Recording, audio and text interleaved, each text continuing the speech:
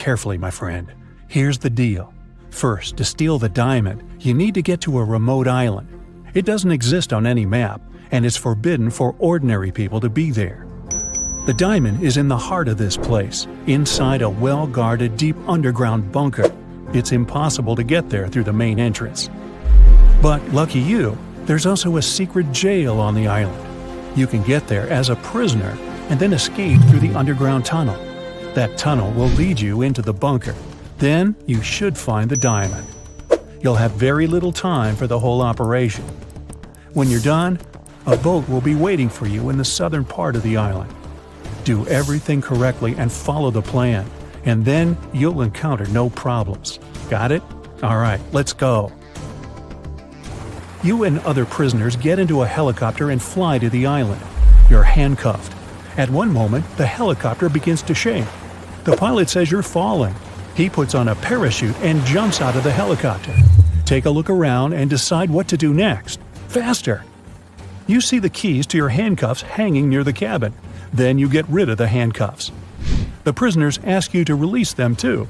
But be careful, these people are dangerous. All three of them say they know how to fly a helicopter. Who will you believe?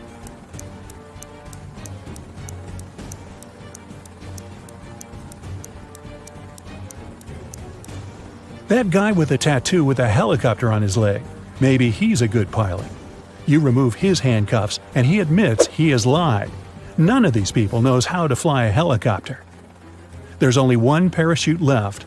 The prisoner pushes you to the side, grabs the parachute, and jumps out of the falling helicopter. You decide to release the other prisoners too. What will you do next? Jump without a parachute? Try to land the helicopter on your own?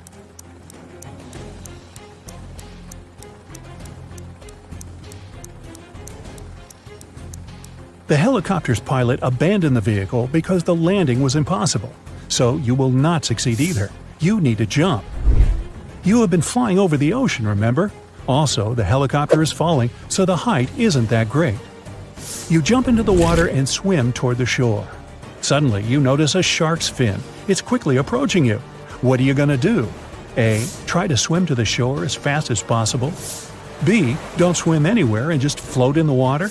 C. Dive and start waving your hands to scare the shark away.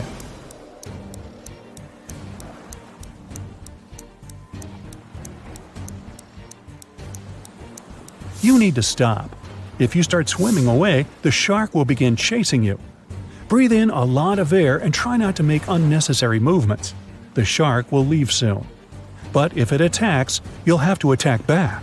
Its gills and eyes are the animal's weak spots. Fortunately, the shark doesn't charge at you. It swims away, and you get to the shore safely. The island's guards are running out of the jungle. One of the prisoners who was with you in the helicopter is hiding in the bushes and invites you to join him. Where will you go?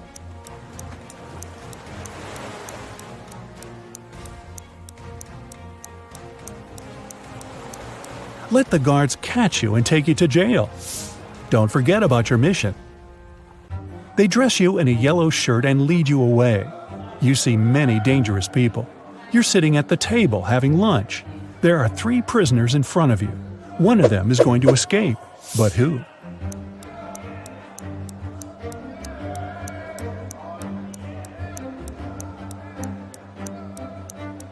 That man with a book.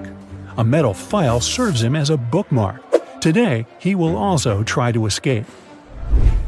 The underground tunnel leading from the prison to the bunker is located under the laundry room. You need to get out of your cell and get there. To do this, you have to get the metal file and pick the lock. Everyone goes out into the courtyard for a walk. You're following the man with the book. He sits down on the bench and hides the book under the seat. You need to distract him and get your hands on the book. You can use a basketball, dumbbells, or playing cards. What will you do?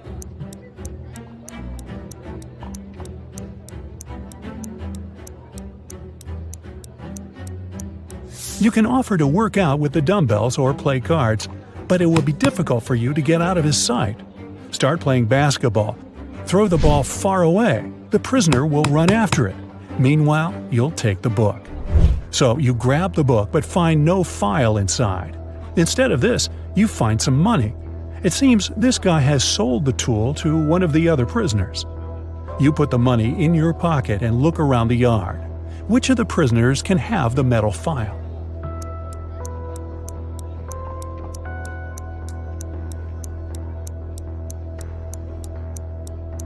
That guy is pressing his fingers to the sleeve of his shirt. Apparently, he's hiding the tool there. You're about to approach him, but one of the prisoners starts a fight. The guards are trying to prevent a riot. In all this chaos, someone hits you on the head and you lose consciousness. You wake up in a hospital ward. Oh no! You have almost no time left. The doors are locked. Several security guards are walking around. How can you get into the laundry room?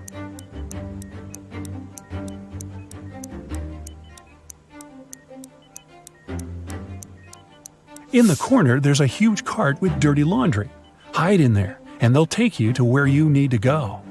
You hide among the dirty sheets. The cleaner takes the cart and transports you to the laundry room. He throws the linen into the washing machine and notices you. The cleaner's going to scream and call the guards. What will you do?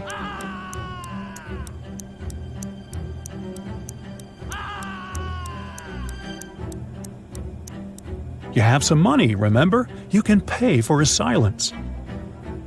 You move one of the washing machines and find a hatch under it. You climb inside and walk through the tunnel. It's very cold, wet, and dark here. Finally, you reach a small room. There are no windows and doors, only brick walls. What will you do? You can't go back.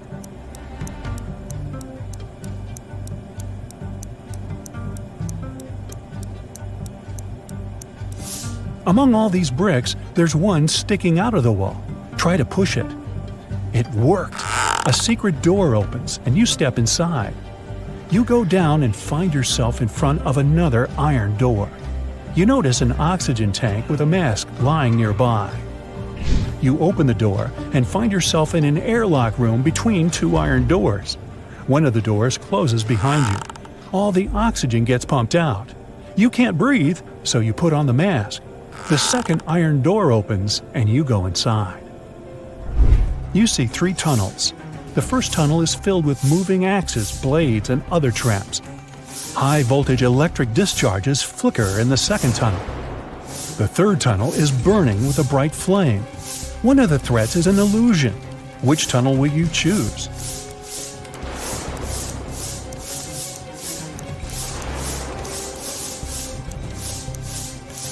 There's no air in the room, which means fire can't burn here. The flame is a hologram. You move on and find yourself in front of a dark room. It's so dark you can't see what's inside. It seems to you that the diamond is there. Stop. What is this diamond? Who gave you this mission? What are you doing here? What's happening? At this moment, some unknown force pushes you forward. You step into the black void and fall. You find yourself floating in outer space. It's so cold and scary here. You feel tiny in the boundless universe. Suddenly, you see something shining. Is it a star or an asteroid? A bright light illuminates the black space around you. Good job, a heavy voice says. You reach out your hand and touch the light.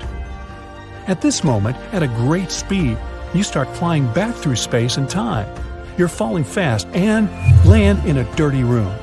Frightened, you get up and open the door. Oh, yes, sunlight! You finally get out of the bunker and find yourself on the island. There are 2 paths in front of you. One leads to the south, the other to the north. Which one will you choose?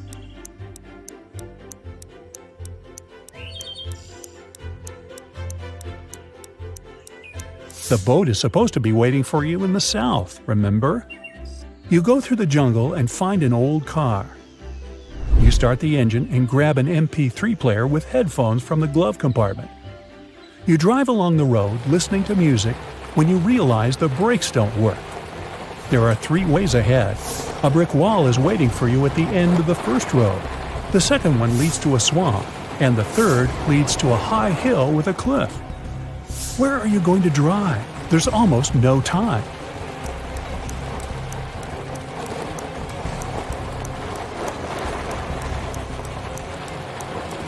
Release the gas pedal and drive up the hill. The car will start slowing down, and soon you'll be able to get out of it. You go through the jungle and find yourself on the shore. There's an old motorboat on the sand. You push it into the water, start the engine, and get in. After traveling for some time, you see rocks with shipwrecks next to them. You slow down and hear beautiful singing coming from the rocks. The singing is beckoning, and you direct your boat right toward the rocks. You're quickly approaching the place and can do nothing to stop the inevitable. What will you do?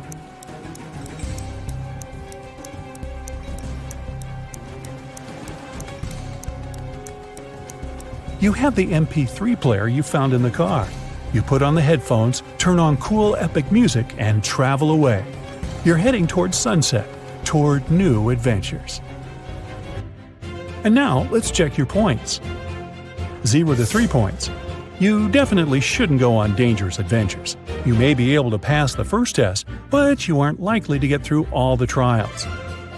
4 to 7 points. It's better, but you still lack confidence. You might panic in an extreme situation, and panic is the main enemy of any adventurer. 8 to 11 points. You're not afraid of danger. You always move forward with confidence.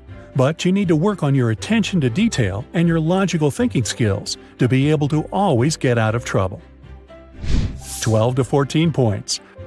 You're a real adventurer. You can handle not only exhausting challenges, but also survive inexplicable strange situations that would drive other people mad. Jessica is walking down a cold street in an abandoned city. The temperature is so low that steam is coming out of her mouth. She turns the corner and notices a cart filled with food and bottles of water.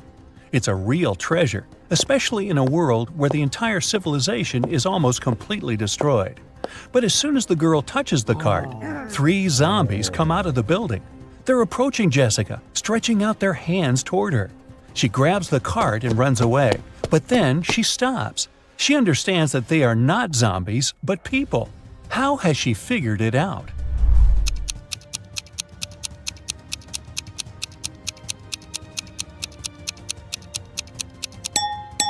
All these zombies have steam coming out of their mouths. That means they're breathing and they're alive. One famous movie studio hires new staff: lighting and sound engineers, a director of photography, a mechanic, a gaffer, prop artist, stunt performers, and an editor. But they all need to demonstrate their professional skills to get this job. The candidates have a week to make a short movie. On Monday, they start. Actors and actresses laugh and cry, sound engineers record all their emotions, the DOP captures beautiful pictures, stunt performers are amazing, prop artists create a small town with incredible decorations. 1 week later, the studio managers are watching the movie. It's terrible. None of the candidates gets the job. Why did this happen? Why couldn't they make a good movie?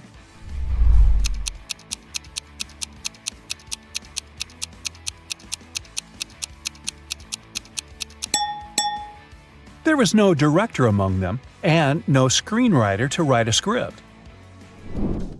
2 friends are sitting at the same table in a cafe. One of them is speaking about the extinction of dinosaurs. He's saying scientists are going to get the genetic code of these ancient creatures. The second friend is talking about his sister's party. There were a lot of cool people, great music, and delicious food. Other people sitting in the cafe are annoyed by the guy's loud voices. But why is this dialogue so strange? Why is one of the guys talking about dinosaurs and the other is telling him about a party? What's going on here?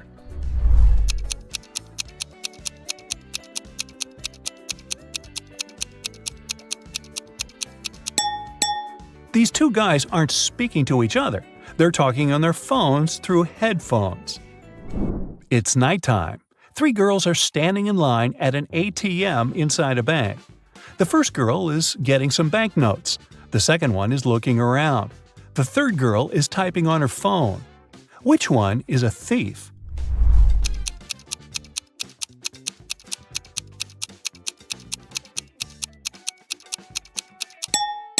Well, they're all robbers. The bank is closed. Take a look at the sign on the door. It says open, so the closed side is turned toward the street. "Where's my cake?" the chef screams. Assistants and junior cooks are running around the kitchen. A steak is burning on a frying pan. The kitchen is filled with smoke. A plate falls to the floor and shatters. The chef screams again, "Where's my cake? Who took it?" Everyone says they've been cooking. None of them wants to admit eating the cake. The chef doesn't believe them. Who do you think stole the cake?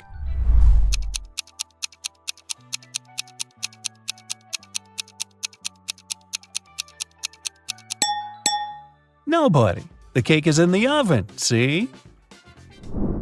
Jack is in a cold cell. There's only bare ground under his feet. In the cell, there's one window, but it's impossible to escape through because it's located too high. There are no stairs and no chairs, just a shovel. Jack has no water and no food. He needs to get out of there in 2 days. But he can't dig a tunnel since the walls are too thick and go deep underground. Jack will get exhausted long before he digs his way to freedom. So, how can he escape?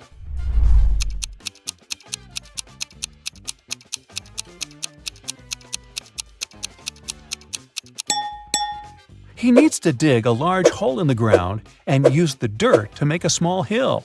He can then climb it and reach the window. Marty walks around an IT university building. 3 people are following him and discussing something. Marty enters the Hall of Holograms. People walk inside too. Marty sits down on a chair. As for the 3 people, they go on the stage, still talking. Some of them are holograms. But who?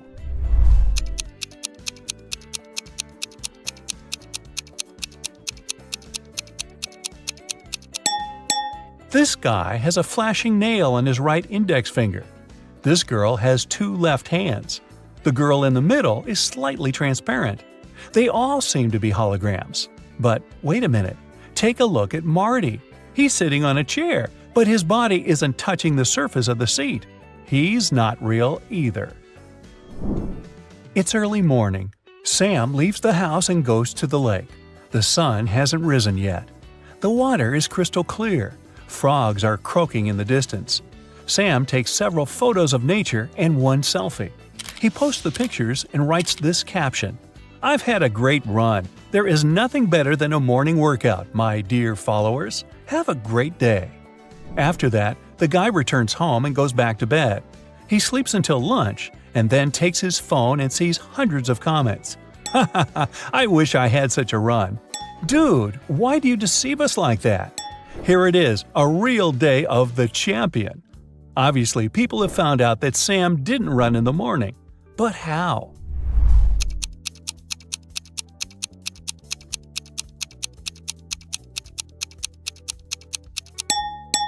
He wrote that he had just had a run, but his face isn't red and he isn't sweaty at all.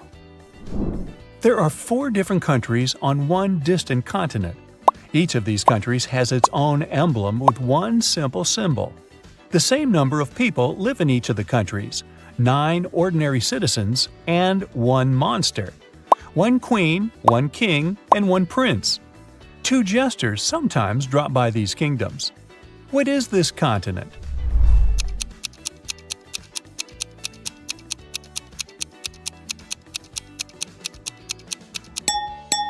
It's a deck of cards. It contains 9 regular cards: ace, queen, king, jack, and joker. Once, on a cold winter evening, someone broke into a bakery. When the baker came to the building in the morning, he noticed that the lock was broken. He called the police and reported a break-in. Then he went inside and realized that the thief hadn't stolen anything. At that moment, the police arrived. The baker told him that the place hadn't been robbed. But a police officer inspected the room and declared that someone had still broken the law. What happened there?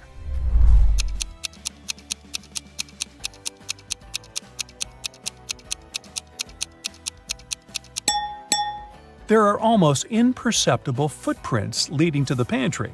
The thief must have hidden there to wait for the baker to receive the day's earnings. Mickey has been wandering in a desert for several hours. He's tired, thirsty, hungry, and sleepy. He notices a big house standing on the hot sand. Mickey goes inside and sees a massive block of ice in the center. Someone must have put it there for a reason. Mickey licks the ice, but it doesn't quench his thirst. He decides to wait. It takes a couple of seconds for one drop of water to evaporate in the desert, so the ice should melt soon. The guy leaves the building and goes for a walk. Several hours later, he returns to the house, but nothing has changed. The ice hasn't melted. How is this possible?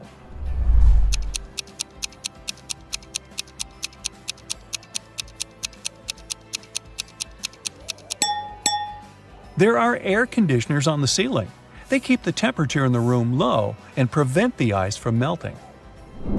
Florence, Anya, and Margot are walking along the beach, telling one another about the past week. All the girls look wealthy and successful, but several people are taking photos of them. It means that at least one of these girls is a celebrity. But who?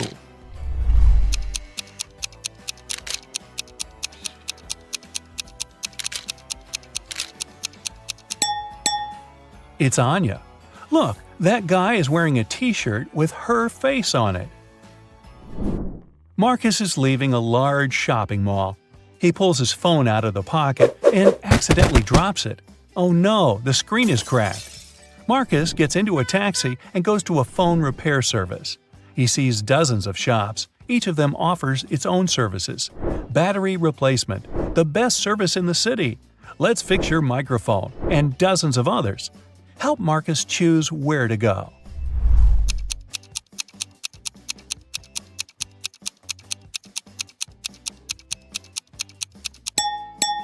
Do you see a small store with the "We can change the screen glass" sign? This is what Marcus needs. Somewhere at sea, a huge ship is traveling. People on the deck are having fun, speaking, drinking cocktails, eating delicious food, enjoying beautiful seascapes. This is a passenger liner. It doesn't have any secret mission. The passengers are ordinary people with ordinary jobs. They discuss the weather, new theater plays, music, books, and travel destinations. They all seem to be intelligent and educated. The strange thing is that no one takes any photos and posts them on the internet. Okay, the internet may not be working so far from the shore, but why don't they take selfies?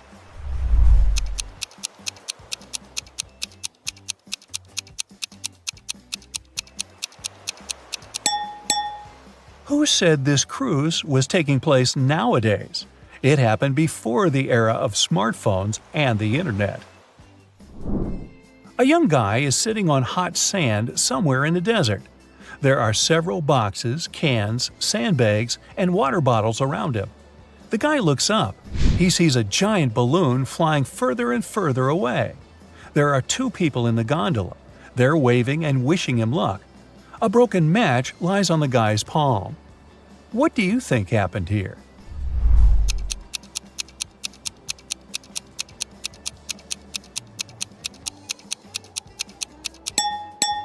Three people were flying in a hot air balloon over a desert. At some point, they began to run out of fuel. To prolong the flight, they decided to drop their cargo. Then they realized it was also necessary to get rid of one person. This way, the balloon's weight would decrease and it would consume less fuel. The travelers decided to cast lots. Whoever got a broken match would have to stay in the desert. This guy lost. Ironically, his name is Sandy. Don't worry, he gets rescued in about an hour by a limousine from the Burj Khalifa Hotel in Dubai. He'll be in luxury, while the other two people are stuck in a hot air balloon over the desert. Who's the loser now? Kitty entered a bookstore to get some art supplies. At one point, she met an elf and accidentally stepped on his foot. Ow! The elf got very angry and teleported her to his fairy world. He said, "I'm Noah. Welcome to my world, you ill-mannered lady. If you can solve all my riddles, I'll help you find your way home. But if you don't, you'll turn into a tree and stay in this enchanted forest forever." So, here comes the first riddle. Jen and Dobby have 4 daughters, and each of the daughters also has a brother. How many people are there in the family? Kitty cracked this riddle easily. What about you?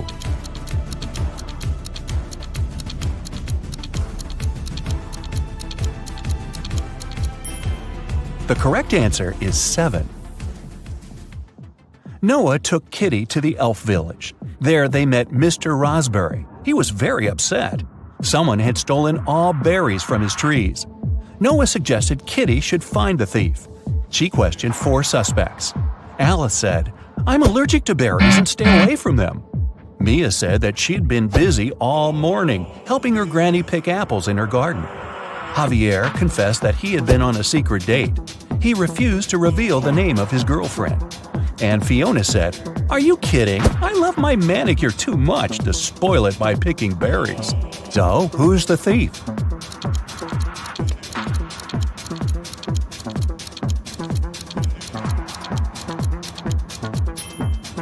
Alice. She's eating strawberry ice cream, which means she lied about her allergy. Next, Noah took Kitty for a walk through a magic field. There are 50 cows in this field and 28 chickens. How many didn't? Kitty figured this riddle out immediately. What about you?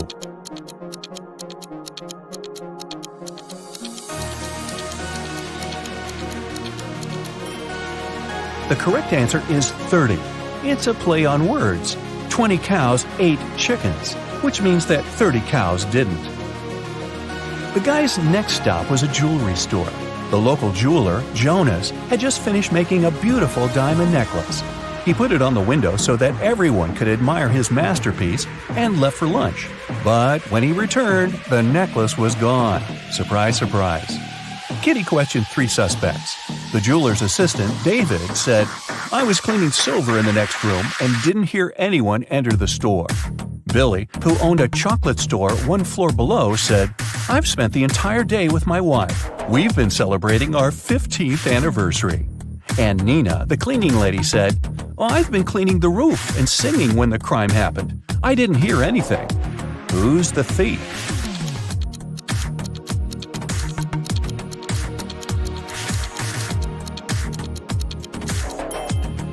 Billy. Look at his selfie with his wife. She's wearing the stolen necklace. Okay, but how did he steal it? He has a book, Magic Portals, on the shelf in his store. A postman found an elderly stargazer, Mr. Green, unconscious on the floor in his own house. Kitty questioned the key suspect, Mike. He was the only person who had been seen near Mr. Green's house the day before. Kitty asked him what he had been doing the previous night. Mike replied, "I spent the whole evening helping my friend to build a house. We finished late at night. I was passing by Mr. Green's house on my way home. I looked into the window and saw him lying on the floor. I was shocked and called the police." Kitty inspected the house and told the officer to arrest Mike. Why?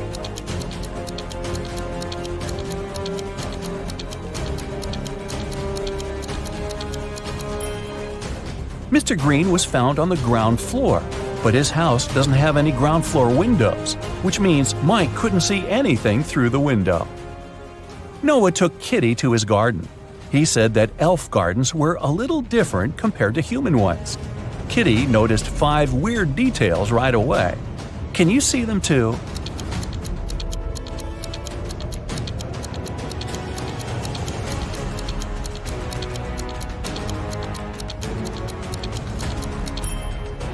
It's snowing, but the flowers are blooming. The trees don't cast any shadows, but Kitty does. The rainbow in the sky is upside down. All squirrels are wearing suits. They usually don't do that in human forests. And this butterfly is talking on the phone. Noah invited Kitty for dinner, but they gotta cook it first. He gave Kitty an old recipe and said she could find all the ingredients in the garden. But the recipe is coded with the help of these symbols. Can you help Kitty find all the ingredients?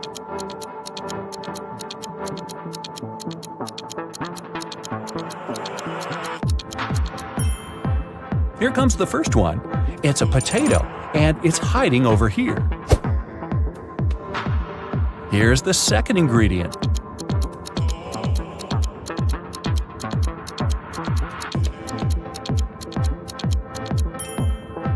Olives. They're growing over there.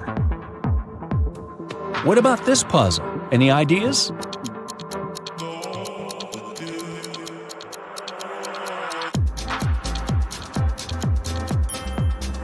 Cabbage. It's over there. Can you recognize this one?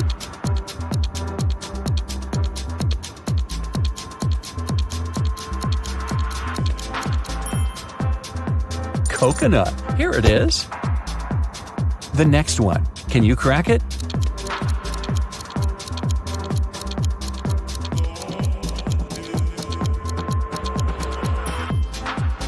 Pineapple. Great job.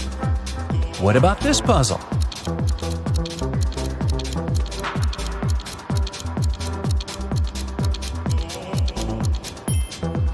It's a carrot. And since it's an elf's garden, carrots are growing on trees. Can you crack this code?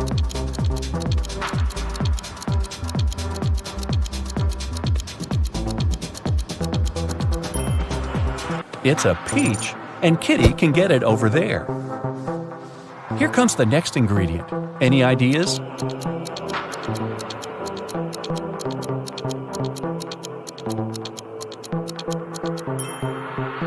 Pepper. It's over there. And last but not least, can you crack it?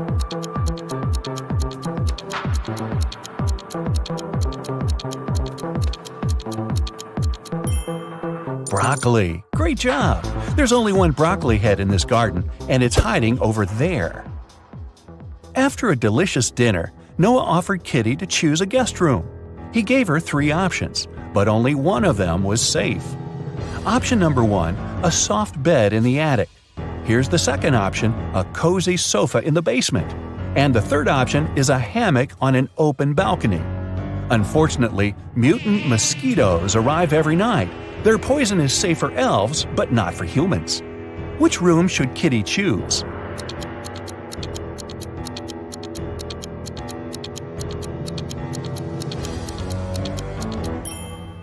Springs stick out of the first bed. That doesn't look safe. And the sofa is full of bed bugs. Probably not the best company for a sleepover. So Kitty should choose the hammock. She can use this mosquito net to hide from the annoying insects. Next morning, Noah had an appointment. He offered Kitty to meet later in a fancy elf cafe. 4 waiters welcomed her when she arrived there, but one of them was fake. Can you guess who?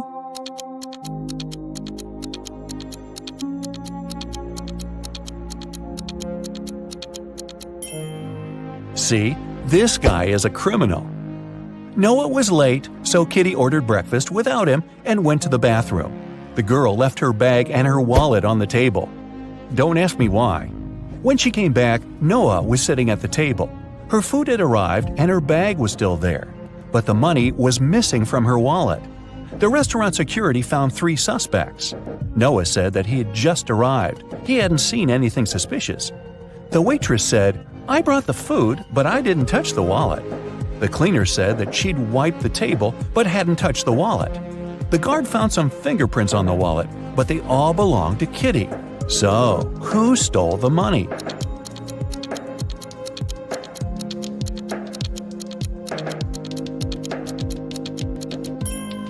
The cleaner. She had her gloves on. That's why she didn't leave any fingerprints.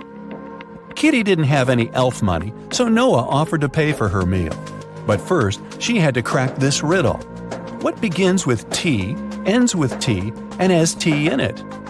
Kitty solved this puzzle easily. What about you?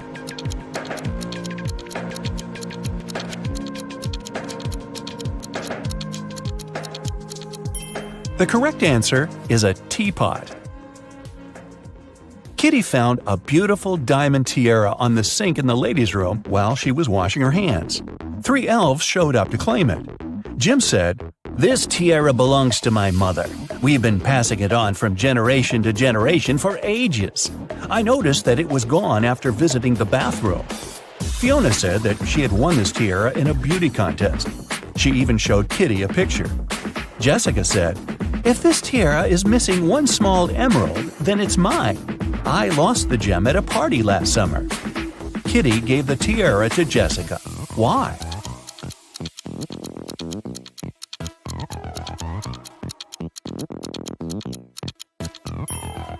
Well, Jim wouldn't have been allowed in the ladies' room. The stones in Fiona's tiara are blue, not green.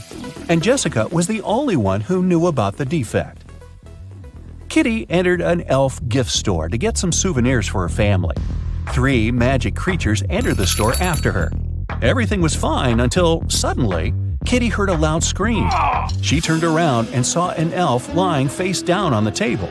She quickly called the police and reported the incident. An officer arrived and asked the other 3 customers what they'd been doing when they heard the scream. The goblin said, "I was picking out postcards from the front display." The mermaid was chasing the perfect souvenir mug. She dropped it when she screamed. The pieces were still on the floor, and the wizard said, "I was checking my horoscope on my phone. I'm a Venus by zodiac, you know. My astrologist promised that today would be the most peaceful day of my life." Yeah, right. Can you help Kitty find the criminal?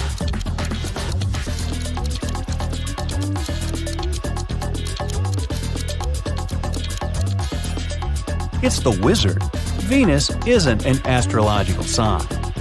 The police arrested the wizard. He got so mad at Kitty that he turned her into a frog. Noah tried all the spells from his books, but nothing helped. So he took Kitty to the jail to beg for the wizard's help. There, Noah saw 2 prisoners. He knew for sure that only one of them would manage to escape. Ooh.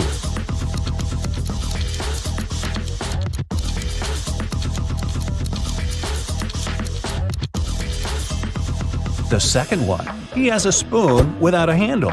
He must have used it to make a knife to open the door. The wizard agreed to lift his spell, but he had one condition. The guys had to crack his riddle. How many months of the year have 28 days? Can you help Kitty out?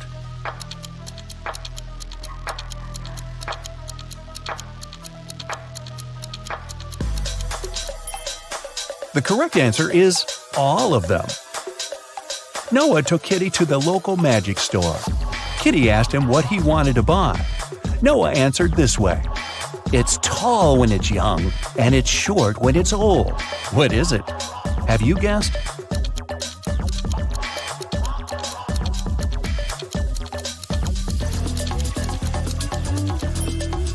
It's a candle. Noah lit the candle and prepared to send Kitty back to the human world. But he had one last riddle for her. Kitty had to say a secret number code to get home. Here's a hint.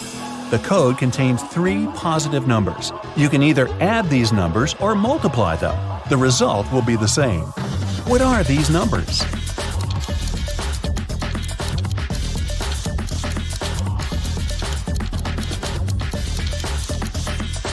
The correct answer is 1, 2, and 3.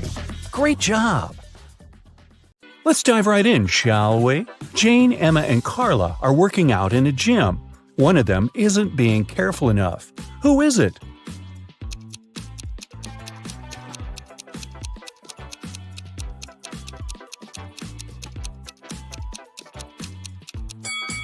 It's Carla. Look, she's doing exercises while chewing gum. She could accidentally choke on it. Look at Matt and Olivia. They're both cooking dinner. Matt is using a stove and Olivia is using a grill outside.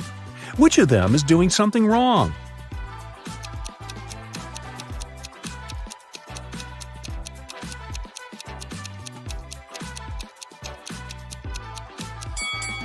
It's Matt.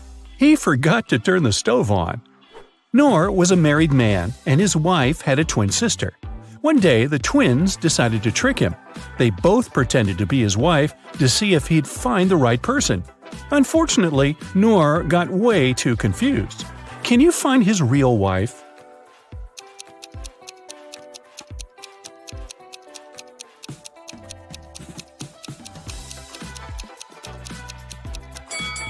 Look at the wedding picture of Noor and his wife. She has a tattoo on her right arm, so his wife must be the woman on the left who also has a tattoo on her right arm. Willem and Sean were caught by the police close to the graffiti that had just appeared on a building. One of them painted it, but both denied doing anything. Who do you think is lying?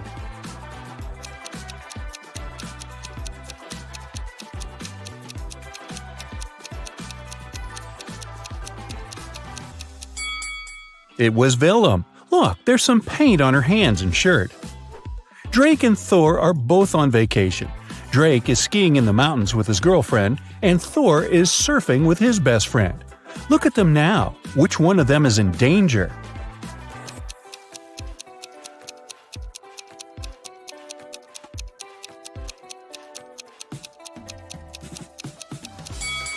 Drake! He's screaming in the mountains. It's not safe because it can cause an avalanche. Now, let's find some pet owners. For example, look at these three girls. Can you figure out who the cat belongs to?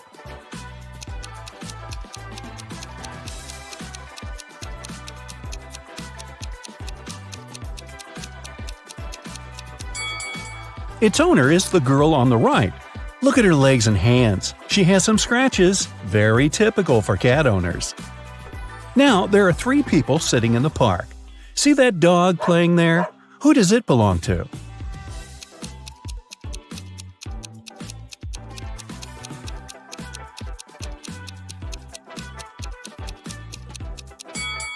To the guy in the middle.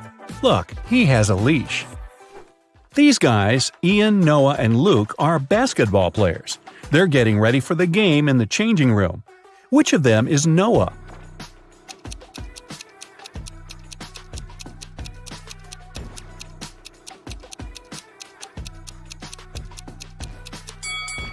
It must be this guy, the one who's not wearing shoes. Look, his shoes are in the locker with the name tag Noah. Esme was walking in the forest and got lost. She had been wandering for hours until she came across a witch's house. The witch was busy with a new spell and had a riddle for Esme. If the girl managed to solve it, the witch would let her go. If Esme failed, she'd have to stay with the witch forever. So the witch had 6 test tubes. The first 3 were empty, and the last 3 were full. For the spell, full and empty tubes had to alternate. Esme had to solve this problem, but she could only touch one tube. How can she do it?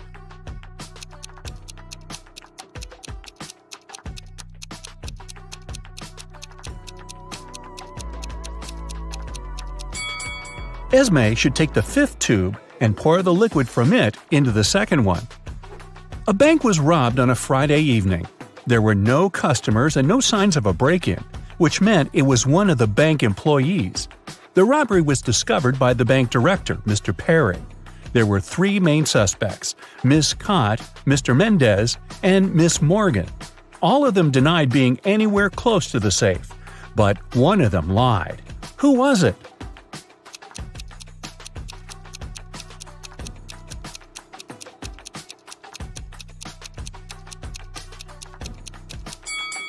Pay attention to the footprints. These must belong to Mr. Perry, but there's another pair which must be heels. Mr. Mendez is wearing sneakers and Miss Morgan is wearing flats. Miss Cott is the only one wearing heels. The footprints are likely to be hers, so she lied. Mrs. Nichols has 4 daughters and a son. The oldest daughter's name is April. She's an artist. The second daughter is December. She's into sports. Her third daughter is August, and she's keen on cooking. May is the 4th one, and she likes reading. Their brother Adam is the youngest in the family. How is his name connected to his sisters?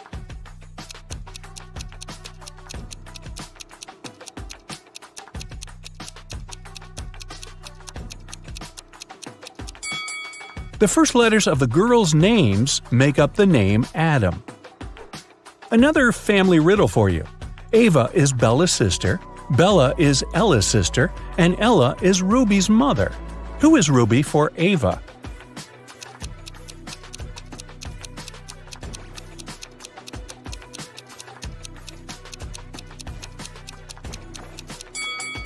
If Ava is Bella's sister and Bella is Ella's sister, it seems like the 3 of them are sisters. Since Ruby is Ella's daughter, then both Ava and Bella are Ruby's aunts.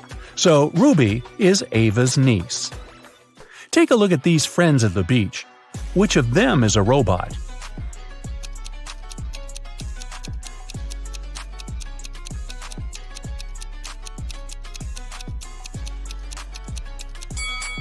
It must be this girl. Look, it's very hot outside and everyone is sweating, except her. That's kind of odd. The police also broke into 3 apartments. In one of them, a robot lives. Can you guess where?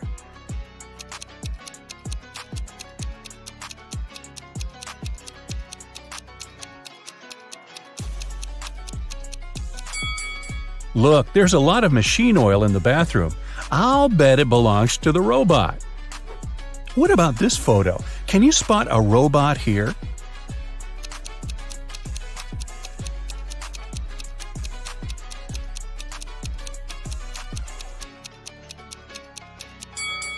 It's summer and everyone is wearing shorts and tops, except for this guy. He's wearing long pants, a long-sleeve shirt, and even gloves. He must be hiding his body. I'd say it's him. Here's a photo of people sitting in a cafe. Can you spot a robot here?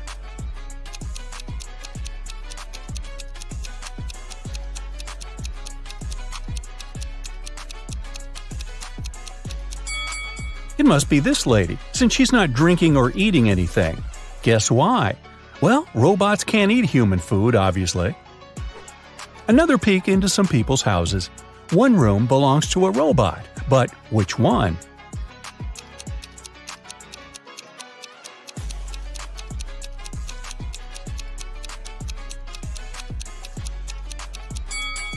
It must be this one. Look, there's a whole bunch of bolts and spare parts in the wardrobe. Have a look at this group of friends. Can you tell which of them is a robot?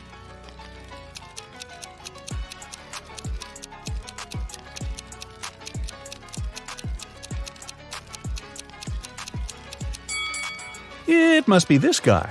There's some steam and sparks coming from it. Perhaps it's a robot that needs some renovations. Aiko has won a game show, and she can finally get her prize. But there's a catch, one last task. There are 3 boxes, and she can pick one to take with her.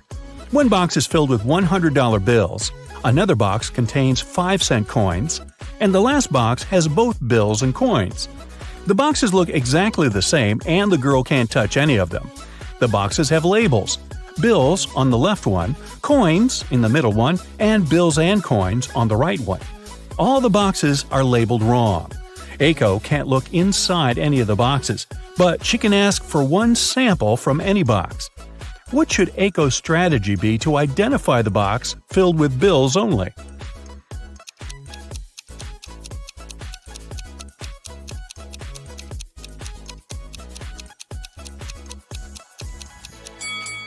Since all the boxes are labeled wrong, Aiko should ask for a sample from the bills and coins box.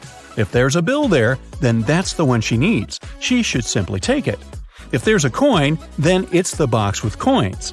In that case, the remaining boxes contain bills and bills with coins. And since the labels are incorrect, the one with bills is the one marked with the label coins.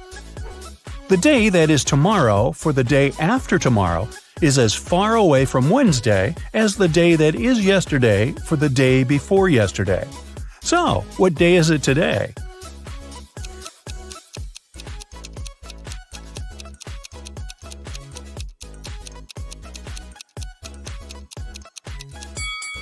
The tomorrow for the day after tomorrow and the yesterday for the day before yesterday are exactly 3 days away from today.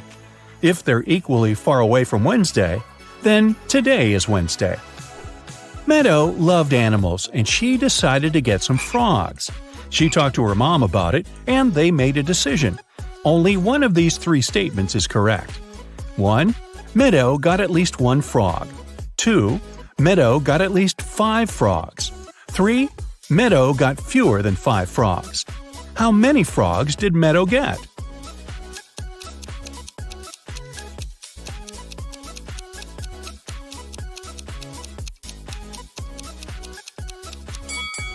So, only one statement is correct. If it's the first one, then the other 2 must be wrong. In this case, she can't get 5 or more frogs, so it doesn't work.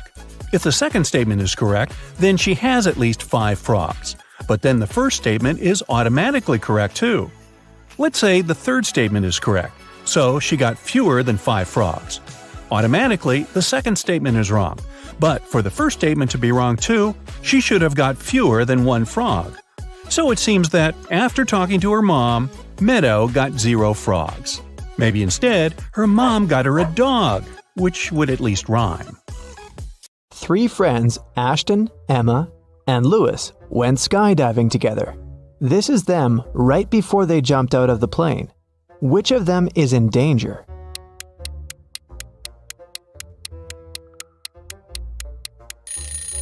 Ashton. He's wearing a regular backpack instead of his parachute. Amelia is running away from a group of zombies and comes across 3 doors. Behind the first one, there's a raging fire. Behind the second door, there's a deep lake. Behind the third door, there are venomous bees that bite everyone who enters. Which way is the safest?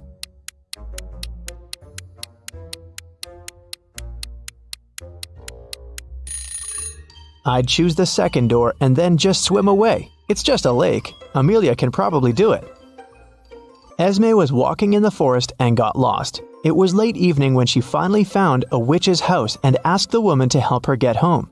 The witch recently got internet access and was shopping online, but there were lots of fake items on the internet and she needed to buy only original products.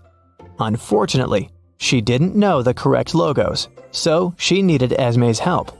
First of all, she wanted an iPhone. Which iPhone logo is the original one?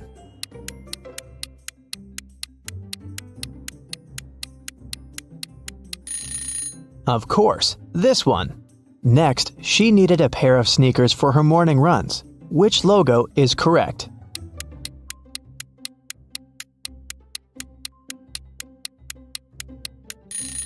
Here it is. Next, she wanted to get a fancy purse. Which Chanel logo is correct?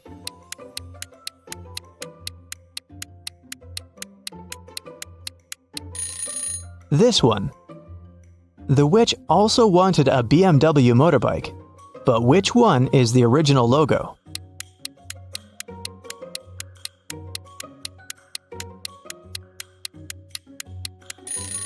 Yep, that's right. When the witch needs gas for her motorbike, what 7-Eleven should she go to?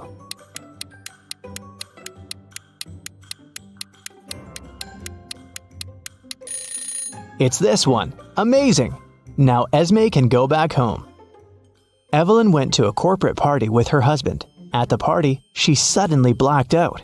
When Evelyn woke up in a hospital, she couldn't remember anything. There were 2 men in front of her, and each of them claimed to be her husband. But which one tells the truth?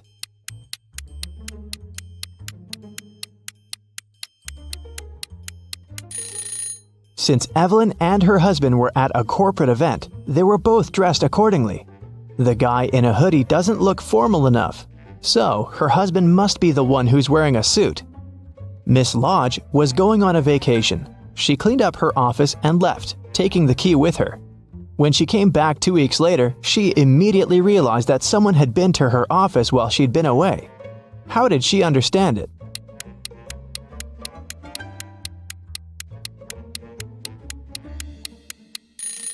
When she left, the window blinds were closed, and now they're open. A group of friends met in the evening for a game night. According to the rules of one of the games they played, they each had to draw a card with a number.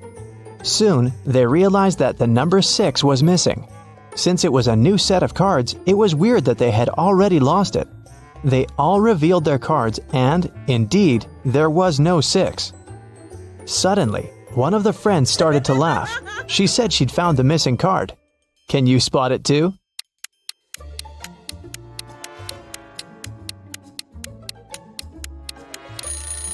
The player who has a 9 actually has a 6, but he's holding it upside down. There are only 8 cards and the highest number is also 8. It was reported that another civilian had invaded Earth. Detective Callum had a special mission to find everyone who was not human. He entered a cafe searching for invaders and noticed one of them right away. Can you tell which customer is not human?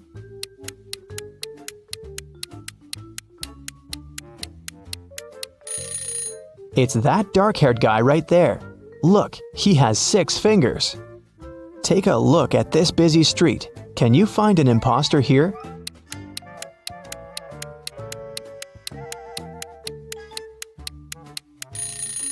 It's this guy. His clothes are super warm, but look, his face is blue. Now we're moving to the mall. Try to find an intruder here.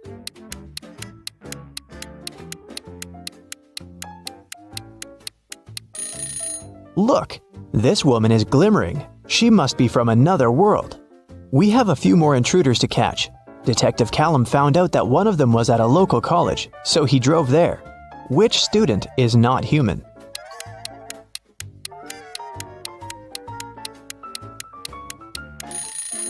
Look, that girl is floating, just a couple of inches above the ground, but still, definitely not an ordinary student.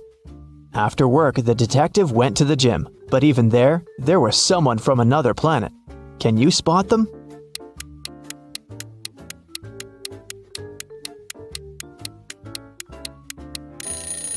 Pay attention to the guy on the treadmill. He's running too fast. He must be an imposter. Arya called the police and reported that her friend Violet had been poisoned. The girl found her unconscious on the floor. Here's what Arya said.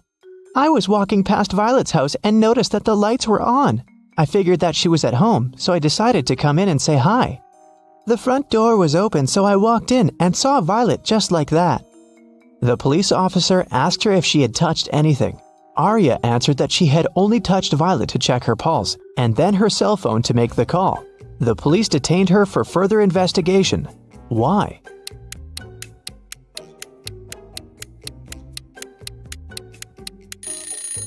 The lights in the room are off, but Arya said that it hadn't been dark in the room. That's why she entered.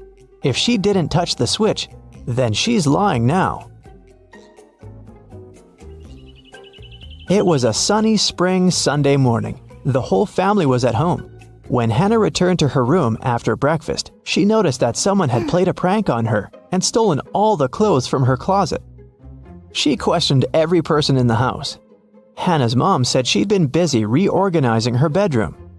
Her dad said that he'd been shoveling snow in front of the house. The girl's sister, Serenity, said that she had been playing video games in her room.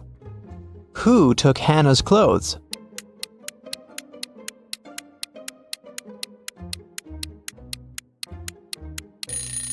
It was her dad. There is no snow outside. It's spring. He couldn't have been shoveling snow. So he lied.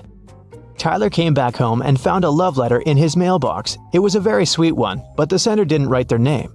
Instead, there was some code added at the end. Can you figure out the name of Tyler's secret admirer?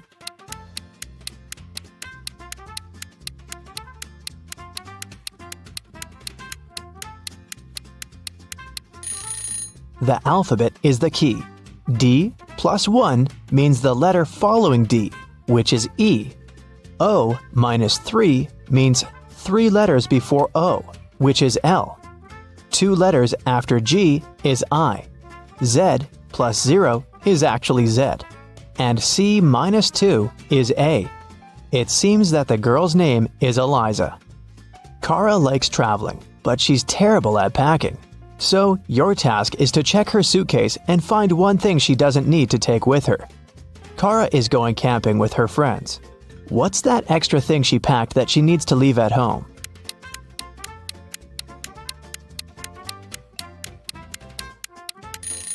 There's no electricity in the forest. She can leave this electric kettle at home.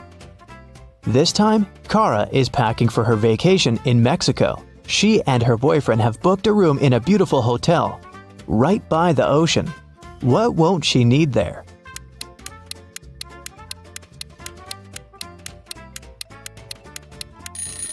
She probably won't need the towel. Hotels usually provide them and replace them every day with clean ones. This time, Kara is going on a ski trip with a group of friends. The task is the same. What won't she need there?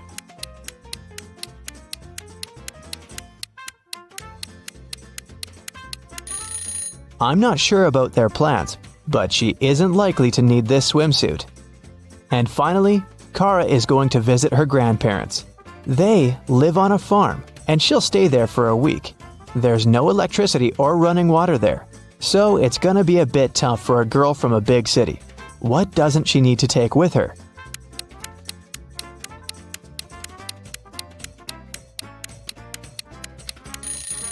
I think it's this hairdryer. No electricity, remember? Weston Jones, a young businessman, was found poisoned in his office. Detective Callum arrived to investigate the case. He had 3 suspects: Mr. Jones' cousin, Leah Jones, his business partner Kenneth Brown, and his girlfriend, Emery. Leah said that she hadn't seen Weston for a while. Kenneth said they'd had an argument, but he hadn't poisoned his partner. And Emery said she loved Weston and would never have done anything like that. Who should Detective Callum arrest?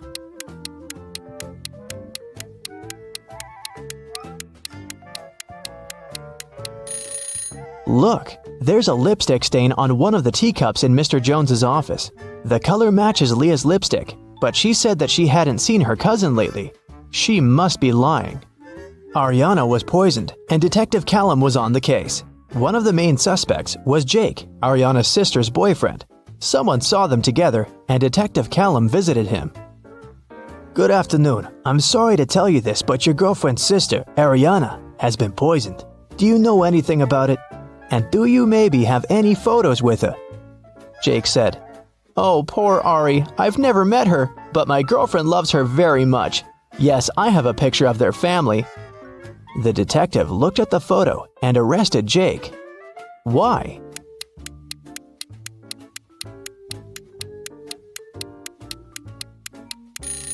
Look, Jake is in the photo too. It means that he must have met Ariana. Then why would he lie about it? Esme was walking through the forest. Yep, again. And you know what? She got lost. She had been wandering around until she found the witch's house. She said, Hi, petted the cat, and asked the witch to show her the way home. The witch had a task for Esme. She needed several magical artifacts for her new spell, but she only knew their shapes. And Esme had to figure out which of the artifacts the witch needed. Here's the first set. Those are magical crystals. Which of them is the one the witch needs?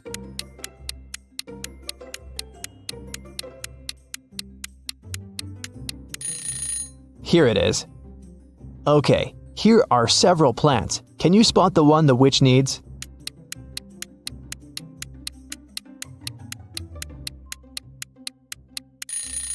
Yes, here it is. Now there are several types of insects. Which one of them is the one the witch needs?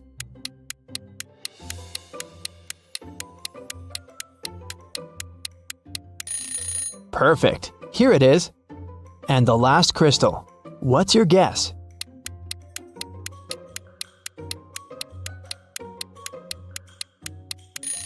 It's right there. Esme's free to go this time. Thank you for your assistance. Are you ready to dive into sci-fi madness? Let's go. Somewhere in outer space, a show has just begun on a giant asteroid. A glowing star guy is reading poetry. His viewers are little stone people. The artist is saying beautiful words with passion. He puts his heart and soul into the performance. He's finishing. A shining tear is rolling down his cheek. He bows to the audience, but no one is clapping. In fact, they don't react at all. Why?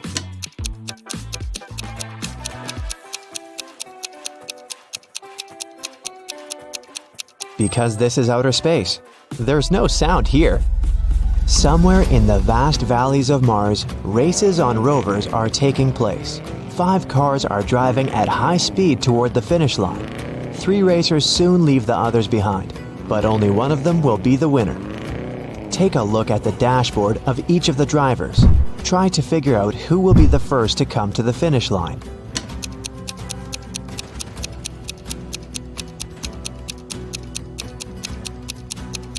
The speedometer arrow on the first rider's dashboard shows the maximum speed, but he won't win because the fuel indicator is flashing.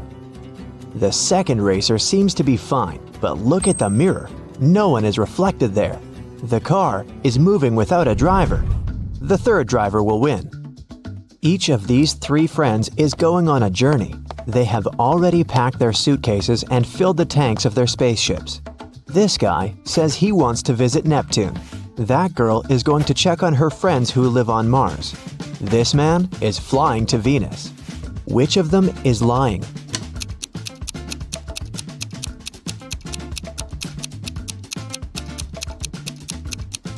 Venus is very close to the sun. It's a scorching hot place. And this man is wearing warm clothes. He's probably lying. "Show me your hands!" The head of the Department of Extraterrestrial Beings screams. 3 detainees are sitting at the table. One of them is not human. Look at their hands. Who do you think is an imposter from another planet?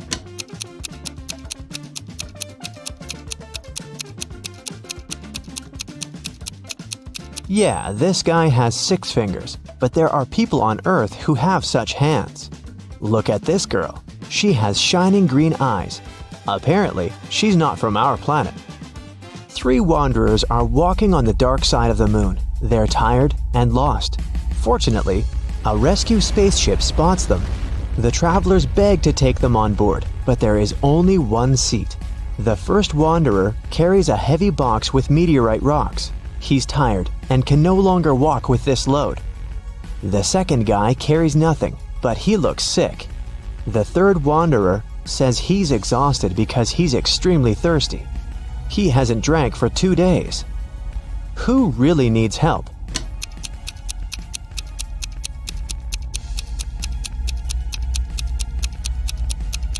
Gravity is much weaker on the moon than on Earth, so the first wanderer's box should be quite light.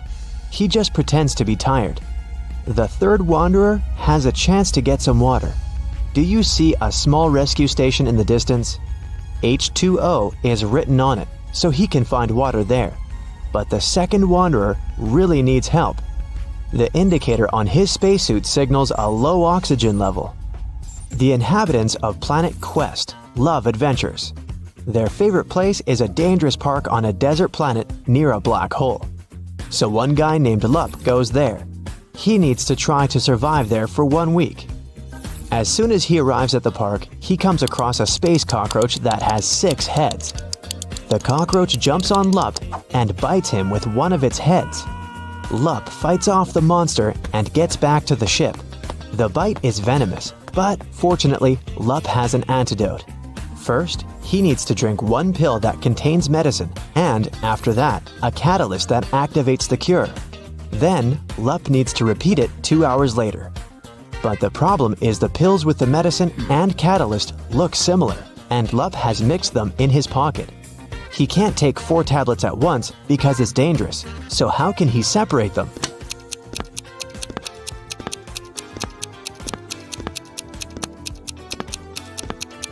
Lup needs to crush all the pills and divide the powder into 2 equal parts. One is for now, and the other he'll swallow 2 hours later.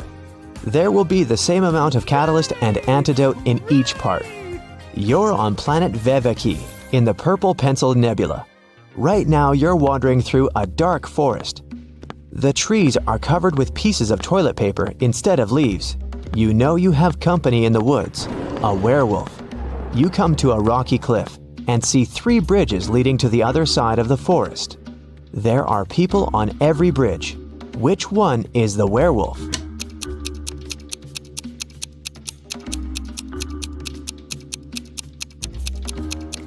It can be anybody, but it doesn't matter. No one can turn into a werewolf since there's no full moon here. This is not Earth, remember? A dwarf planet illuminates the sky. Welcome to the moon again. Right now, you witness the most incredible jumping competition. Thanks to the weak gravity on Earth's natural satellite, athletes can jump really high. But which of them will jump the highest? The participants put on their spacesuits and walk out of the atmospheric station. They seem to be ready. 3, 2, 1, jump!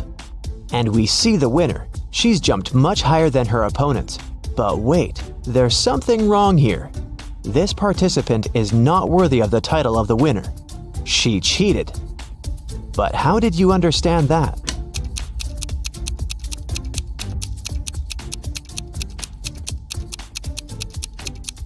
It's a hologram. All the participants left footprints on the ground after jumping and landing. But this girl has left no traces, which means she's not real. On the shore of Molten Gum, far away from the village of Talking Stones, there's a big house. This building is different from all others in this neighborhood since it exists in 2-dimensional space. The owner is a rich architect, Mr. Ali Lee Bulb, who has just woken up after a 90,000-second nap. He finds a broken diamond banana in the kitchen. Mr. Ali Lee Bulb gets angry and calls everyone who was in the house while he was sleeping. He's going to find out who broke his amazing piece of jewelry. Big closed eye, cardboard giraffe with glasses, and three-headed pelican come into the living room. Tell me who broke the banana. Mr. Ali Lee Bulb says, "I didn't do that. I was visiting rich old people in their dreams," Big Closed Eye tells him. I was watching the Liquid Laughter 3D movie in the living room all this time, The giraffe says. I have no idea who I am and what's going on here. I haven't touched your banana, said one of the pelican's heads. Mr. Ali Lee Bulb immediately realizes who's lied to him. And you?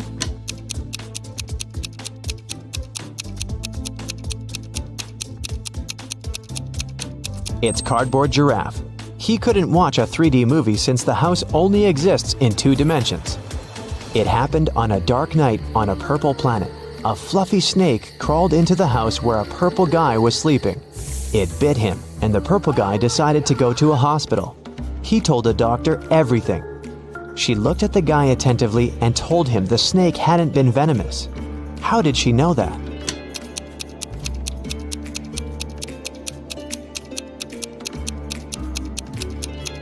It was 3:45 a.m. on the clock in the guy's room. Now it's 11:45 p.m. on the clock in the examination room. The purple guy has spent almost a day trying to get to the hospital. So far, nothing bad has happened to him, which means the snake was not poisonous. The king of a tiny planet has no heirs. But then, who will become the ruler of this world? To choose the best candidate, the king gives every inhabitant 1 seed. Whoever grows the most beautiful flower will get the planet, the king tells them. Come back in 2 months. 2 months later, everyone came back with beautiful flowers. Among hundreds of candidates, there was one girl with an empty pot, and her brother with the most beautiful flower. The king said they would rule the planet. Why them?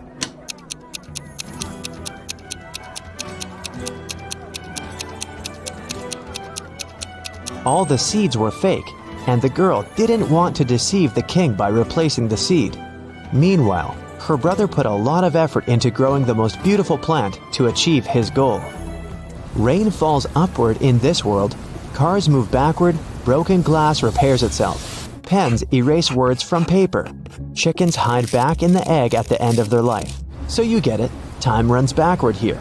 But something is wrong in this world. What is it? Try to look beyond the picture you've just seen before answering.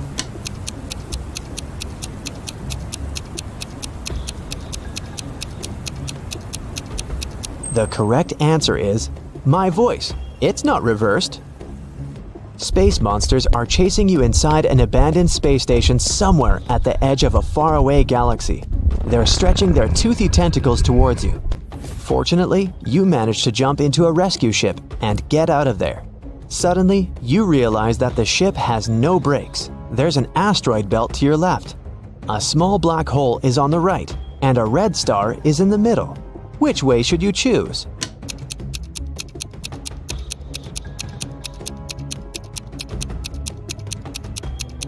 None of these. Don't forget that you can also fly up or down. You're in outer space. It's raining diamonds every day on this planet. The rays of the closest star that warms this world contain gold particles. Banknotes grow on trees. Seas glow green because the water is filled with emeralds. Despite all this wealth, people don't want to live here. Why?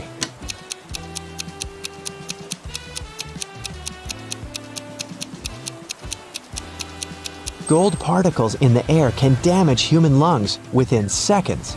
Money trees don't produce oxygen, and there are no fish in the water because of the emeralds. People simply can't exist there. Freddie is one lucky guy. He works at a chocolate factory as a night guard. Once, he was checking the factory as usual. He noticed that someone had stolen several boxes with exclusive chocolate candies. The next morning, Freddie questioned 3 suspects. Jason, a pastry cook, said that he'd finished his shift at 7 p.m. and gone home right away. His wife couldn't confirm that he stayed indoors all night. Harry, a delivery guy, said, "I don't eat chocolate at all. Even the smell of it gives me a severe rash." And Peter, a cleaner, said, "Yesterday I was cleaning the warehouse. I found one chocolate candy on the floor and ate it. I'm so sorry. Please don't fire me." Who is the thief?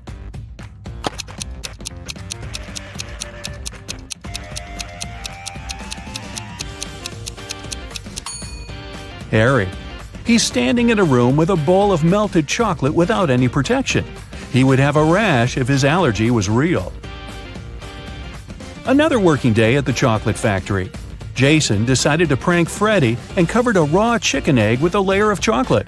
Then he wrapped it and put it among real chocolate eggs on a tray. When Jason brought the chocolate eggs, Freddy spotted the fake one immediately.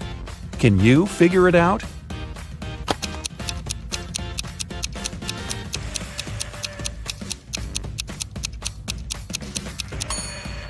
The real chocolate eggs are hollow inside, so they were rolling all over the tray when Jason was walking. But the raw egg is heavier, and it didn't move much. Well, Freddy decided to pay Jason back. He dressed up as a ghost to scare him. But suddenly, several real ghosts appeared in the room. Can you figure out which of these ghosts is Freddy?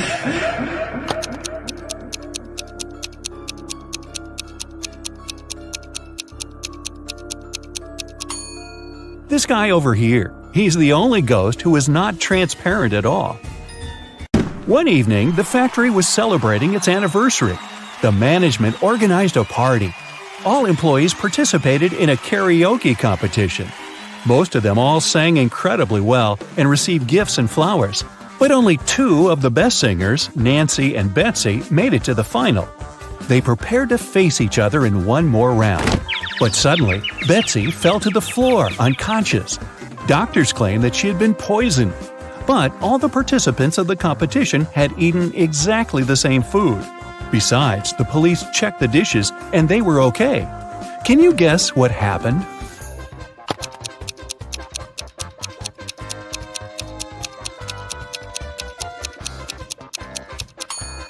Someone poisoned Betsy's flowers. Next day, Freddy came to work as usual. He looked around and exclaimed, wait a minute, who's brought a cat to the chocolate factory? No pets are allowed here." Can you see any animals?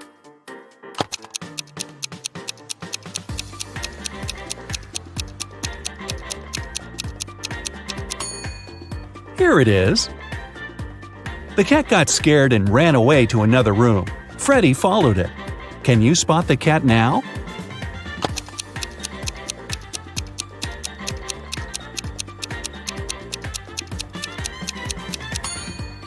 It's hiding over there. And again, Freddy failed to catch the cat. It ran out of the building and hid in the garden. Can you help the guy find the cat?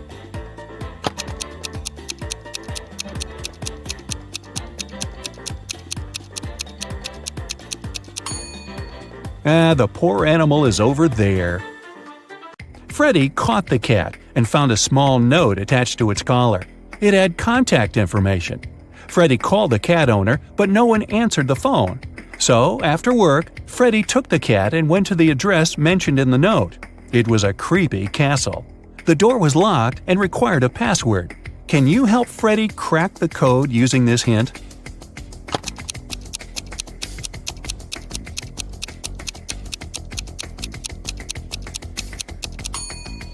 The password is rainbow. A gloomy old man greeted Freddy inside the castle. Freddy expected that he would thank him for bringing the cat back. But the old man began to laugh evilly and locked all the ways out. Then he said, "If you manage to complete 3 tasks I give you, you will get $1 million. But if you fail, you'll stay in my castle forever. Here's the first task. Help me find my glasses among all these vegetables." Can you help Freddy?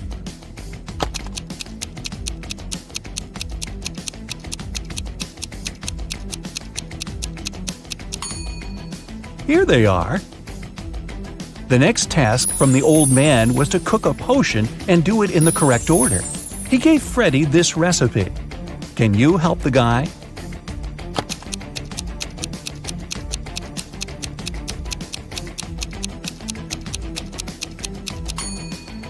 First of all, you gotta put curry. Then go for blueberries to make the potion look greenish. And finally, add tomatoes to make the potion look brown. As for these vegetables, Freddy doesn't need them. And the third task is to find a book in this messy room. Can you see it?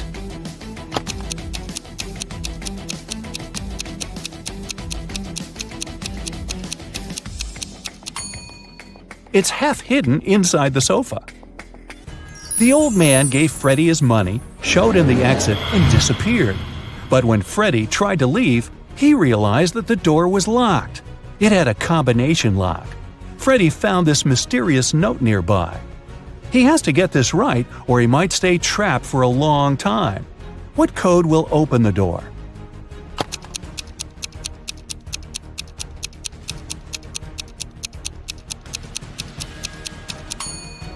"2361. Each number corresponds to the number of circles in the first set of numbers. Now, Freddy was free to go. As soon as Freddy got out of the creepy castle, he decided to quit his job and go on a trip around the globe. First of all, he took a flight to Spain. On board the plane, he met Gloria. He asked what country she was from. Instead of answering, Gloria showed him this puzzle. Can you guess the country?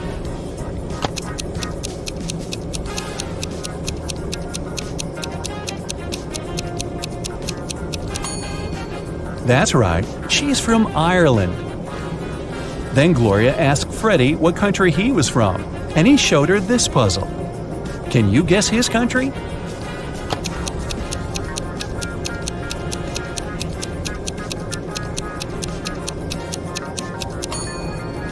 Cuba. Freddy landed in Madrid and went for a walk. He hadn't rented any hotel in advance, so he just wandered around the city, searching for a nice place to stay. Suddenly, Freddy noticed this cute little hotel and entered it. Big mistake. Why?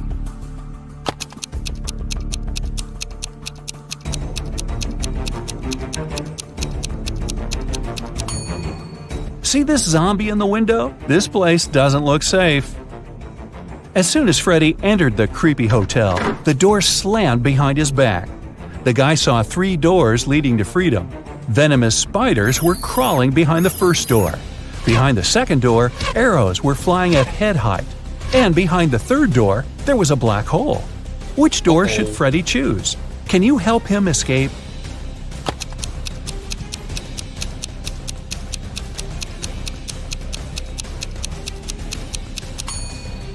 He should choose the second door. He can crawl under the arrows. After his adventure, Freddy decided to have lunch in the local cafe. But something's definitely wrong here. Can you figure out what it is?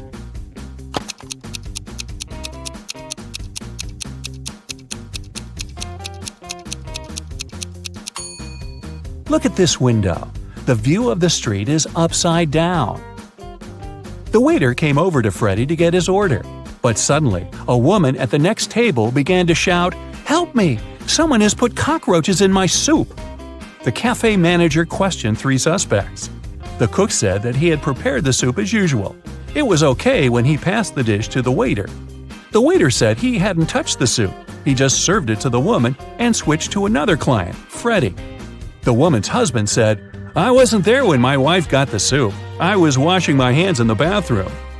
Can you tell who's guilty?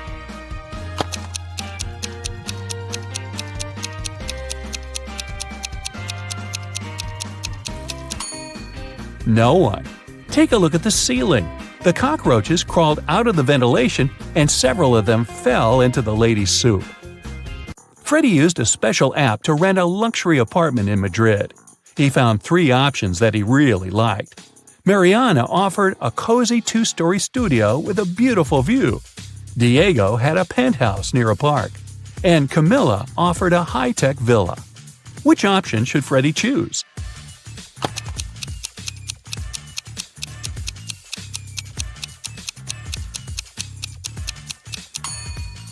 This penthouse has a cracked glass roof, which is extremely unsafe. As for the third option, see the Eiffel Tower? Camilla's high-tech villa is in Paris, not in Madrid. So, Freddy should choose the first studio. Freddy invited Mariana for a walk in the park. They walked a lot and got very tired. They decided to lie down on the grass and rest. Freddy woke up an hour later. Mariana had disappeared. Freddy started looking for her. Half an hour later, he fell into a big pit. It began to rain. The guy realized that the pit was going to get flooded. That was a big problem. Freddy couldn't swim. He found some stuff in the pit: a rope, a ball, and a bucket. How can Freddy get out?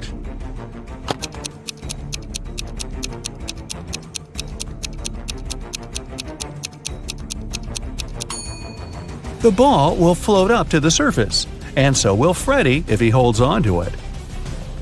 Freddy kept looking for Mariana. He came across a wizard's castle. The wizard had caught the girl and turned her into a frog. Freddy had to help her. The guy and the Mariana the frog found the wizard's book of potions. It described all the necessary antidotes. But first, the guys needed to understand which potion the wizard had used on Mariana. Freddy looked through the book. The first recipe included a slice of pumpkin, a slice of green apple, an orange wedge, and half a kiwi. The second recipe required a chamomile petal, 3 garlic cloves, and half of a red apple. The third potion should contain an orange wedge, a garlic clove, a banana peel, and a chamomile petal. Which potion did the wizard use?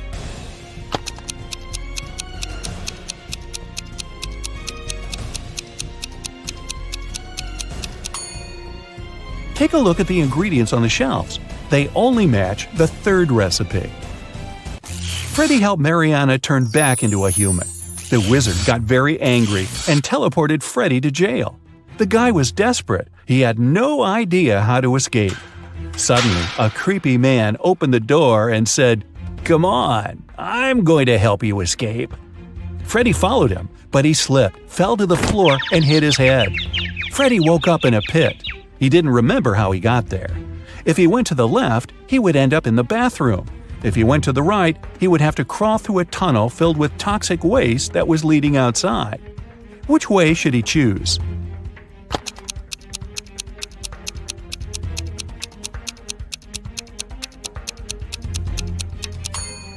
Freddy should go to the right. If he chooses the left corridor, he will end up in jail again. Look, this bathroom is on the territory of the jail. Freddy escaped, took a shower, and called Mariana right away. The wizard picked up the phone and said, "I have created enough evil clones of Mariana. I don't need her anymore. You can take her home now." Freddy rushed back to the wizard's castle and saw 4 Marianas. Can you help him find the real girl?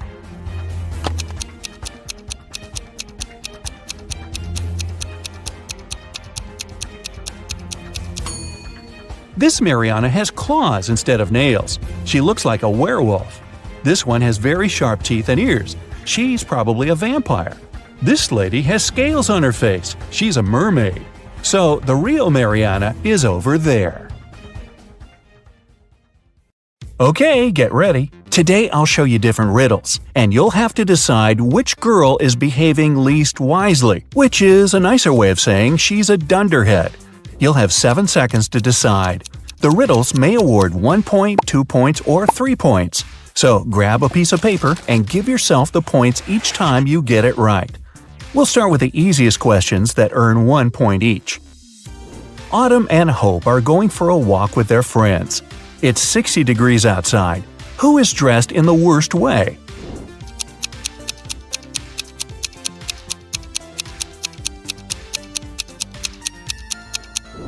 Hope. Autumn can take some of her clothes off, but Hope doesn't have anything to wear in case she feels cold. Ava and Olivia are camping in a forest. Suddenly, they encounter a bear on their trail. Ava stands still, and Olivia starts to run away.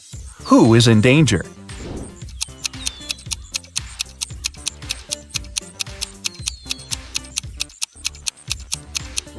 Olivia.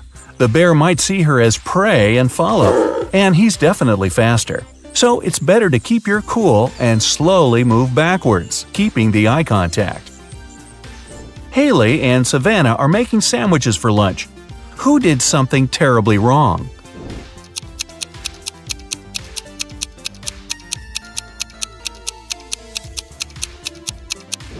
Haley. She put rat poison in the sandwich instead of jelly. Delaney is on the road trip and stopped to make a couple of pictures. Lenore is riding a bike to a nearby city. Who isn't being smart?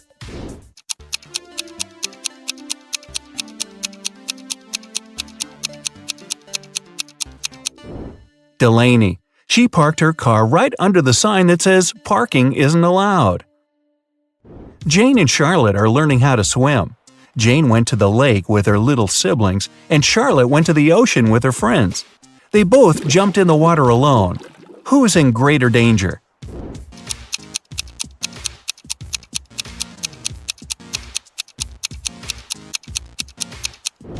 Jane. In case she struggles, her little siblings won't be able to pull her out. McKenna and Desiree are late for school, so they're taking a shortcut. McKenna takes the way through the woods, and Desiree decides to go across a frozen lake. Who's in danger?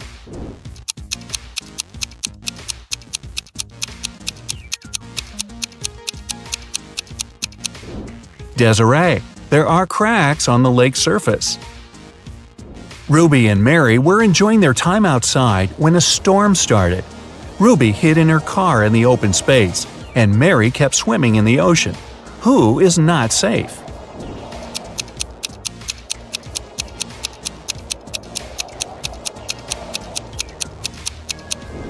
Mary should get out immediately. It's dangerous to touch water during a thunderstorm. It's okay to hide in a hardtop vehicle as Ruby did. Okay, easy questions are over. Next questions will give you 2 points each. Paige and Riley are going on a date, but they tell their parents they're practicing instead. Paige plays tennis and Riley plays soccer. Who's the worst conspirator?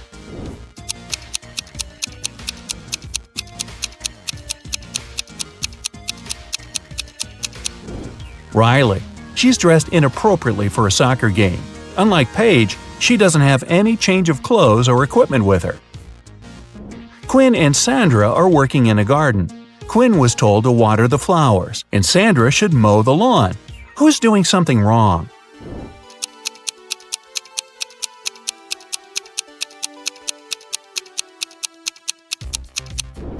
Quinn. She was told to water the flowers, but she's watering the trees. Everly and Jasmine drove to a mall. Everly left her belongings in the car, and Jasmine locked her dog there while she's shopping. Who's being more stupid?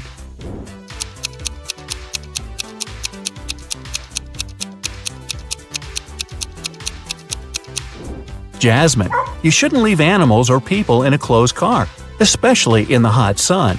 It's the wrong way to get a hot dog. Mia and Stella wanted to get a tattoo and skip their classes to get home right after school. When they get home, they immediately run into their parents. Who's going to get in trouble?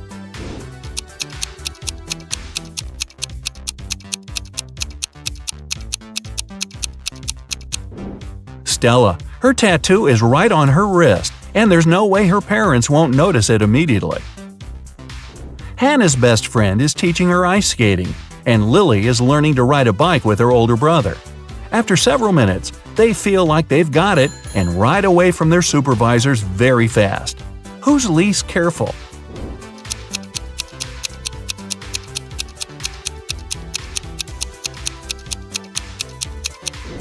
Lily. Hannah has the railing by her side that she can grab in case she falls. Lily will crash to the ground. Kylie and Abby are bloggers getting ready for a party. Who is missing something?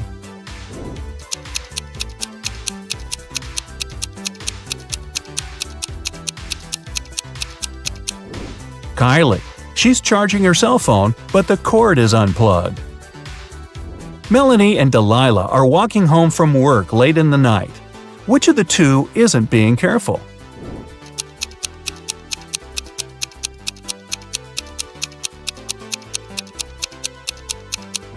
Melanie. Although she's walking in a less creepy place, there are no people around.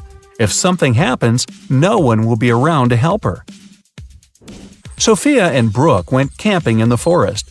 Suddenly, they notice a moose moving towards them. Who is in greater danger?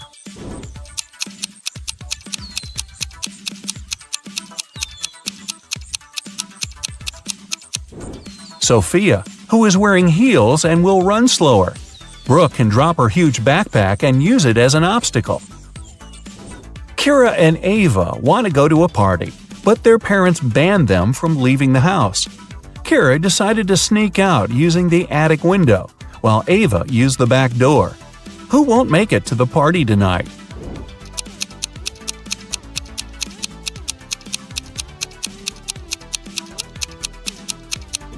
Ava. Kira is quite risky, but Ava's dad is reading a newspaper in the backyard. Maya and Chloe went for a walk. Maya went to a forest and stopped to take selfies with a friendly squirrel she met. Chloe went hiking and decided to take a selfie on the cliff. Who is in danger?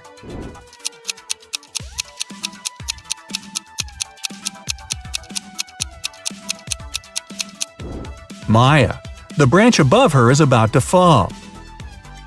Maeve and Sarah are cheating on their math test. Who is more likely to be caught?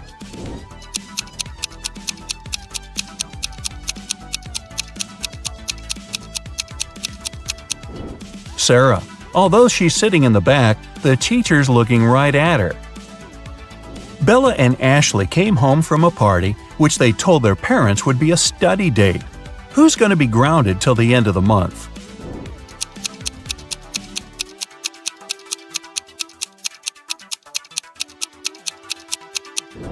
Bella. She'll have a hard time coming up with a logical explanation for the confetti in her hair. Elizabeth and Kate are late for work, so they're driving above the speed limit. Which of them is in greater danger?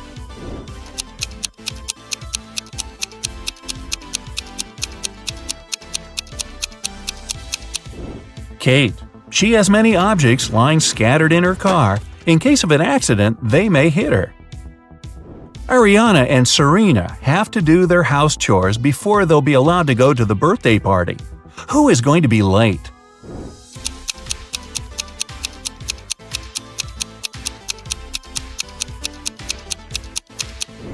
Ariana. The iron isn't plugged in.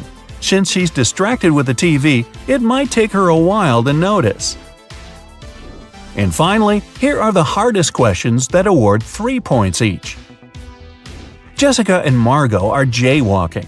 Jessica is listening to music and Margot is texting her friend. Who is in greater danger?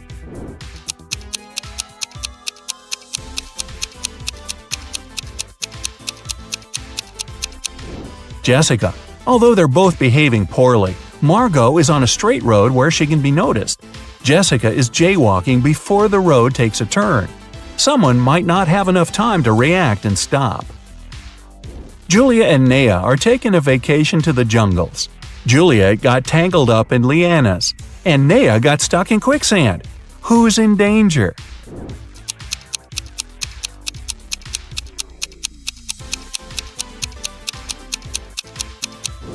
Juliet. She can't get out, and there's a jaguar approaching her. Naya is relatively fine because it's actually difficult to sink in quicksand. Leah and her friend Caleb went camping. Caleb was bitten by a snake, and Leah is sucking the venom out of his leg. Amelia is on the trip as well, and there's a black widow on her neck. Who is in danger?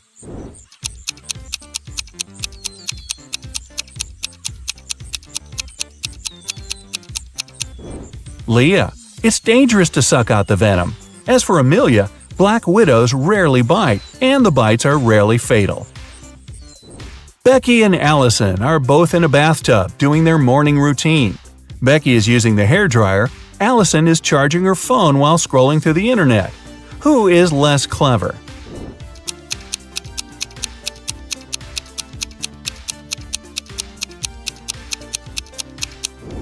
Allison. It's dangerous enough to have a socket close to the water, but Allison is charging her phone. Becky is sitting in the empty bathtub. She might be a little weird, but at least she's safe. Evelyn and Grace are on vacation. Evelyn is spending it in a desert, and Grace is in the wilderness. By the end of the day, they get tired and decide to spend the night where they are. Who's making a huge mistake?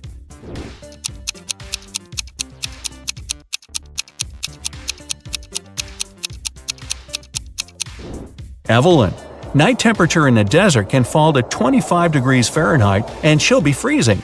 Grace's fire will scare away wild animals. Emma and Avery are planning to go to the movies with their friends tonight. Meanwhile, they're enjoying a hot summer day. Who's not going to make it to the movies?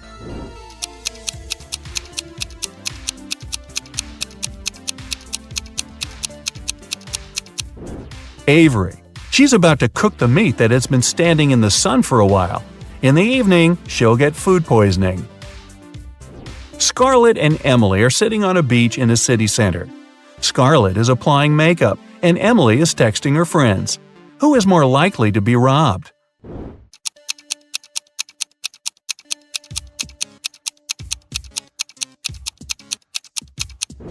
Emily. Although they're both distracted, at least Scarlett has a mirror in her hands and can see if someone is approaching her. Ella and Madison are driving to their friend's birthday party. Ella is chatting on the phone with her boyfriend, while Madison is applying lipstick. Who is in greater danger?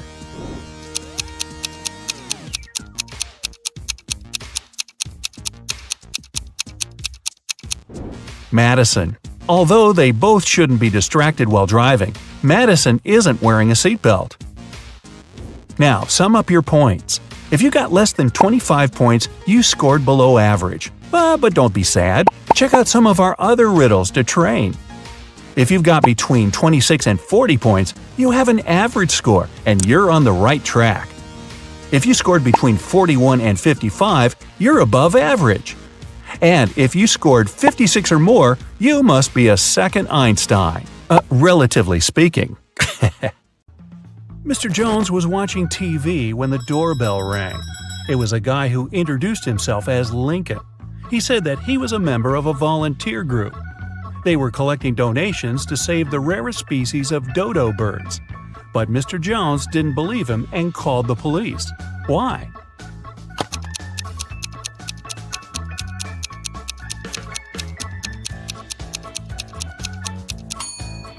There are no more dodo birds. They went extinct in the 17th century. Arwen, a rich man's only son, visited his cousin Richie.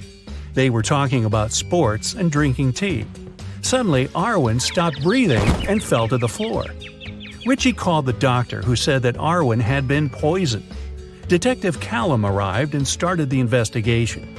Soon, he accused Richie of poisoning his cousin. How did Richie manage to do that?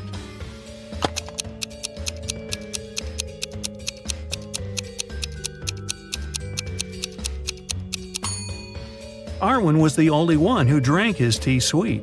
The poison was in the sugar. Eloise was studying in the library.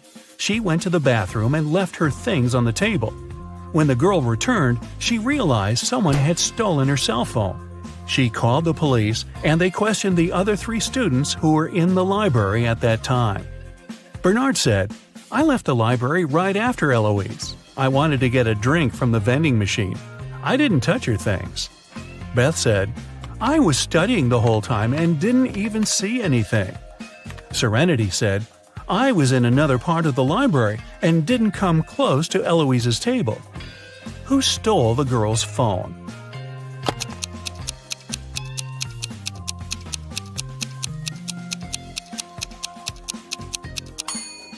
It was Bernard. He said he'd left to get a drink from the vending machine. But look, there are no drinks in there, only snacks. Samantha and her daughter Avery went to the lake to spend some time together. Yay! They found a nice spot and sat down there. A bit later, Samantha remembered she'd left her camera in the car and went to get it. When she returned, her daughter was gone. The woman called the police, and they started to look for the girl. There were 3 people nearby, and the police officers interrogated them all. Benjamin said, "I was walking nearby and saw a girl sitting by the lake, but I didn't do anything to her." Genevieve said she hadn't even seen the girl or her mother. And Victoria said she hadn't seen them either, but she heard someone screaming. Who should the officers arrest?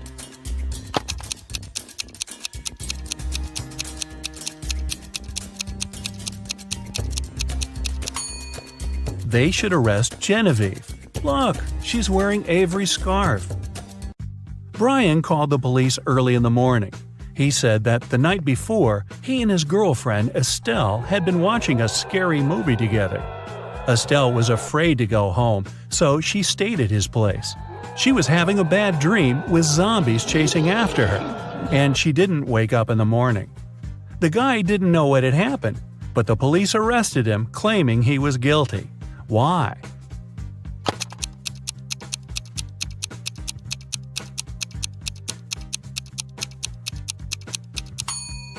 The guy said his girlfriend hadn't woke up in the morning. Then, how did he know what she had been dreaming about? Theodore came from New York to his hometown, Chicago, to spend a week with his father. 3 days later, the father called the police and said his son had poisoned himself.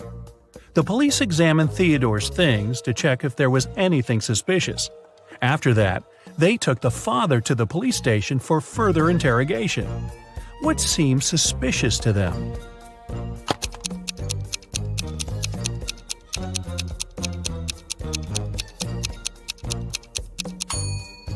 The officers found a return ticket from Chicago to New York. Theodore wouldn't have bought this ticket if he hadn't been planning to return to New York. Esme was having her usual walk in the forest. And you know what? She got lost again. After wandering around for a couple of hours, she finally found the witch's house. Esme asked the witch to show her the way back home. The witch wanted to make Esme her maid, but she had a problem. She was planning a vacation and wanted to go fishing. Her fishing rod was 13 feet long, and one was only allowed to take things no longer than 12 feet on the train. The witch promised Esme that if the girl found a solution, she'd let her go. What can Esme recommend?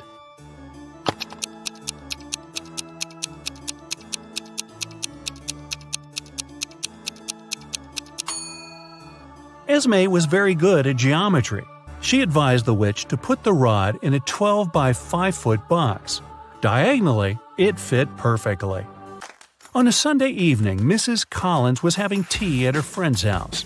Her friend suddenly said that she had seen one of Mrs. Collins' daughters in the mall that day. Mrs. Collins got angry because all of the girls were grounded. She asked which daughter it was, but her friend couldn't tell. She wasn't wearing her glasses when she was at the mall. When Mrs. Collins returned home, she asked the girls what they had been doing the whole day. Abigail said she'd spent the day reading. Brianna said she had stayed at school after classes to study a bit more. Charlotte said that she had been practicing for her upcoming piano concert. Who lied?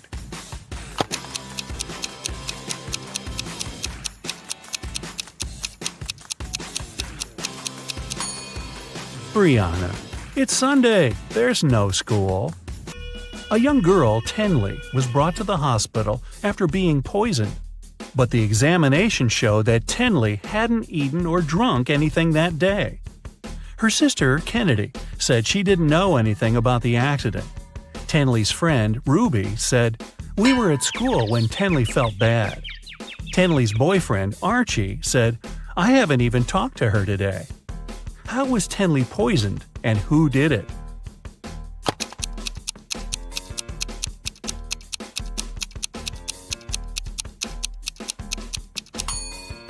The girl hasn't eaten anything, but she has some lipstick on. That's what contains poison. And the only person who had access to Tenley's room that day was her sister, Kennedy. There was a car accident in a tunnel. The police suspected that one of the drivers, Owen, had fallen asleep behind the wheel. But Owen denied it.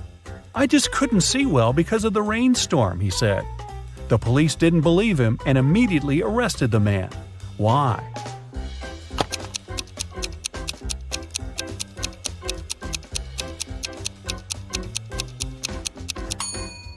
The accident happened in a tunnel. It couldn't rain there. Someone in the town was stealing cars. Every time a car disappeared, its owner would get a message from an anonymous number. In each message, there were 2 emojis that didn't make any sense. The police tracked the number, and the geolocation led to 3 houses. They questioned the owners, Mr. Walson, Mrs. Coleman, and Mr. Woolridge. Can you tell who the car thief is?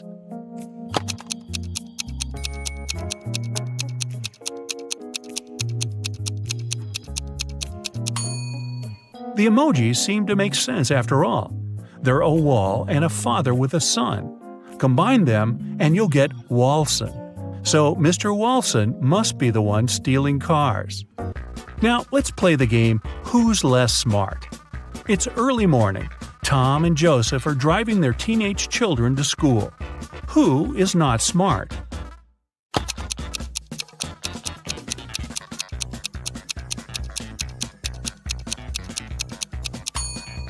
Joseph.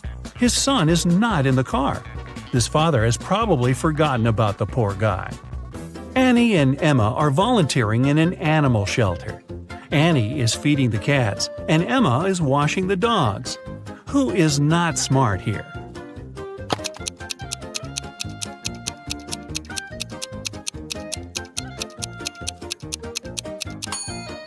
Annie. She's giving dog food to the cats. Logan and Anthony are both having job interviews at 4 p.m. Logan is packing some food, and Anthony is ironing his best suit. Who's not smart?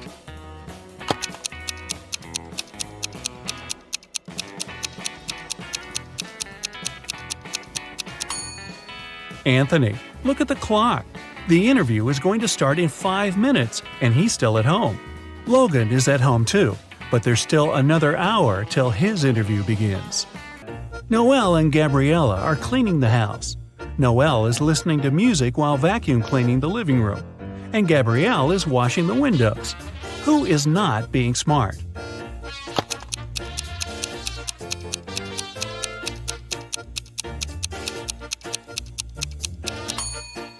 Noelle. The vacuum cleaner isn't plugged in. Skylar and Autumn are both going on summer vacation. Skylar is going to Spain, and Autumn is visiting her sister in Chile. Who is not smart?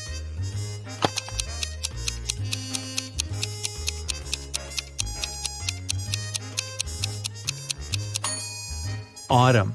She's packing shorts and swimwear, but she won't need them because it's winter in Chile. Both Josh and Amelia didn't sleep well because their neighbor's dog had been barking all night.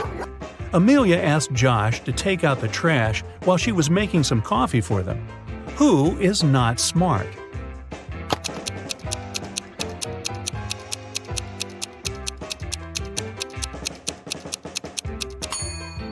Josh.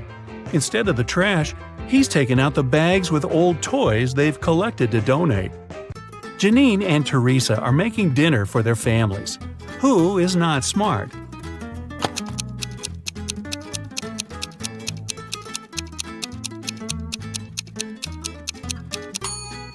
Well, they both have a problem. Janine is putting out a fire with water, and Teresa has a mouse in her kitchen and an ant in the dough. A wealthy man, Mr. Johnson, had a precious vase that he valued more than all other belongings. One day, the vase disappeared. The man was miserable. An hour after he discovered it was missing, he got a message. "If you don't come here in 10 minutes with $100,000, your vase will be broken." There was a photo attached to the message. Mr. Johnson realized it was some hotel. In that area, there were 3 of them: the Hero of California, Hummingbird, and Youth Hostel. Where should the man go?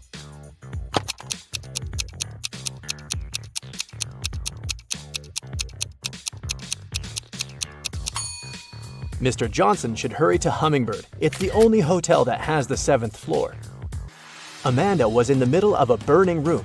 The only window was small and too high for the woman to reach. There was also nothing to climb or stand on. There was no rope, neither was there a door. And still, in a matter of seconds, Amanda was outside. How is it possible?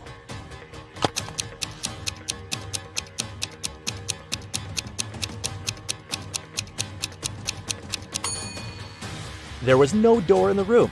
The woman just ran out through the doorway. A woman is sitting in her cabin in Ohio, but 4 hours later, she gets out of her cabin in Arizona. How did she do it?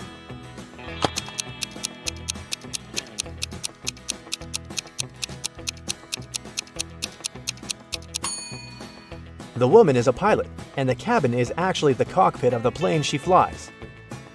One night, Kevin broke into a rich house. He knew its owner had just bought a unique diamond.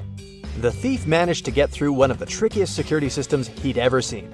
And here it was, the diamond.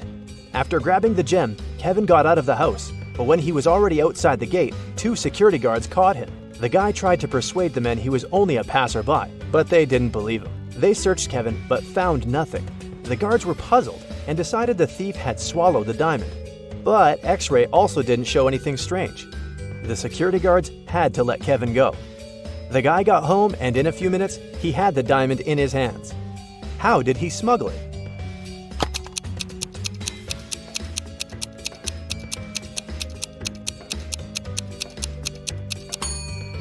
When Kevin broke into the house, he wasn't alone. His parrot was with him. After getting the precious stone, the guy attached it to the parrot's foot, and the bird brought the diamond back home. Paul was a young but very talented chemist. He was going to attend a very important conference where he had to present his latest work. But right before the event, Paul's envious colleague locked the guy in his lab. There was no way he could get out of there on his own. In the middle of the room, there was a test tube with some bright purple liquid inside. There was also a note. This mixture will blow up in 1 minute. You've got only one chance to neutralize it with one of these ingredients. If you add the correct one, the reaction will stop. Here's the clue you'll need to figure out the needed ingredient. H, I, J, K, L, M, N, O. And don't hope your chemical knowledge will help here. Luckily, Paul was very smart and managed to find the right ingredient before the time ran out. Which one was it?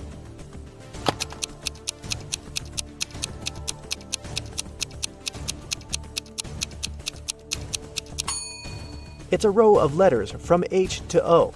It means the needed ingredient is H2O, which is water.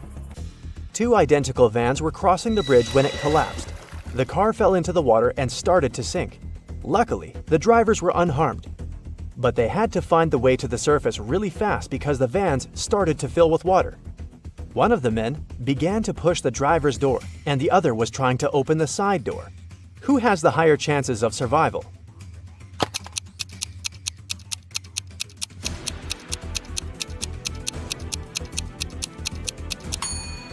The first driver won't be able to open the door because of the water pressure.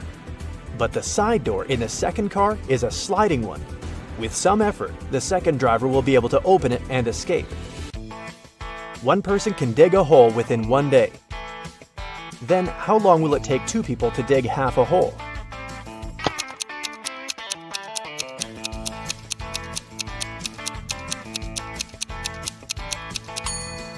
There's no such thing as half a hole. Look at these pictures and try to figure out which mirror is magical.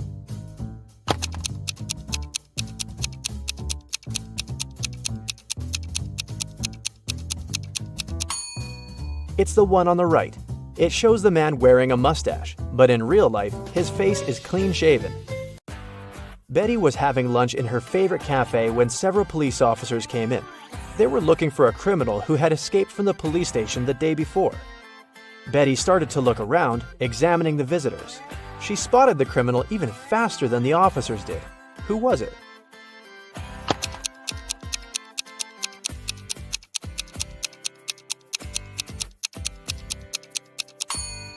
Look at the barman. He's wearing handcuffs. Daniel wanted to go to the seaside with his friends in the summer, but his father reminded the guy he'd promised to help in his parents' store. When the man saw how upset his son was, he offered him a deal. Daniel had to solve several riddles, and then he'd be free to go and have fun with his friends. So, our customers often ask us to sell them something that's full of holes but can still hold water. What should we offer them? After a while, Daniel found the right answer. What's this mysterious thing?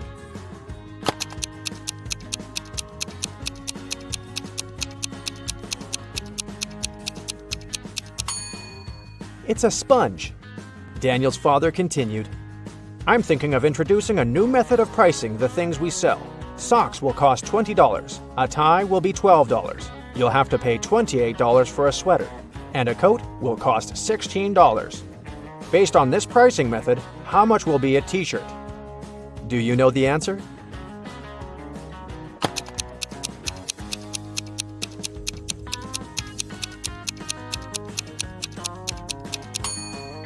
Daniel was confused at first, but then he realized the correct answer was $24. His father was going to charge $4 for each letter needed to spell the item of clothing. "You're doing really well," Daniel's father told the guy. "That's why I'll give you just one more riddle. If you crack it, you can have some rest in the summer. 81 times 9 equals 801.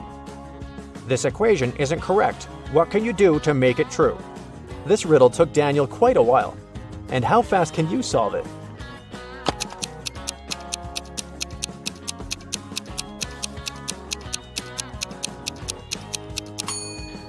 All Daniel had to do was turn the equation upside down.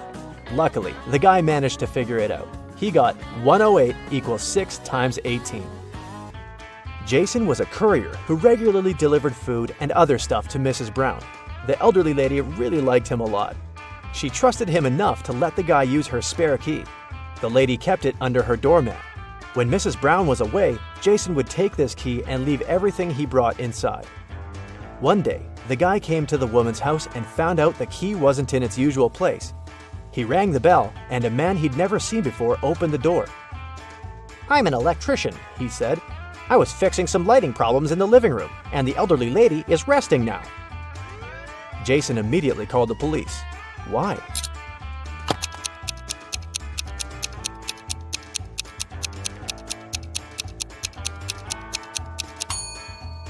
The criminal entered the house with the help of the spare key.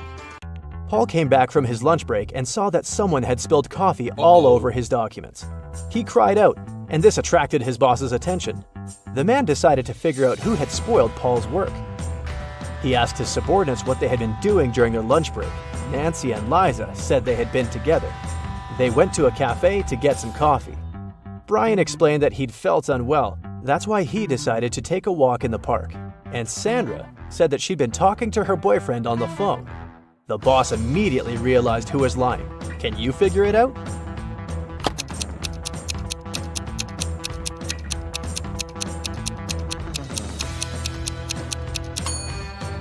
It was Sandra.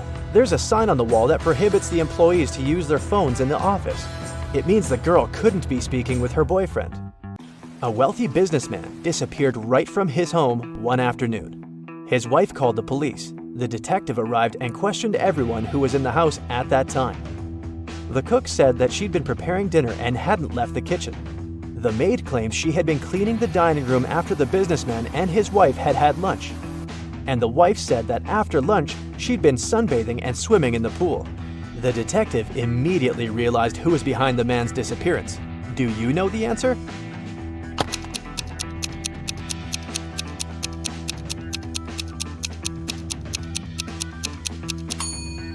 It was the wife. Look outside. It's late fall and there's no water in the swimming pool.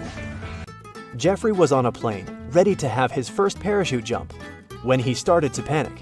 Without putting on his parachute, the guy jumped out of the plane, and still, he remained absolutely unharmed. How is it possible?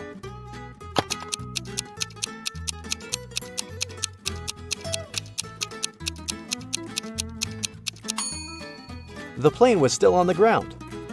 There's a large apple tree growing on a cliff. If a powerful wind is blowing towards the land, where will the apples fall?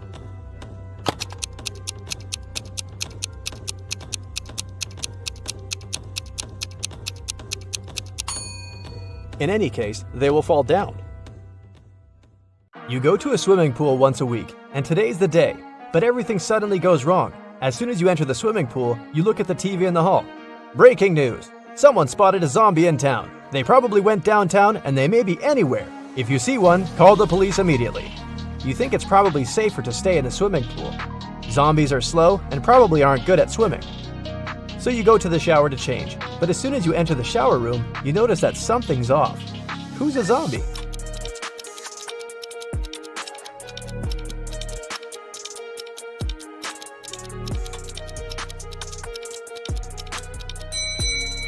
The two girls seem completely fine, but there's a bandage on the man's leg. No one would go to a swimming pool if they had cuts or scratches, unless they're a zombie. Once upon a time, there was a wealthy king who hired an artist to paint his portrait. The artist told the king that he wanted to be paid in gold, and he wanted to get paid every day. He also said it would take him 7 days to finish the painting. The wealthy king had only large bars of gold, and he wanted to give 1 bar for his work. But since the artist wanted to get paid daily, he needed to come up with a plan. He had a magic tool that could cut any material, but it was able to make only 2 cuts. How did the king split the gold bar so that the artist got his gold every single day in equal amounts?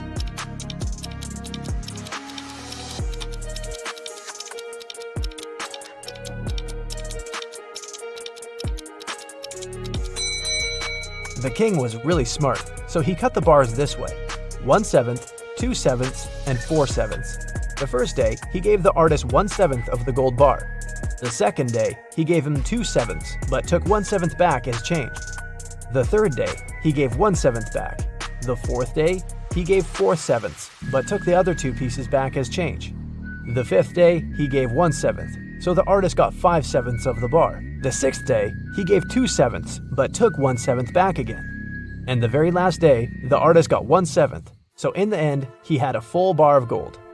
4 friends, Josh, Maggie, Jason, and Rosie, were walking in the woods. It was a wonderful day, and they were about to start a picnic. But all of a sudden, the sun turned to black and they saw dozens of zombies approaching them. The friends started running away and saw a tunnel. It was dark and scary, but the guys knew exactly that when they crossed it, they'd be safe. They had only 12 minutes to cross the tunnel. It takes Josh 1 minute to cross it. Jason can do it in 2 minutes. Maggie thinks it will take her 4 minutes, and Rosie can cross it in 5 minutes. Not to risk it, the guys decided to split into 2 groups. The problem is that they only have 1 torchlight, and there's no way they go there in 4. How can they escape?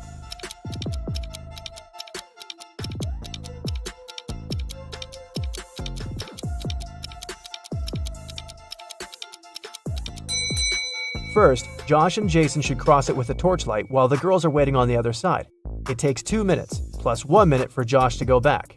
They still have 9 minutes. Josh hands the torchlight to the girls, and they cross the tunnel in 5 minutes. 4 minutes left. When the girls are on the other side, they give the torchlight to Jason, who comes back to take Josh in 2 minutes, and they run back together in another 2 minutes. The airport security had an emergency alert. There's a man with fake documents trying to fly away from New York. They had 3 suspects who look almost the same. Which passport is fake?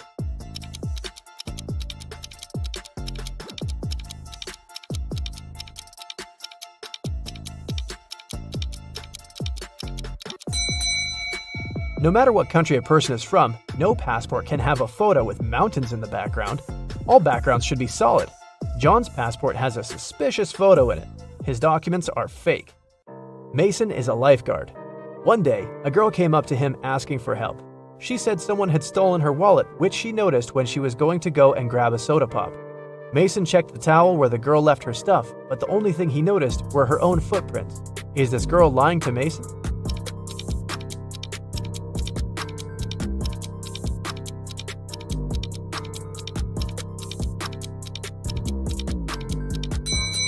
The girl was telling the truth. Mason had an eagle eye, and he saw a guy with a fishing rod. He must have stolen the girl's wallet. No one wants to go fish in the public beach. Robbers stole a few precious gems the other day. The police were alerted immediately, but they didn't know where to look for the thieves. Suddenly, they got an anonymous email. Check all the bottles in the cars leaving the town. Best regards, Mr. X. At the end of the day, the officers stopped a car loaded with boxes and bottled water. The bottle bottoms were all covered with paint, so they thought the gems should be in one of them. The level of water was the same in all the bottles, but when one of the officers placed one of them right next to the box, he instantly realized something was off. What was it?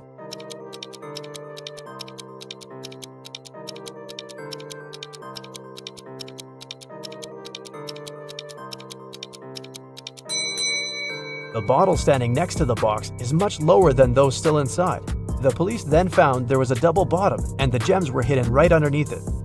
2 friends, Martin and Clyde, had a bet. Martin said he would throw a ball and it would come back to him. He also said there would be no obstacle or wall the ball could ricochet from. Clyde said it was impossible, and he lost. How's that?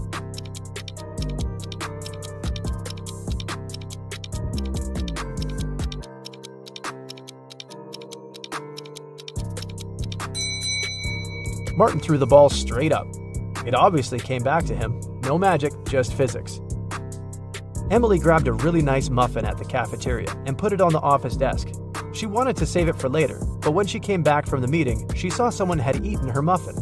There were only 3 people who could do that, and only one person is telling the truth. Grace said it was Alicia. Alicia said she didn't eat anything. Tina says she didn't eat anything either. Who ate the muffin?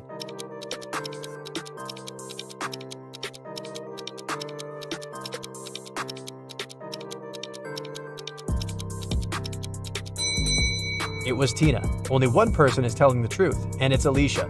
If Grace or Tina told the truth, then there would be 2 truthful people, but Emily knew only one person wasn't lying. Patrick really wanted to come to a private party, but the security would ask each person if they knew the secret access code. Patrick decided to overhear their conversations. When the person came up to the entrance, the security said 6, and the guest said 3. Then the security said 10 to the second visitor, and the reply was 3 as well. The third visitor also said 3, but the security said 2. Patrick thought he was ready to join the best party in town. When he came up to the entrance, the guard said 7, and Patrick replied 3. The security didn't let him in. What should Patrick have said to get into that fancy party?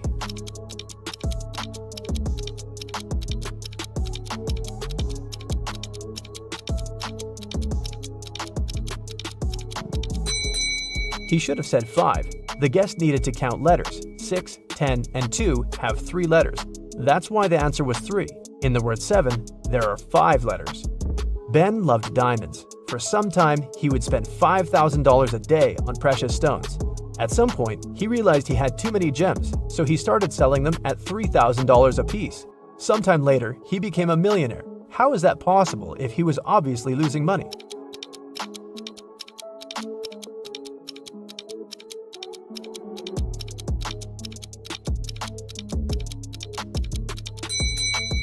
Before his gem rush, Ben used to be a billionaire. Since he started losing money, he became only a millionaire.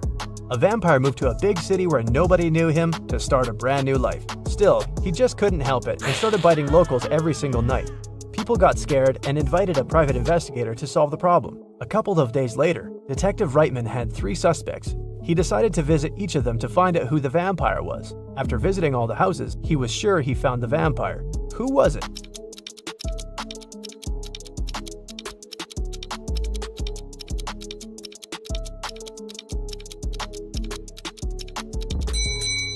Well, the man on the left has loads of garlic in the kitchen, and vampires are scared of it. The second suspect had a lot of silver-plated accessories, earrings, piercings, and a chain. Vampires don't really like silver. The guy in the blue shirt is a vampire. Long ago, in the kingdom of Riddles, a criminal was caught. The guards took him to the king, who was famous for loving riddles. King Archibald said that if Harry, the criminal, managed to solve his riddle, he would set him free. Harry agreed, and Archibald drew a 2-foot line on the ground with his foot. The king asked Harry to make this line 2 times shorter without touching it. In the end, Harry was free. What did he do?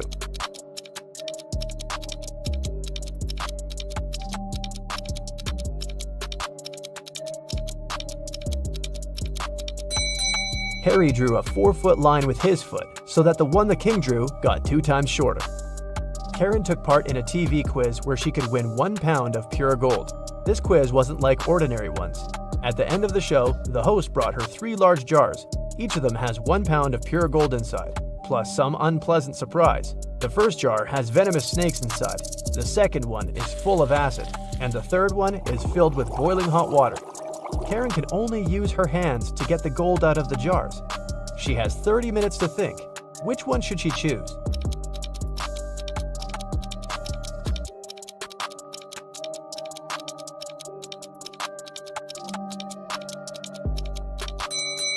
Karen should choose the one with hot water. It cools down pretty fast, and it's gonna get lukewarm in half an hour. Guess who's rich now? Aha! Today, Peter and Zach's dream has come true. They've bought a trailer. Now they're ready to begin their long-planned journey through mystical places all over the country to make their vlog. But first, they need to pack. There are 3 boxes, but the guys can only take one of them. Which box should they choose?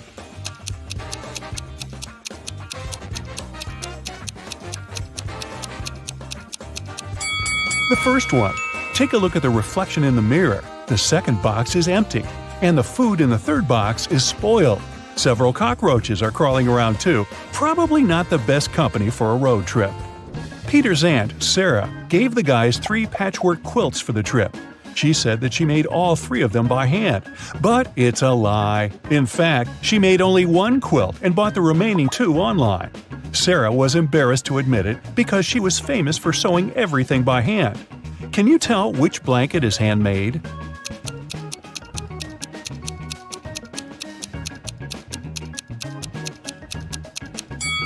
The third one.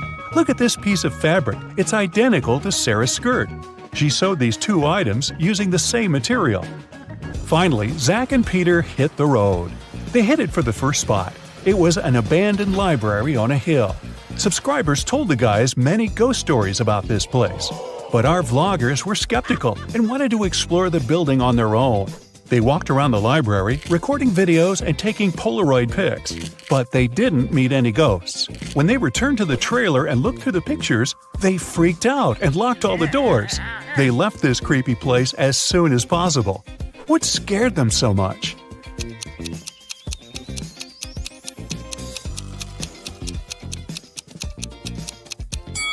Both of them are in the photo, but then who took this picture? The guys made a stop at the local coffee shop to get some hot drinks. As soon as they came in, Peter grabbed his camera and started recording. Why?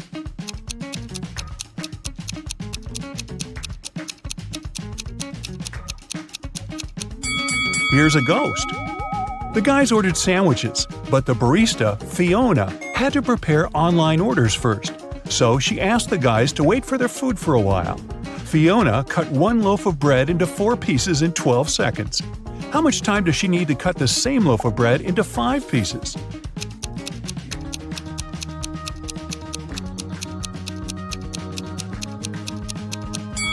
"16 seconds. To get 4 pieces of bread, she must make 3 cuts. If it takes her 12 seconds to make 3 cuts, it means she makes 1 cut in 4 seconds. If Fiona wants to cut the bread into 5 pieces, she needs to make 4 cuts. 4 seconds for each cut makes it 16 seconds in total. Oy, my head's spinning. Zach noticed a fortune teller shop in the basement. It could make great content for the vlog, so he went downstairs. But as soon as Zach entered the shop, all doors and windows disappeared. Wicked Witch offered the guy a deal. She had 2 identical cards. One of them had escape written on it, while the other said marry me. Zach could pick only 1 card. If he got the escape card, he'd be free. And if he picked the marry me card, he'd stay with this creepy witch forever. The witch didn't want him to have a chance to escape, so she wrote marry me on both cards. Zach anticipated that the witch would do so, but he still managed to win and escape. How did he do it?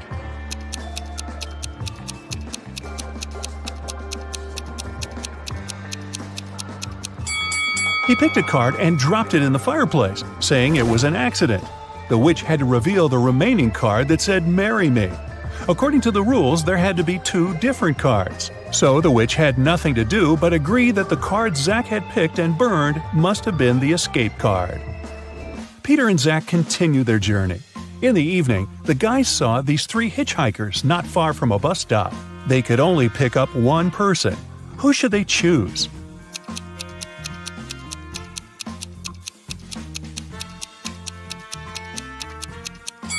This pretty girl is a werewolf. Hey, look at her toes. She has already begun to transform because it's the full moon.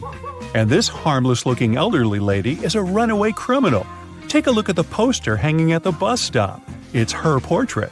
As for the guy, he looks pretty harmless. Yeah, his clothes are indeed stained with something red, but that's just some paint because he's an artist. Look, there are art supplies in his backpack. The artist, whose name was George, told the guys about another interesting, mysterious place. The locals called it the Haunted House. 1 week ago, George heard strange screams coming from inside. He went to check the house. A minute later, he ran away screaming. What scared him so much?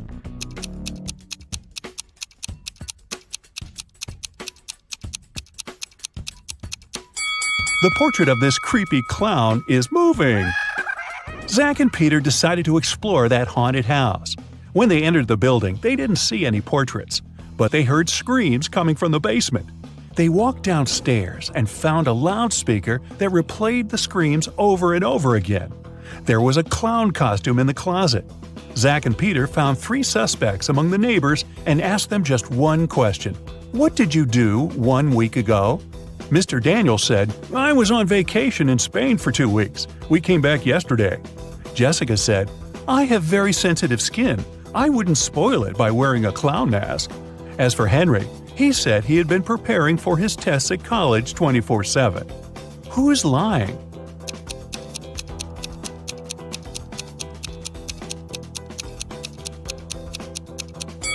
Jessica. Zach and Peter didn't say anything about the clown, but she started making excuses anyway. The guys arrived at the local hospital to film an interview with a famous professor, Dr. Thompson. But first, he had to help 4 people. Kyle complained, "I'm misophonic. I wash my hands 100 times a day." Kelly explained, "I'm afraid of heights. I can't even ride a bike." Fred complained, "I have a strong fear of water. I can't even look at a faucet." And Jenny claimed that she had claustrophobia. She always fainted in elevators. Dr. Thompson knew for sure that only one of these people told the truth. Can you tell who?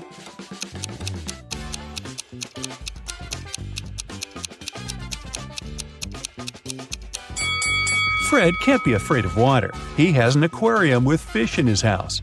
Jenny lives in a tiny van, so she can't have claustrophobia. And Kyle's apartment is too messy for someone who has a fear of dirt and germs. So it's Kelly. She sleeps on the floor, which is normal for someone with an abnormal fear of heights. Next stop, creepy caves. Zach and Peter went to see ancient ruins in the middle of the woods. Many people had disappeared there. The guys heard weird screams coming from the cave, ran toward the sound, and got lost. Suddenly, they saw 3 tunnels. The first tunnel was filled with fire. A hungry vampire was waiting in the second tunnel. And the third tunnel was filled with poisonous apples. Which way should they choose?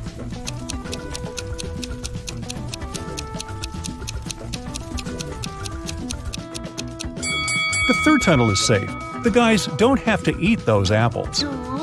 After their epic adventure in the cave, Zach and Peter went to the supermarket to buy some groceries. I'm guessing the apples made them hungry. Can you see a ghost in this room?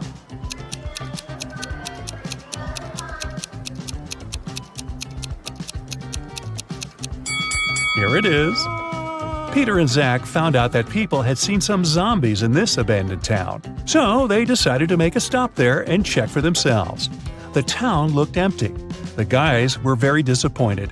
But suddenly, a crowd of hungry zombies popped out of nowhere and started chasing them. The guys ran into a hospital and locked the door. Zombies began breaking the door down. Luckily, a helicopter with a rescue team arrived quickly. It was going to land on the roof. Zach and Peter needed to get there as soon as possible. Help them find the shortest way.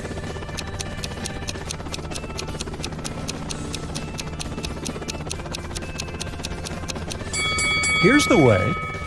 After saving the guys, the rescue team invited Peter and Zach to go skydiving together. They agreed and put on parachutes. They took this picture inside the plane right before the jump. Can you tell which of these people is in danger?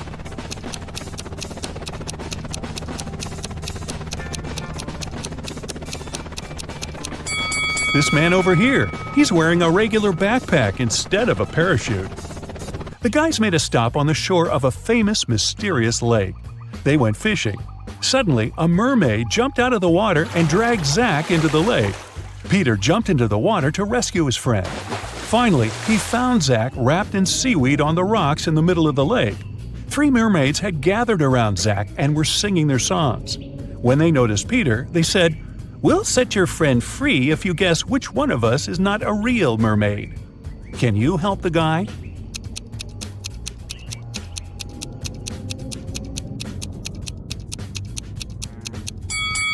This lady over there. Her tail isn't real.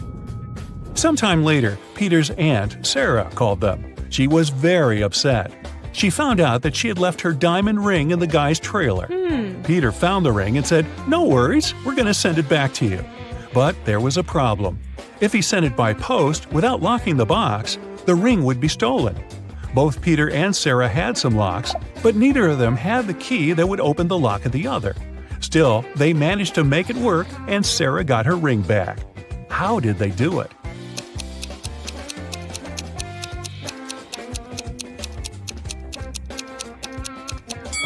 Peter locked the box with the ring and sent it to Sarah.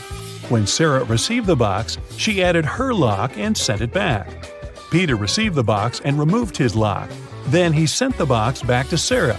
She opened the lock with her key and got the ring. Man, these folks lead complicated lives, don't you think? Gemma is a mermaid. No, really. She lives in the Atlantic Ocean with her family and friends. Can you tell who the youngest sister in the family is just by looking at them?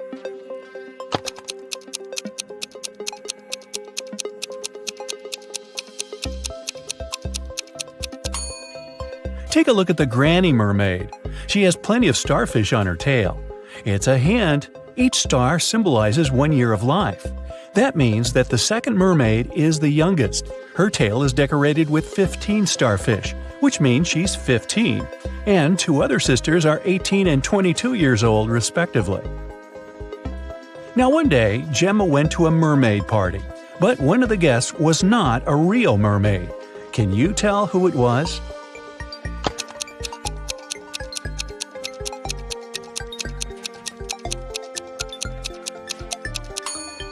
This shark over there is not a mermaid. Gemma's mother, Fiona, owns a cute one-story jewelry store for mermaids. She came to her store early in the morning and found out that the most expensive necklace had been stolen. She called the underwater police. Detective Fisher arrived and questioned Fiona. "I closed the store at 10 p.m. and went home. The pearl necklace was still right there." Detective Fisher identified 3 suspects. The owner of the store next door said, "I closed my door at 8 p.m. and went home right after that." The guard said, "I was on duty last night. Perhaps the thief snuck into the store when I was patrolling another floor." And the cleaning lady said that she'd finished cleaning at 4 p.m. Then she rushed home because her husband was having a birthday party. So, who's lying?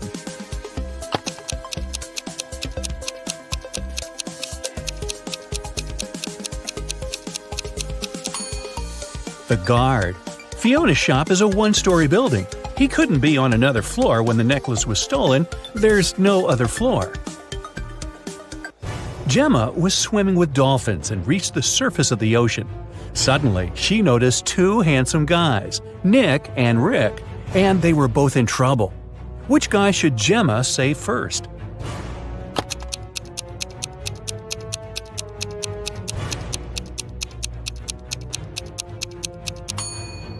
Rick. Although this wooden boat is a bit flooded with water, it's still okay, and Nick can scoop the water out. But this inflatable boat is damaged. Rick will soon find himself in the water, and a shark is nearby. Gemma saved both guys and brought them to the shore. Nick grabbed his phone and took her picture without permission. Gemma asked him to delete the photo because merfolk didn't want people to know about them. Nick said, "Okay, I'll delete the evidence, but first, you gotta crack my riddle. Salty water everywhere, but not sea in sight. What am I talking about? Can you help Gemma?"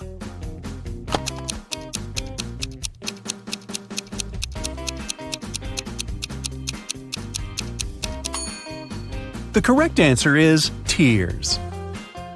Rick asked Gemma on a date, and she said yes. She went to a local witch doctor to buy a potion to get human legs for 24 hours.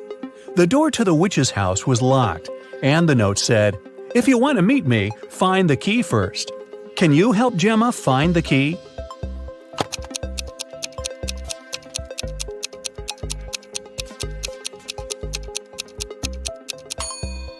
Here it is. Gemma opened the door with the key and found another door that required a password. There was a note on the door. What has 88 keys but cannot open a single door? Can you help Gemma crack the code?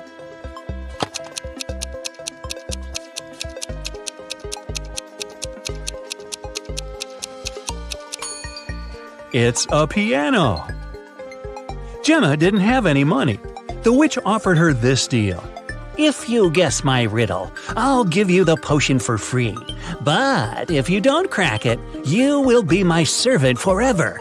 So listen, 2 in a hole and 4 in a pack. 6 in a trio, you see. 8's a quartet, but what you must get is the name that fits just one of me. What am I? Gemma cracked this riddle right away and got her potion. What about you?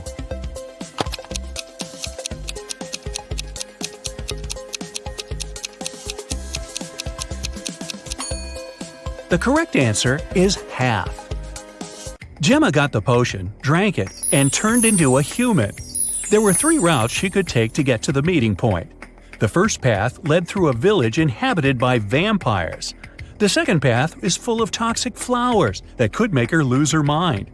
And the third path went through an enchanted forest that blocked all magic and canceled all previous spells. Which way should Gemma choose?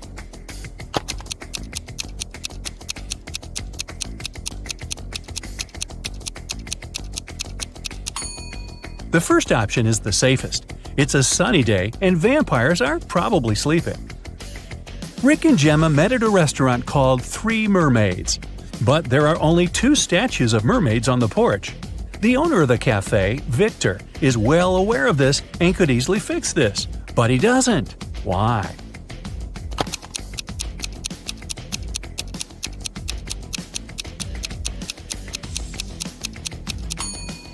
This is his business strategy.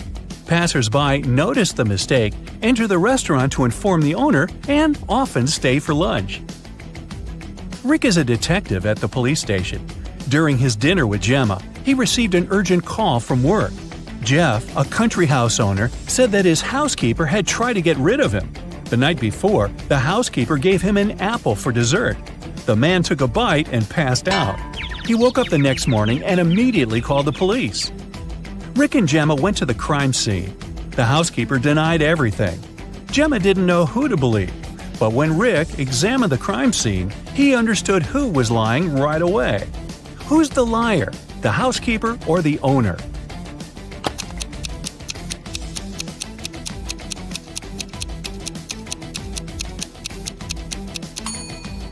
The owner said he'd eaten a poison apple. So if it happened the day before, this apple must be brown now. But it's not. The man must have bitten into it just before calling the police. Gemma didn't notice this clue because she doesn't live on land. Rick and Gemma decided to have a picnic in a sunflower field. But something's wrong here. Can you tell what exactly?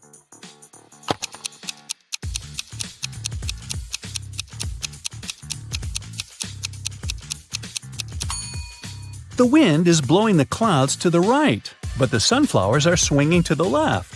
That's impossible. Gemma fell asleep in the field. When she woke up, Rick was gone. She looked around and saw an evil elf. He said, "I've put your boyfriend in jail, mermaid. If you want to see him again, solve my puzzle. I can be red, blue, purple, and green. No one can reach me, not even the queen. What am I?" Can you help Gemma save Rick?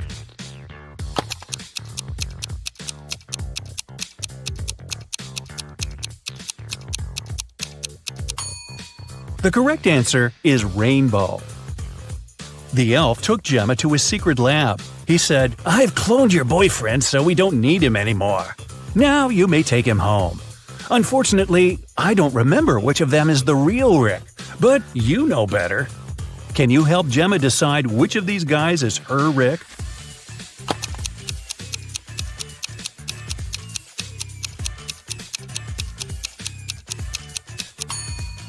This guy has 3 fingers. This Rick's teeth are too sharp for a human. This Rick lacks eyebrows, and this one has pointed ears. So this one is the only real human. The elf returned Rick to Gemma. The guys rushed away from his lab. It began to rain, and they decided to hide in an old, creepy castle. When they entered the building, they saw a beautiful fountain. That's when Rick and Gemma realized that they were not alone. There were many ghosts in this castle. Can you figure out the exact number?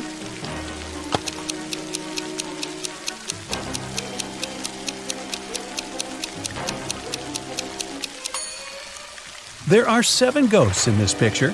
One of the ghosts is hiding inside the fountain. And the guy over there is not a ghost. He has feet and he's sweating. He's the owner of the castle. The owner showed Rick and Gemma his art collection. It contained an ancient and expensive item he was very proud of. "This is a picture created by a 16th century artist. I got it from my father, and he got it from his father too, and so on." But Rick didn't believe that the painting was original and called the castle owner a liar. Why?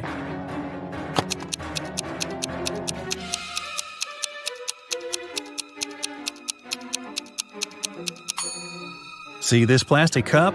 It couldn't exist in the 16th century. Well, it stopped raining and the guys decided to leave the castle. But the door had disappeared. The owner of the castle was very angry and offered them only 3 options to escape. There was a tunnel with a fire burning inside behind the first door. Dangerous, angry snakes were waiting behind the second door. And there was a portal leading to a black hole behind the third door. Which door should Gemma and Rick choose?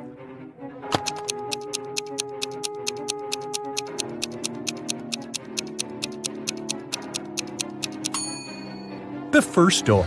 They can put the fire out using the water from the fountain and vases from this shelf. Rick and Gemma went to the beach because the 24-hour spell was coming to an end. Gemma had to return to the Sea Kingdom. Suddenly, the Wicked Witch appeared out of nowhere and said, "You guys are so cute. I don't want you to be apart. If you manage to solve my riddle, I'll turn Gemma into a human for good.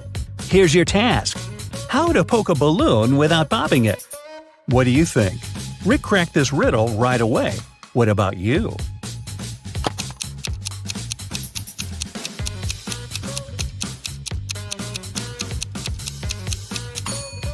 The correct way to do it is by letting the air out of the balloon first. Gemma became a human. Rick was very glad and invited her to go on vacation right away. They arrived at the airport, but suddenly an elegant lady began to shout. Someone had snatched her super expensive bag. Rick reacted quickly. He detained 3 suspicious passengers who had been hanging around for the last hour. Rick and the airport security watched the footage from the cameras. Unfortunately, they could only find the footage of the events from 5 minutes before the theft. So, who's the criminal?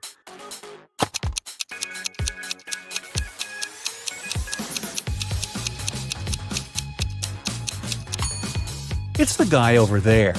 The elderly woman's bag only looks bigger because she put her jacket inside. And the stolen bag wouldn't fit in this girl's purse. Gemma was living happily with Rick. But one day, she received this postcard from her mermaid sister. Gemma was horrified. She dropped everything and went back to the Sea Kingdom to save her sister. But when she got there, she saw that her sister was safe. How did she survive?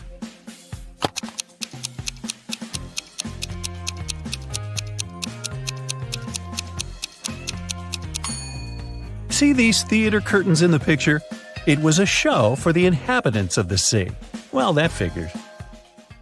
During the math class, Mrs. Stevens had a task for the students. They had to say, what was 3 plus 3 times 3? 2 people raised their hands, and she asked both. Toby said that the answer was 18. Cassidy disagreed and said that the answer was 12. Who is right?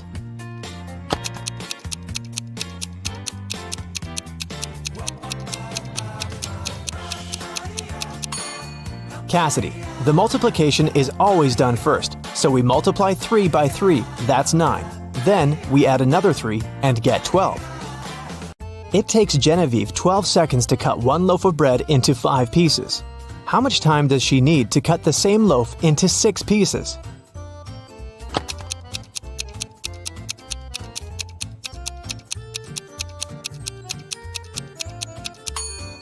"15 seconds to cut the bread into 5 pieces. She must make 4 cuts. If it takes her 12 seconds to make 4 cuts, it means she makes 1 cut in 3 seconds. If she now wants to cut the bread into 6 pieces, she needs to make 5 cuts.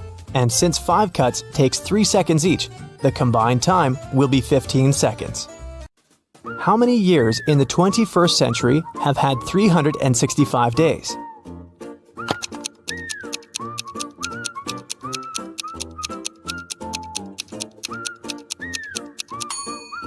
Some of the years did have 366 days, and still, all of the years have had 365. So starting with 2001, it's been 20 years by now. No time to explain, but Tim needs to break into his mom's computer. The problem is that he doesn't know the passcode, but here's a hint. What's the passcode?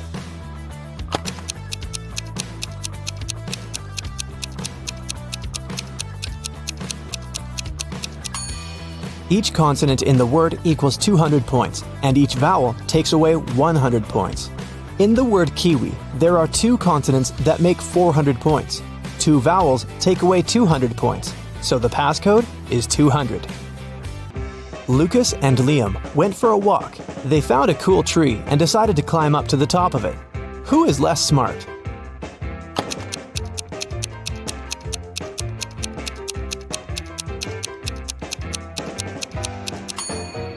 Lucas. The branch he's going to use is about to crack. He's in for a nasty fall. Michael and Logan are bloggers. To boost their popularity, they decided to take selfies in dangerous places. Michael is taking a selfie while surfing a huge wave, and Logan is taking one standing on the edge of a bridge. Who is in greater danger?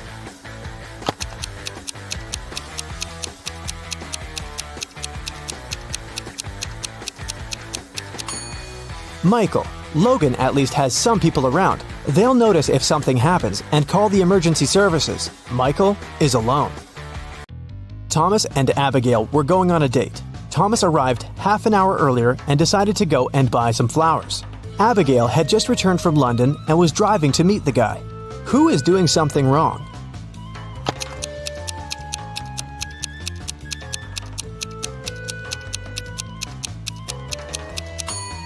Abigail. She's driving on the left side of the road.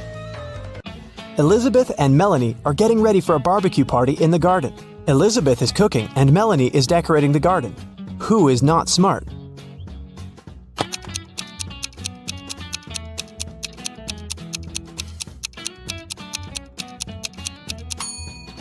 Elizabeth. While she's cooking, the meat is going bad in the sun. It was June, and students were going to have their most difficult exam. Each of them was assigned to a particular seat, but a professor was paying special attention to one of the students. He supposed they were going to cheat. Who was his suspect and why?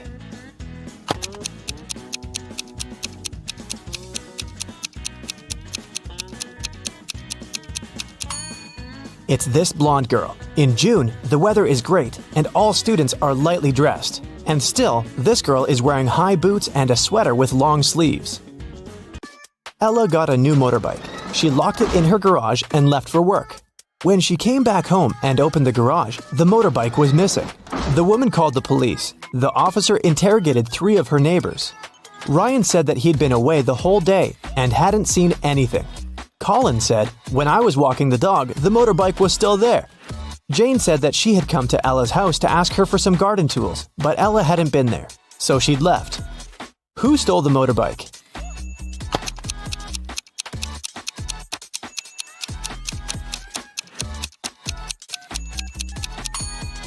It was Colin.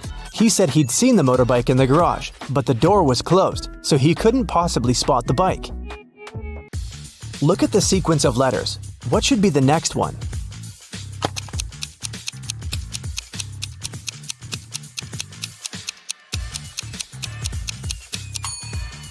Each of these letters is the first letter of some day of the week. S stands for Sunday, M for Monday, and then we've got Tuesday, Wednesday, Thursday, and Friday. The only one that's left is Saturday, so we need an S. Mark was locked in a dungeon. There were 3 ways out, but none of them looked safe.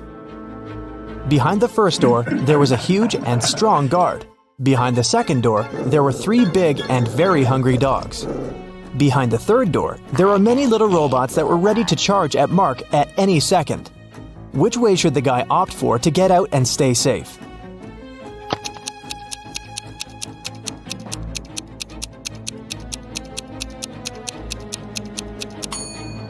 I'd say the third one. Although there are angry little robots, they're still super small and probably can't cause much harm. Emily woke up in a weird place she'd never been before. She looked around and saw 3 ways out. But there was a catch. Behind the first door, there was an iron block with a motion sensor that would crush everyone who entered the room. Behind the second door, there was an electric shock device that never missed. Behind the third door, there was broken glass all over the floor. Which way should Emily choose?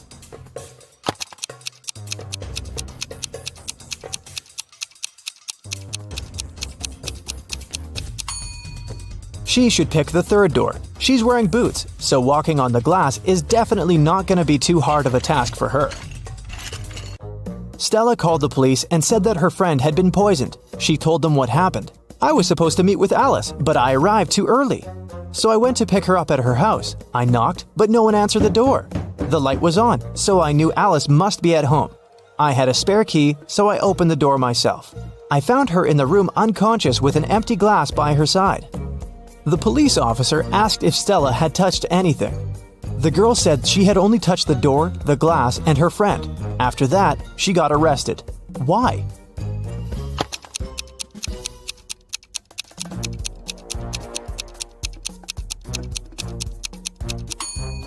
She said the lights had been on, but she didn't say anything about touching the light switch. But when the police entered the house, the lights were off. Mrs. Donnell reported that she'd been robbed. She said, "I was in the restaurant's bathroom fixing my makeup when someone approached me from behind and hit me on the head. I didn't see what this person looked like."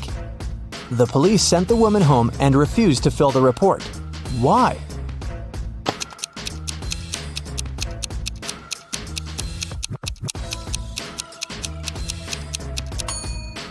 The woman was fixing her makeup. This means she was looking in the mirror. If someone had tried to approach her from the back, she would have definitely seen this person. But she said she hadn't. She probably made the whole story up. A cleaning man was washing the windows in an office building and fell from the third floor. Everyone agreed it must have been an accident. Luckily, Detective Callum was nearby. Once he came closer and saw what had happened, he concluded that it couldn't have been an accident. Someone pushed the man out of the window. How did he understand it?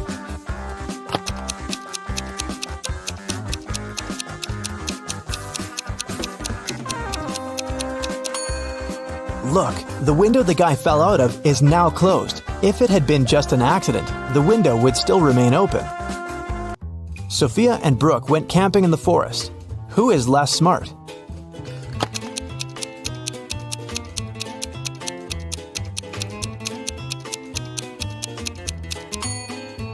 Brooke. Look, she's wearing heels. Nicole and Kate are late for work. They're both driving fast, breaking the speed limit. Which of them is in greater danger?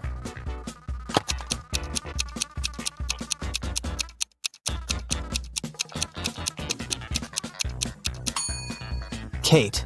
She has many things lying around in her car. In case of an accident, something is likely to hit her. Jessica and Margot are jaywalking. Jessica is listening to music and Margot is texting her friend. Who is in greater danger?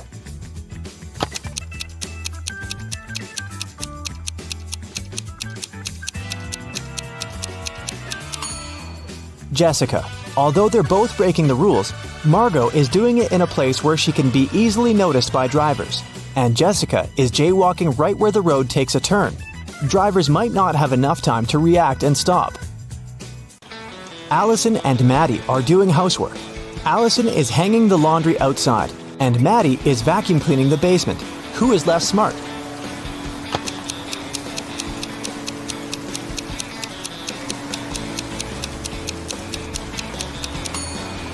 Allison.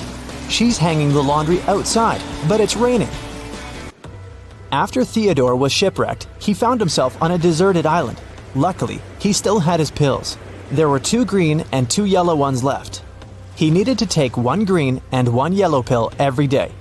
The problem was that the man couldn't see anything at all and couldn't tell the color of the pills. There wasn't a soul around to help him. How can he manage it?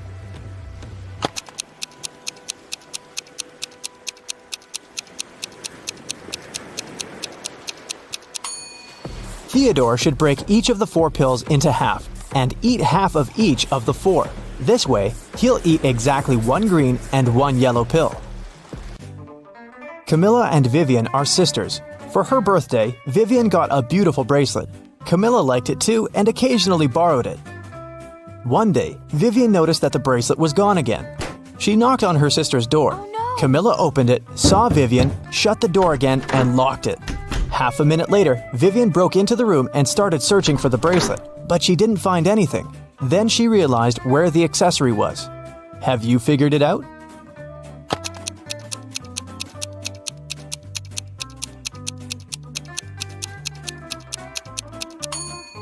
Vivian remembered that when Camilla first opened the door, she had her hair down. But now she has her hair up. She has put her hair in a bun and hid the bracelet there. Space-time collapse has occurred recently in one of the most remote galaxies in the universe, the Rhino's Eye. A group of space scientists accidentally integrated an ultra-deferential evaluator into a quasi-spatial thermostat. How could you? Well, in simple words, somebody put a time machine, which looked like a TV remote control, inside a teleport that looked like a washing machine.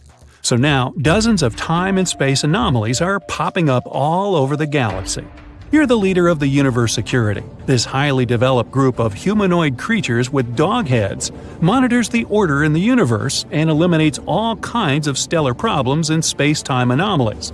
With your squad, you now have to deal with the consequences of today, tomorrow, and yesterday's incidents and turn off the teleporting time machine.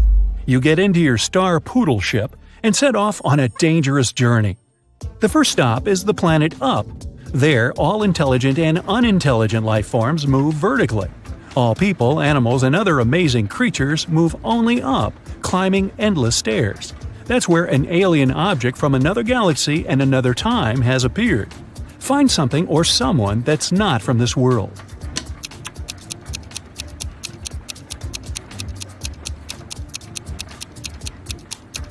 Look! There's a snail crawling along that rope ladder. It's moving horizontally. You put the snail in a jar. You're going to send it home, to the planet Slime. Surprisingly, the snail can speak. It asks you for help. An unknown monster has appeared on its world, and now it terrifies all the inhabitants of the slime world. You decide to help and fly to the snail's planet. Just snails and caterpillars live here. The whole world is covered in a thick layer of slime. You can see huge snails, little ones, and even several snails the size of a skyscraper. But there is also an outsider among them.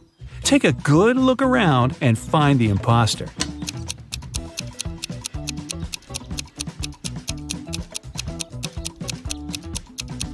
Among snail shells, you notice the shell of a big hermit crab. It looks like any other snail shell, but a pair of claws peek out of it. You set up a force field around the crab and transport it to your ship. Your mission here is over. The snails are grateful to you. Your next task is saving the planet Sterilium. This is the most sterile planet in the entire universe. There's no dirt, no microbes, and no bacteria there. One-eyed flying crystals inhabit this pure sterile world. They can't talk since they don't have mouths, but they communicate telepathically. Your brain receives a signal from them. The crystals are asking for help. A huge meteorite is approaching the planet Sterilium, and you need to destroy it. You can't land on the planet because you might bring microbes here. Instead, you approach the asteroid and scan its composition. You find out the asteroid has come here from a parallel universe. It consists of sugar. Well, you tell the crystals they don't need to worry and fly away from the asteroid without doing anything. Why are you sure nothing bad will happen to Sterilium?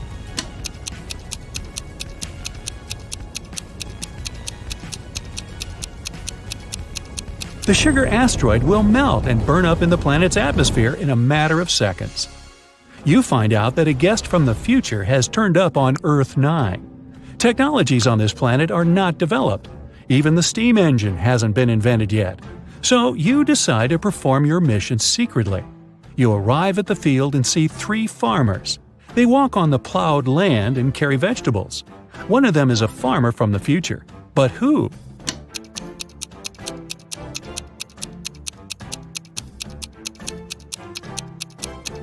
Look, that guy is using a plastic bag. You send him to his time and are about to fly away. But then, you notice something strange. 3 billion people live on Earth 9, and all of them are supposed to look different. But for some reason, they're identical in appearance. You see 3 billion farmers working in one huge field. You have a powerful sense of smell, and you feel that the inhabitants of this planet aren't human. They smell like nothing. Take a look at this army of farmers and find out who they are.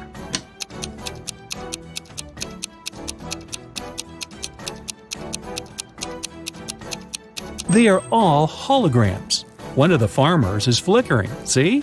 But why would someone create such a huge optical illusion? At this moment, all the farmers, the land, trees, and grass begin to blink. The whole world around you disappears. You are inside a small white room now. Your face turns into a human one. Your mouth is covered with a bandage so you can't speak. Your spacesuit turns into a gray shirt. The door opens and a big guy in a white coat enters. He gives you a mop and a bucket of water. "Wash the room," he says, and leaves. You don't remember who you are or how you got here. You need to find out what's going on, but first you need to know what you look like. How can you figure it out in a white room without any glass surfaces, mirrors, and windows?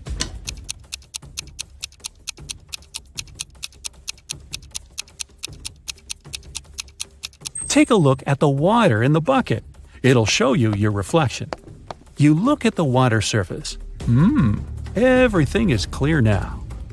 The door opens. You leave the room and walk along a long corridor together with the orderly from before. You pass by a room where other people in gray shirts are sitting. You enter the dining hall. The cook pours you some water and gives you a pink donut. "Lunch," he says.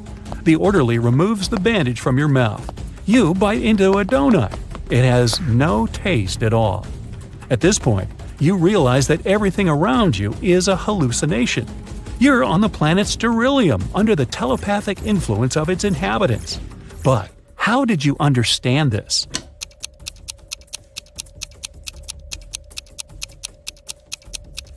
When you looked at your reflection in the bucket, you saw your real face, the dog's one. Everything is too clean and sterile around, and the donut has no taste. Crystals don't know what taste is, so they can't create it.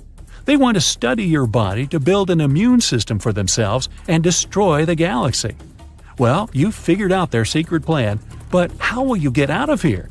The only way is to use some bacteria. But where can you get microbes on an absolutely sterile planet? At the moment, you look at the orderly and spit at him. Chaos erupts all over the place. The cook screams and runs away. Your shirt disappears. You become the leader of the universe security again, and your head turns into that of a dog. Your saliva contains microbes. When you spat at the crystal, you infected the entire planet. You leave Sterilium during the microbial apocalypse. You meet with your team and are now flying through outer space. Suddenly, you catch a signal from a huge planet called Gectum. It seems the time machine is there. At the moment, the planet is falling into a black hole. You land on Gectum. The sky is slowly becoming black. You notice the shimmering washing machine. This is it. You attach several cables to the machine and lift it onto your ship. The gravitational force of the black hole is growing. Your ship doesn't have enough power to leave this place. What should you do?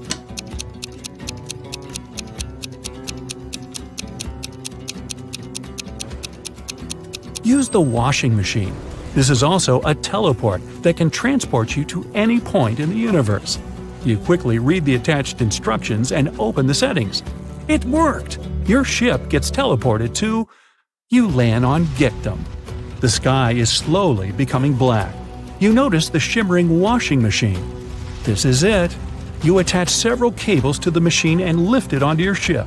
The gravitational force of the black hole is growing. Your ship doesn't have enough power to leave this place. What should you do?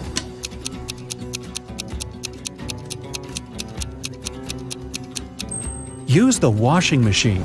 This is also a teleport that can transport you to any point in the universe. You quickly read the attached instructions and open the settings.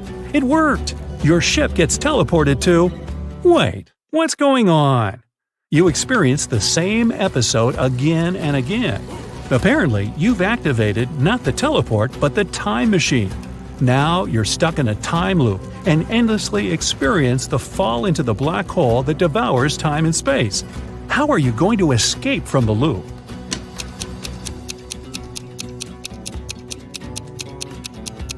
You throw the machine into the black hole. The time teleport is destroyed. You've saved the universe. But you're still falling into the black hole together with the planet. To leave it, you need a tug.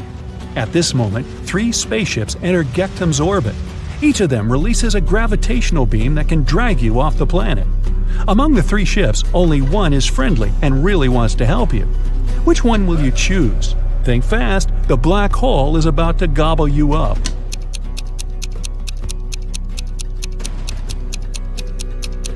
The ship that looks like a snail will help you. After all, you've saved the snail's planet from the giant crab. The big spaceship pulls your star poodle away from the incredible force of gravity. You find yourself in open space and fly away from the black hole as fast as you can. The universe is saved. Now it's time to see your score. 0 to 2 points. Maybe you can save a planet or two, but rescuing a galaxy or the entire universe is still too much for you. 3 to 6 points. Not bad. You can protect the universe, but only from small threats. Sometimes you still feel existential horror because of the impending space problems. 7 to 9 points. You deserve your place on the team of the universe security. But you need to remember that you can't save worlds without your colleagues' help. 10 to 11 points. The universe always needs you. Only you can control time and space and crack the trickiest space mysteries. Jessica, Pam, and Serge have just met in the hall of a business conference. Take a closer look at their hands. Can you guess which one of them is a millionaire?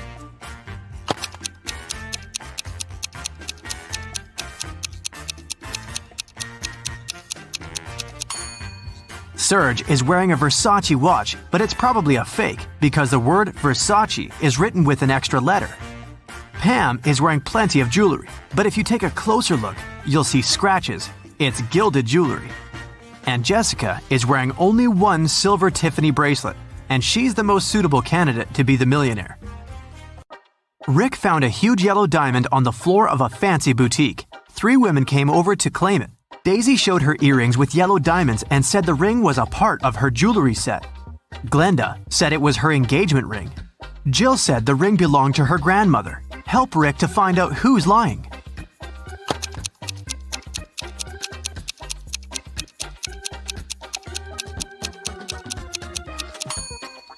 Daisy's earrings are framed in rose gold, while the ring in white gold. It's not a jewelry set. Glenda is already wearing an engagement ring on her finger, so Rick should give the ring back to its true owner, Jill. Kim is a manager in a luxury restaurant. She came back from a break and saw a quarrel between the waiter whose name was Tom and a customer, Nancy. Nancy had claimed that she had ordered a combo lunch meal, but Tom said that she didn't order any food but a croissant. Kim knew exactly who was lying. How did she guess?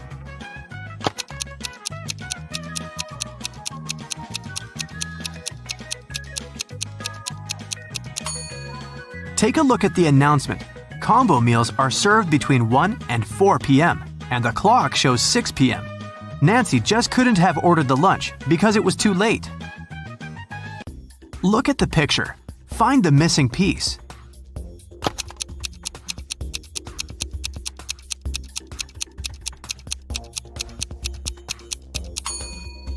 This cube on the right fits perfectly, but you gotta rotate it first. Bus station guard Steven received an anonymous call. One eccentric rich guy decided to prank his friends heading to a mountain resort. He hired a criminal to hijack the bus along with all the passengers and go on a beach party instead.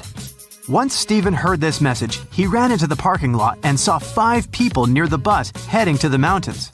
Help Steven to determine which of the passengers is the possible criminal.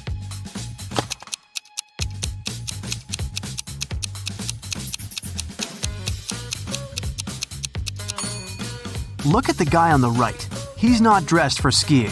He's wearing beach clothes. Freddie was hired to decorate a fancy boutique. He was taking pictures when he heard screams. Freddie saw 2 women fighting and pulling an expensive handbag. Both women, Rose and Lily, said they've put the bag on the register stand to buy it later, but Freddie knew who was lying. How?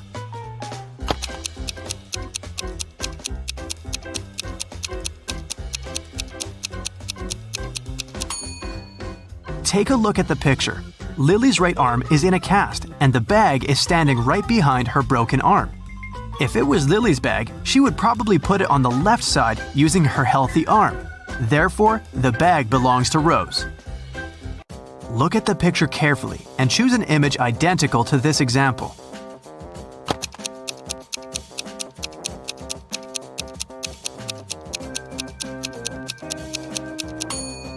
Well done. Image 4 is identical, but it's rotated by 180 degrees.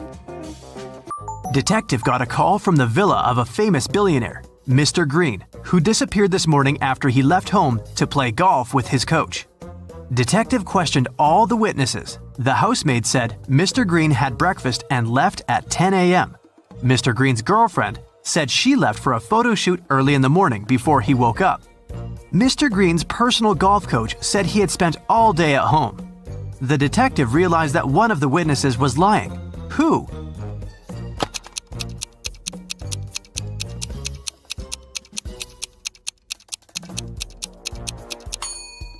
The coach was lying. He had an appointment with a client. Anna was visiting her granny in the country. Granny decided to cook a special dinner and sent Anna to the forest to collect some mushrooms. Granny gave Anna a picture of specific mushrooms that she had to pick. This was very important because the forest was full of dangerous mushrooms. Help Anna to choose the right mushrooms.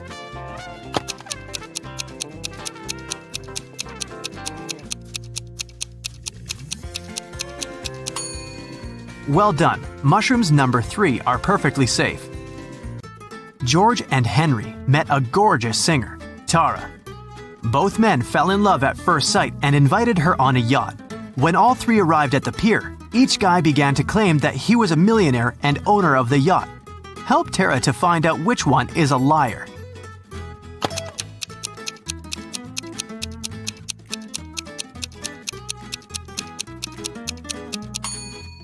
Look closely at the yacht.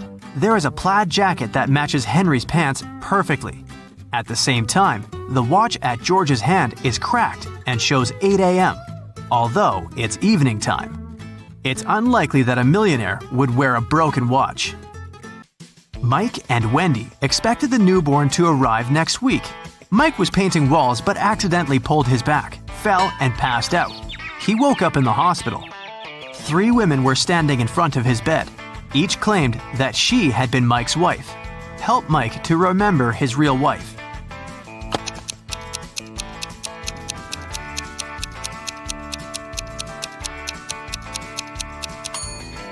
The belly of the first woman is too small for a woman who is giving birth next week. The second woman is wearing high heels and her shoes are buttoned. The third woman's sandals are unbuttoned. She couldn't button her shoes on her own because of her belly. Look at the picture attentively. Find the odd kitten.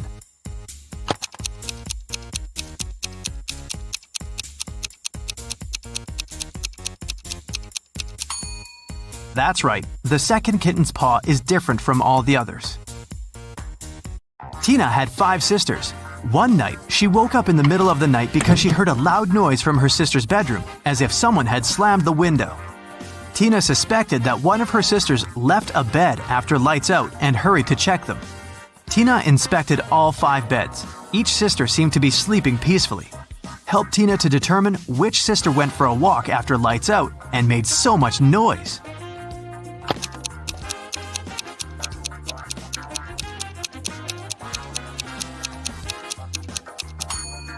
It was this sister in the third bed. Take a closer look. She crawled under the blanket wearing her dirty sneakers. Diana, her fiancé Tim, sister Sarah, and their puppy came to visit the groom's mother, Miss Wilson, at her house. Next morning, Diana found out that her puppy was gone. Diana questioned all 3 family members. Tim was hanging out with his ex-classmates. Sarah demonstrated a small kitty. She spent her time purchasing a new pet. And Miss Wilson tried to stay away from the puppy because of her severe allergy. Who is a liar?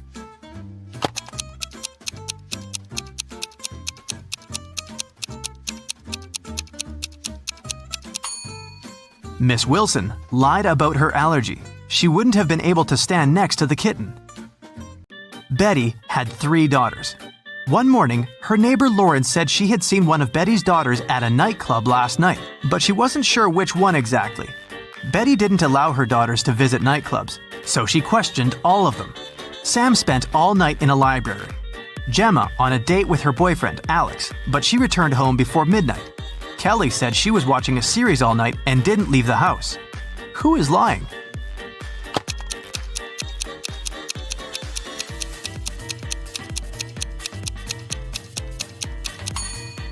Sam is lying. Look at her face and clothes. She's covered with glitter. Who needs glitter in a library? An elephant was sleeping and having a very weird dream. When he woke up the next morning, he found out that his shadow was gone. He was looking for his shadow all day and finally met a wizard. The wizard confessed that he had stolen the elephant's shadow, but the wizard was ready to give it back if the elephant managed to recognize it. Help the elephant to make the right choice.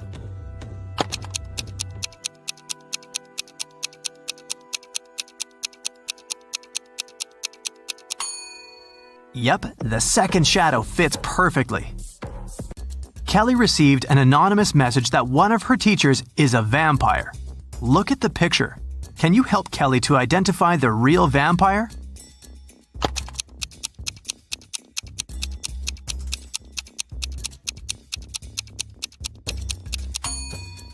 It's over here. She has an eye in her meal. Jane called the police to report that someone had broken into her house and taken her precious jewelry collection. She was washing her hair in the shower when she heard footsteps downstairs. She went down and found out that the safe was opened and all the jewelry was gone. When the detective heard this story, he arrested Jane immediately. Why?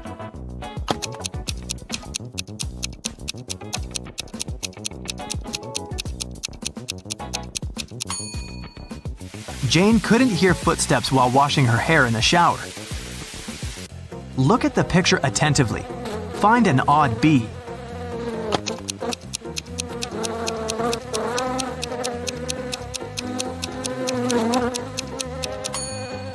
That's right, this bee has fewer stripes than the others. Jack and Sarah went to the countryside to celebrate their anniversary. At the local market, they bought a sweet watermelon. They sat on a beach, cut it up, and enjoyed it. The watermelon tasted sweet and delicious. Each of them ate 3 wedges, but in 20 minutes, Sarah got sick. Jack took her to the hospital. The doctor said the watermelon was poisoned. Sarah and Jack ate the same food and drank the same drinks. How is this possible that Jack feels well?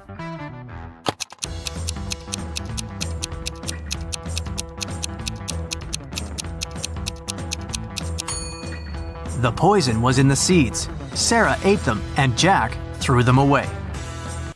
Look at the picture attentively. Can you identify a dog among all these pandas?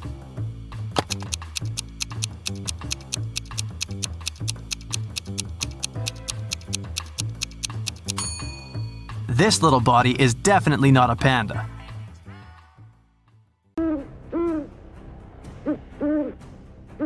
Gemma entered a haunted house to take pictures. But suddenly, someone closed the door and locked her inside. She spent the whole day in total darkness. Then, the lights turned on, and a creepy clown appeared in front of her. "There's a game I want to play with you," he said. The clown offered Gemma 3 bowls of soup. 2 of them are poisoned and 1 is safe. If she chooses the safe one, the clown will set her free. Can you help Gemma to make a wise choice?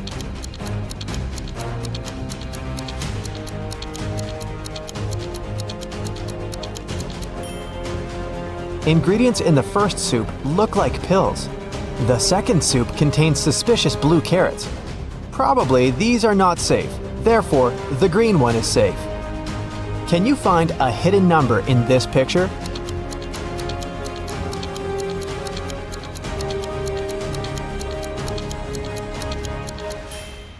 That's right, it's 9175.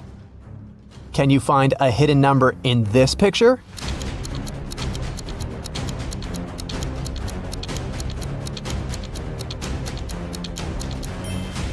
That's right, it's 341. But I'm sure you'll manage to spot a hidden number in this picture.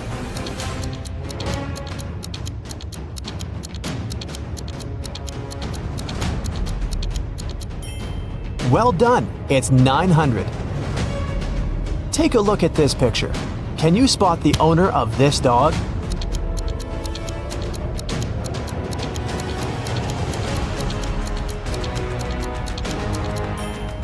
The red-haired lady is the owner of the dog. Take a look at the dog's collar. It has a picture of the owner. Paul worked in a large company. He left the office to have lunch one day, but he didn't find his car in the parking lot. He immediately called the police. The police soon found the car and started to chase the criminal. But the criminal left the car and ran to the park. The police caught 3 suspects. Jill said she was jogging in the park. Peter was waiting for his girlfriend. And Amy was walking and enjoying nature. Who stole the car?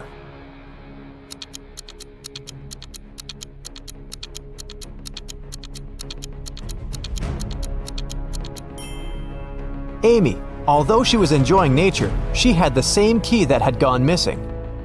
Can you find a hidden dice among all these pieces of cheese?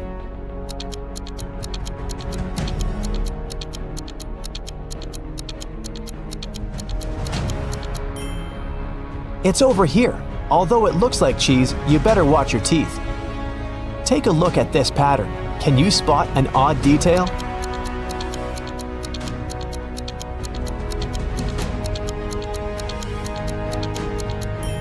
This bunch has more grapes than the others.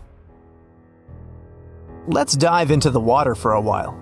The bottom of the ocean is full of life, but can you see any fish?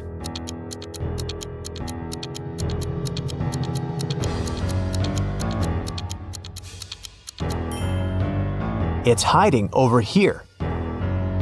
Here's an eye challenge to read a blurred quote. Can you see this phrase?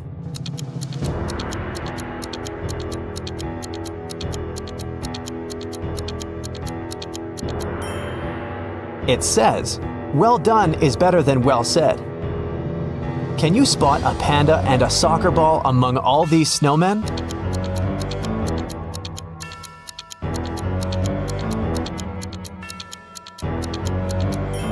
The ball is over here, and the panda is hiding in the right corner. Look at this picture very attentively. Can you see anything dangerous in this picture?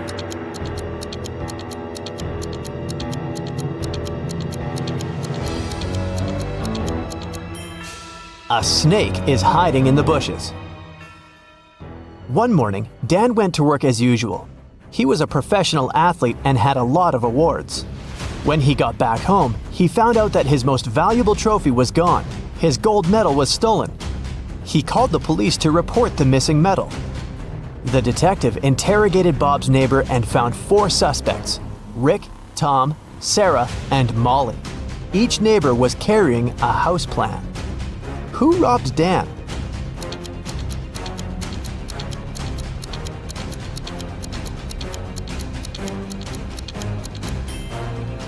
It was Sarah. Look, the house plan matches his house perfectly. Josh ordered some delicious sushi for a picnic outdoors. Look at the picture carefully. Can you spot any odd components in this meal?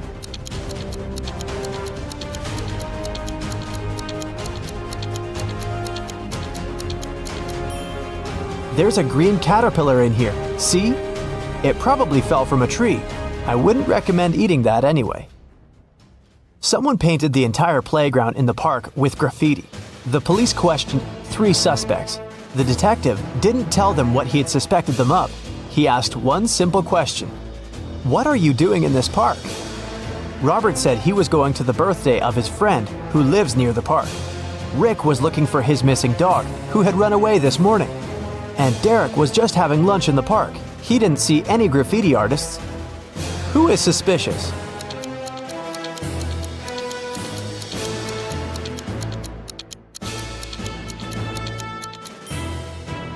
Derek. The detective didn't say anything about the graffiti, but Derek already started defending himself. Can you find the hidden gold coin?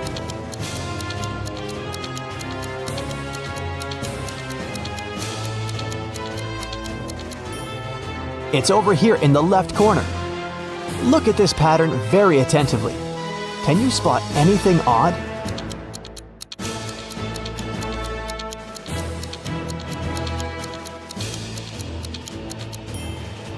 Someone has bitten this banana. Can you find the right shadow?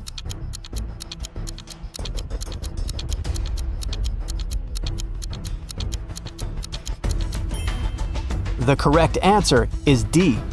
Can you see any numbers on this picture?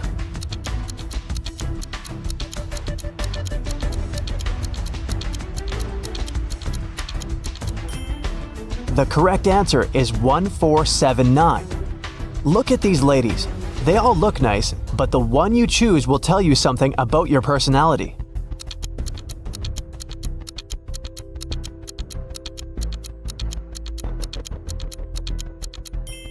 If you choose the first lady, you're very friendly and easygoing. Some people may think you're too naive, but you're just a very sensitive and curious person who sees life as an adventure. If you chose the second lady, you're a very loyal and passionate person. When you're in love, you become invincible. If you chose the third lady, it means you love to have fun and nothing can confuse you or make you feel down. Take a look at this picture. Can you spot a person who's in the safest position?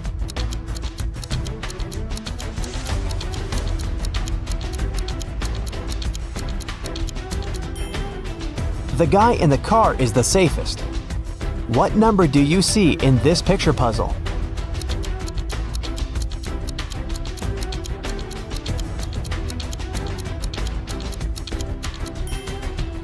Number 517. Ryan wants to get a job at the museum. He successfully passed the interview, but his employer gave him a final test. Help Ryan determine which portrait is antique.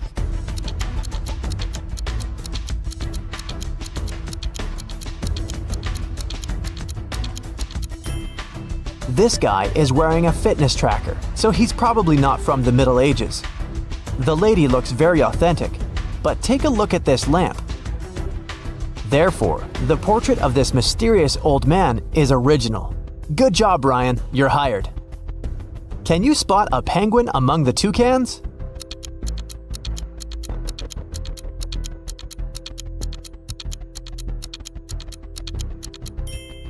This guy over here. Jack and Jill just moved into a new house. While they were unpacking their boxes, the doorbell rang. They opened the door and saw 3 neighbors standing on the porch.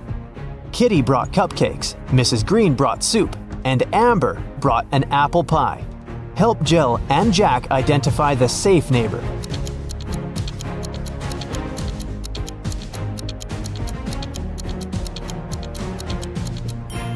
Kitty's cupcakes contain cockroaches. Amber's cake seems to have some pills hidden in the apples. Therefore, Mrs. Green with her strange soup is the most harmless neighbor. Can you find...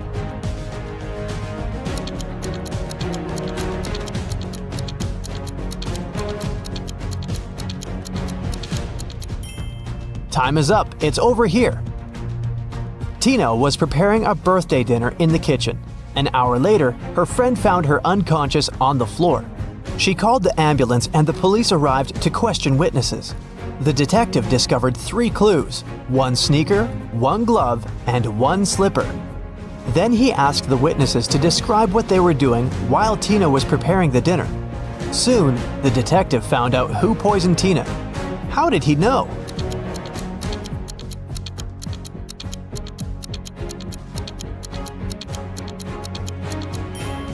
Tina left a left shoe, left glove, and left slipper. She was trying to show that the poisoner was left-handed. What's wrong with this picture?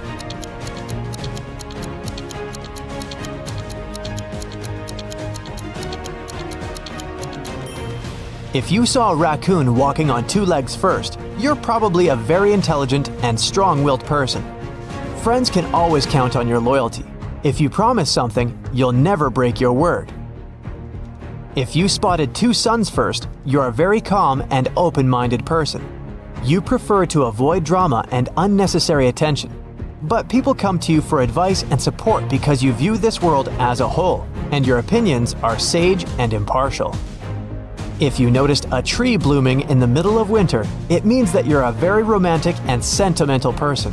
You feel the beauty of this world very intensely, and you need an environment that will nourish your soul and appreciate your uniqueness. With this kind of support, you can easily make this world a better place. Chris and William are getting ready for the day. Which of them doesn't live alone?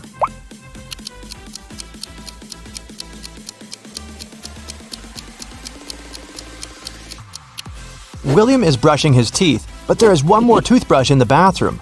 It's likely to belong to someone else, so I'd say William doesn't live alone. Now, take a look at these pictures of Philip and Kai. One of them lives with his girlfriend. Can you tell who it is?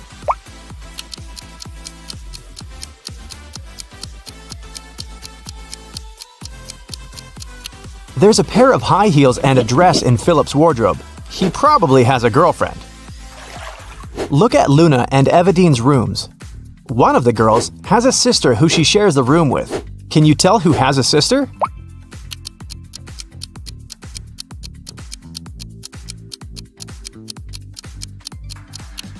There's a bunk bed in Luna's room. I bet she has a sibling.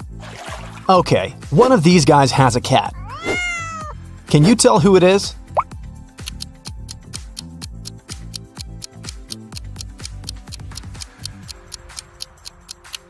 It's the guy on the right. Look, the wallpaper at the bottom of the wall is scratched. Now, I'll be showing you some pictures one by one. Your task is to find what's wrong with them. Ready? Here's the first one.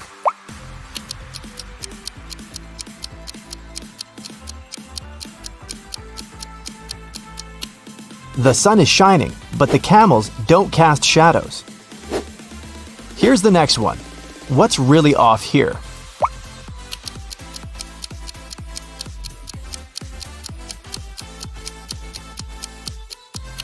Look at the flag at the top of the building and at the tree nearby. It seems that the wind is blowing in different directions. This is impossible. This one is pretty simple. What will you say?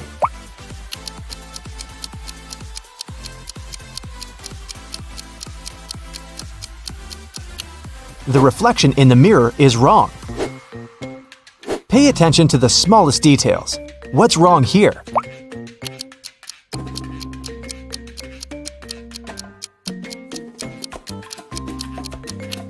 The school bus doesn't have a door. Something's off with this image. What is it?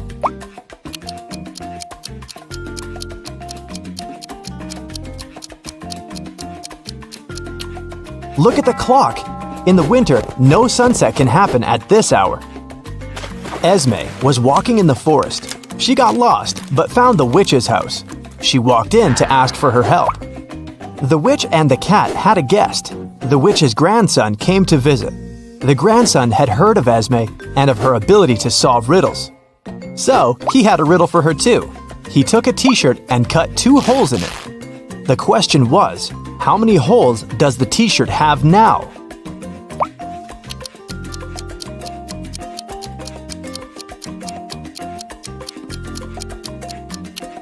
Eight. With 2 holes cut through, there are 2 on each side, 4 in total. Plus, there are 2 holes for the arms, 1 for the head, and 1 at the bottom. Every weekday, Kennedy eats an apple on her way to work. Once, she noticed a woman selling flowers. The woman gave a man a bouquet and said, "Tuna sandwich." The next day, it was yogurt, directed at another person. On the 3rd day, it was eggs.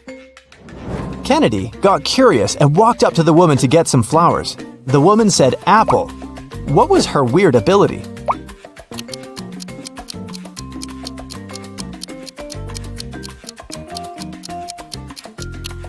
The woman always knew the last thing her client ate. Simon had a crush on a new girl in his class. Finally, he asked her out on a date. To impress her, he told the girl he had undergone a special secret training program. And then he visited the moon. He even had a picture. The girl took a look at it but didn't believe Simon. Why?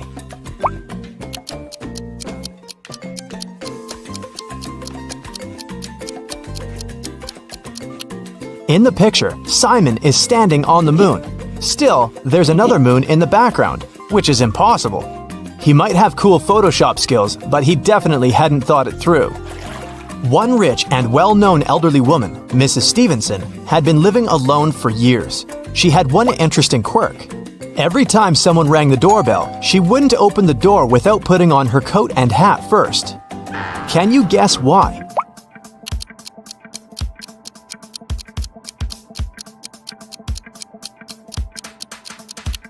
She didn't know who the visitor was until she opened the door. If she liked that person, she'd tell them she'd just returned home and invite them to come in. If it was someone she didn't want to spend time with, she said she was leaving.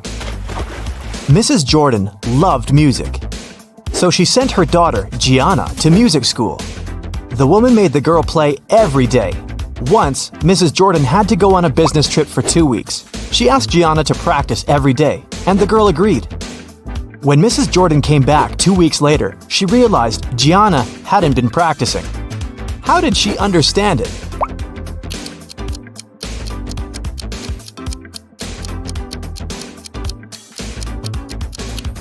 The piano is dusty, which means it's been a while since Gianna last opened it. A group of aliens from another galaxy discovered planet Earth and decided to study people. 4 of them turned into humans and went to our planet to explore. But the aliens didn't really succeed in pretending to be humans. Take a look at these photos and try to find an alien. Here's the first image. Can you spot anything strange?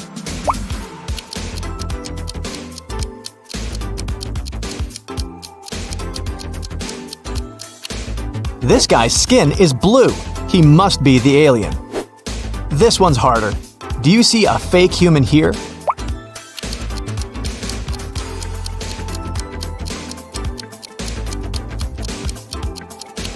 It's winter and it's cold, but this guy is only wearing shorts. That's some non-human ability to tolerate cold temperatures. What about this one?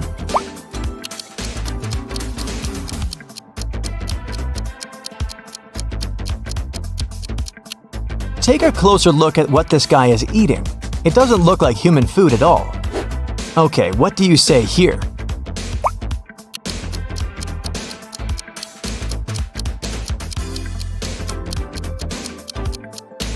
Did you notice this one has 6 fingers? I bet it's him. Mrs. Lawrence has 3 daughters who she doesn't allow to go outside after 8 p.m. The woman was at work when a neighbor called her and said she'd seen one of her daughters in the mall. Mrs. Lawrence immediately called each of her girls. Mia said she'd been playing badminton outside. Nicole said she had an online study session with her friends. Quinn said she'd been playing computer games. Who lied?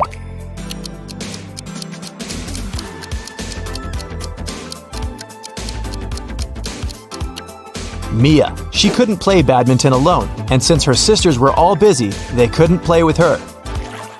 I have a friend, Anna. Her mom is the most unusual person I know. She has green hair, wears skirts with trousers, and has a pet raccoon. She also has 3 daughters. Her oldest daughter's name is Wednesday.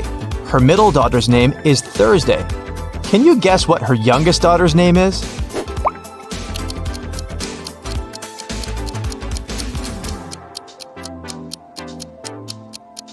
Well, it's Anna's mom, so her 3rd daughter's name is Anna. On the first day of college, Ruby went missing. A detective had 3 suspects: Mrs. Collins, the director, Mr. Wright, the cleaning man, and Cassidy, Ruby's best friend. Mrs. Collins said that she had to do her midterm report and hadn't left her office. Mr. Wright said he hadn't even seen the girl. Cassidy said they'd spent the whole day together at college. But then Ruby went home. Who is lying?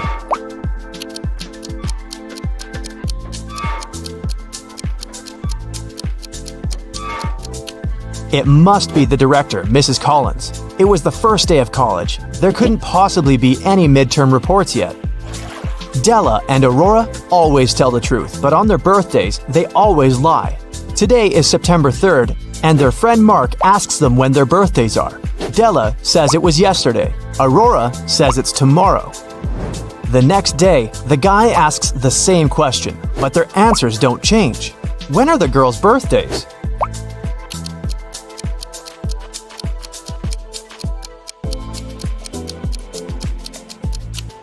Each of them lied on one of the days, so these 2 days must be their birthdays. Della said it was yesterday both times, so her birthday must be on September 3rd. Then, the next day, she told the truth. September 4th is Aurora's birthday. She told the truth on the first day and then lied on her birthday. Hazley and Skylar are jaywalking. Hazley is listening to music and Skylar is texting. Who is in danger?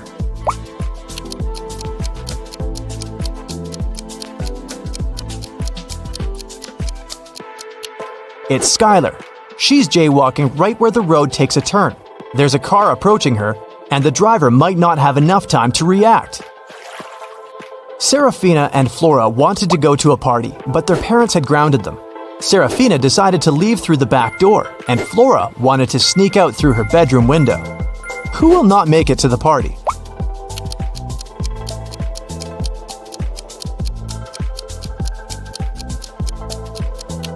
Probably Flora.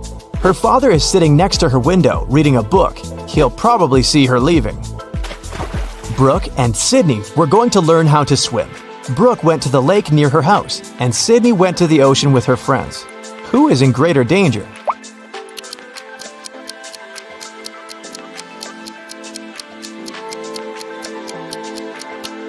Brooke. She went alone. There was no one around to save her in case something goes wrong. Brielle got a new bike as a present for her birthday.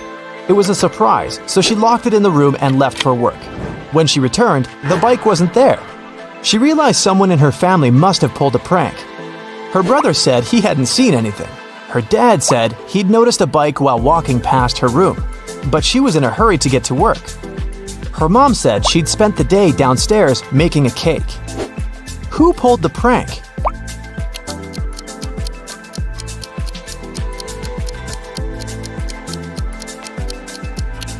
It must be Brielle's dad. She locked the room so he couldn't see the bike unless he walked in. In a magical world, there are 2 cities connected by a bridge.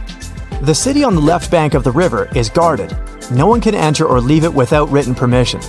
Ellie was held captive in this city. She managed to escape and needed to get to the other side. It took 10 minutes to cross the bridge, but the guard came out of his house every 5 minutes. How can Ellie cross the bridge?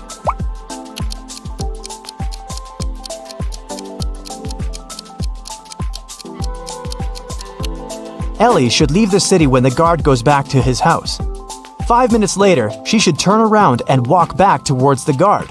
When she approaches the man, he'll think she's trying to come in. But since Ellie won't have any permission, he'll send her back to the city on the right bank of the river. Mr. Robinson is a successful businessman. One morning, he had an insight. Later that day, he invited 2 of his best managers to his office to discuss this breakthrough. Which of these men is Mr. Robinson?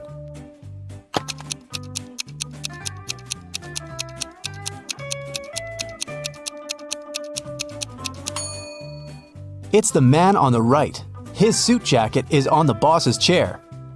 It's an animal. Take away its last letter, and you'll get a water body where this creature usually catches fish. What is it?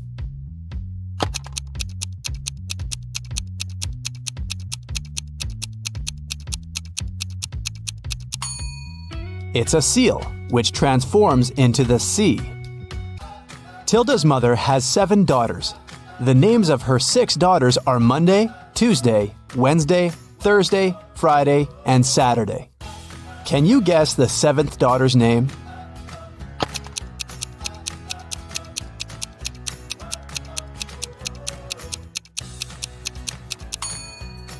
That's right, it's Tilda.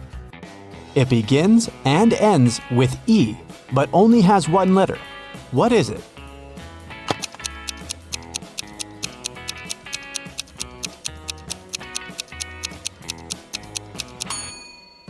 The right answer is an envelope. Mrs. Sally baked her favorite chocolate cookies for a charity fair. She left them on the kitchen table and went to the garden. When she came back, all the cookies had been eaten. Mrs. Sally got very angry and questioned her 3 children.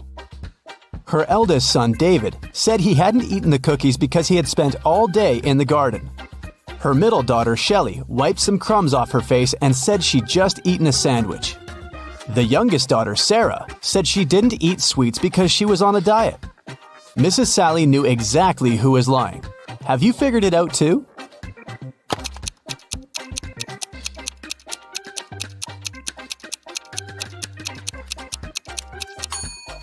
It was David. Mrs. Sally was in the garden when someone ate the cookies. If she had seen David there, he wouldn't be among the suspects. Look at the picture. Can you find the odd star?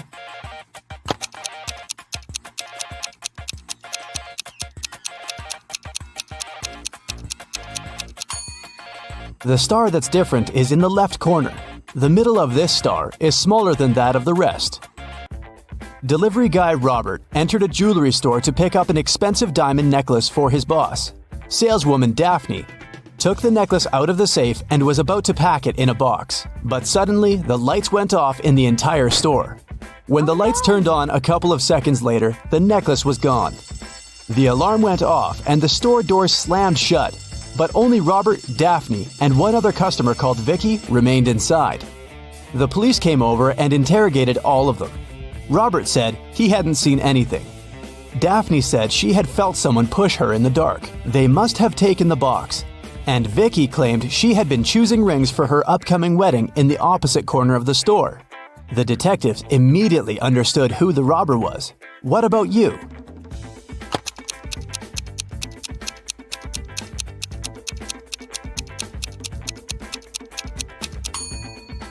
Vicky stole the necklace.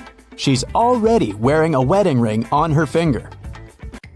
Kitty was walking in the woods and got lost. At one point, she met a magic fox. The fox said, "If you can solve my riddle, I'll help you find your way home. But if you don't, you'll turn into a fox and stay here with me." Uh-oh. When you have it, you want to share it. But if you share it, you don't have it. What is it? Kitty returned home that night. What did she say to the fox?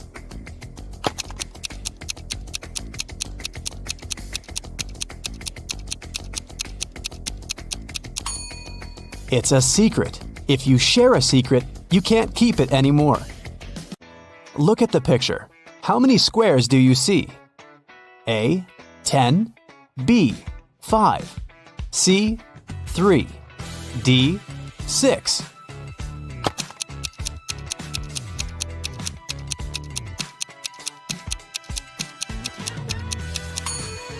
You're right. There are 10 squares.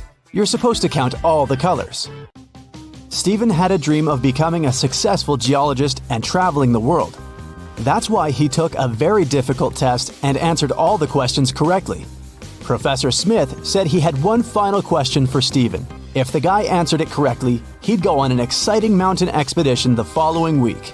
Mount Everest was discovered in 1852, but what was the highest mountain in the world before that? The next week, Stephen was proudly walking in the mountains with his colleagues. What did he say to the professor?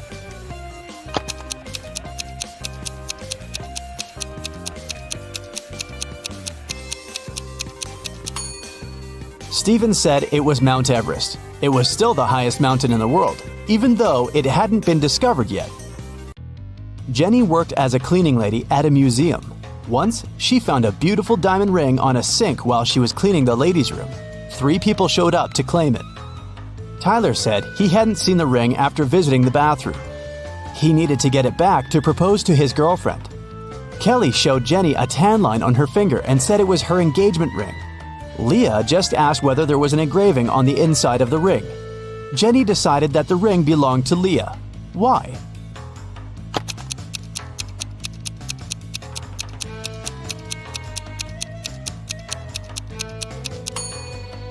Kelly's tan line was on the wrong finger. Tyler wouldn't have been allowed into the ladies' room, and Leah was the only one who knew the ring had an engraving. Susie entered an elevator and pressed the 7th floor where she lived. Suddenly, the elevator got stuck between floors. Susie got anxious and hit the emergency button. The operator said, "I'll restart the elevator, but first, you have to solve my riddle." "What can you hold without touching it?" he asked. 1 minute later, Susie was on her floor. What did she say to the operator?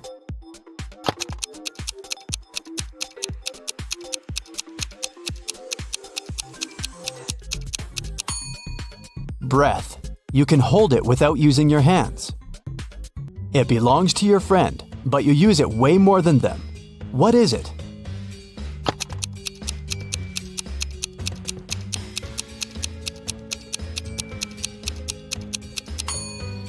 That's right, it's your friend's name. Alice was walking in a field and suddenly saw a white rabbit. She took a picture of the animal. Suddenly, the rabbit said, "Hey, I can show you where the treasures are hidden." Alice got very excited, but then her friend called her and the rabbit ran away.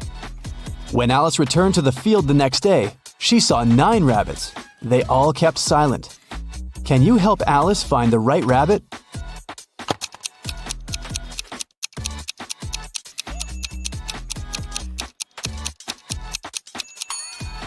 It's over there, in the right corner. What substance is there in each mug? 1. It's not sugar or water. 2. It's not sugar or tea. 3. It's not tea or water.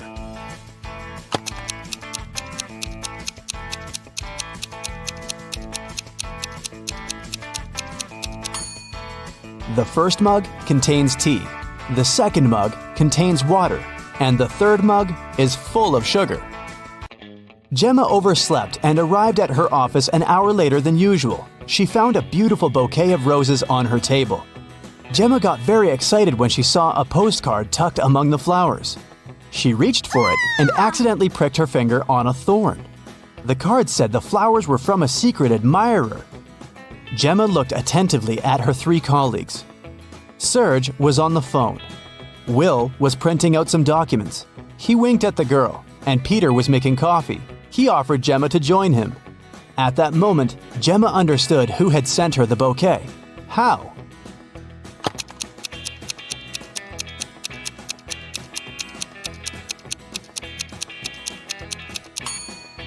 It was Serge.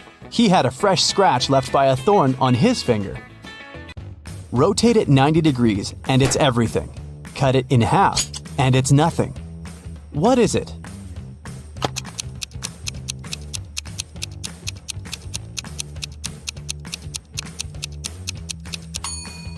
When you cut 8 in half, it turns into 2 zeros. If you place it on the side, 8 turns into the infinity symbol.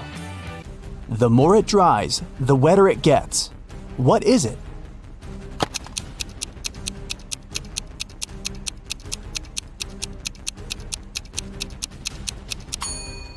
It's a towel.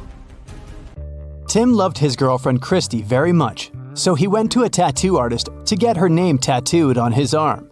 But the artist turned out to be a crazy scientist. He used Tim's DNA to create 2 evil clones. When Christy came to the tattoo parlor to pick Tim up, she saw 3 identical guys. Help Christy determine which Tim is the real one.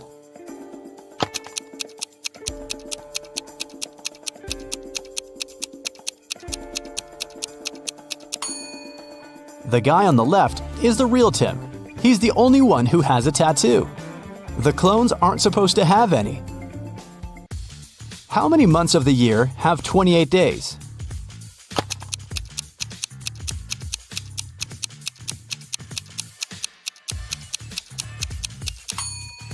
All 12 months. Look at the picture. Which one is different?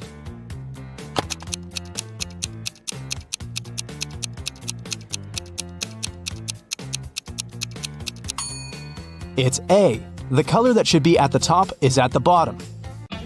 Helen was a famous singer. When she was applying her makeup in the dressing room, her agent called her. He said that her song had become the main hit of the year. Helen told her assistant, Nick, "Hurry up, bring my best friend Lisa here. I want to celebrate."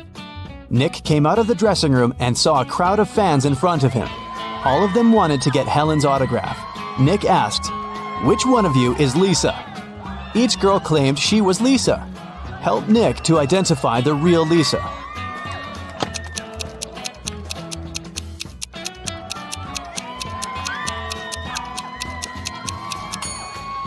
The real Lisa is wearing a necklace with the left half of the heart on her neck.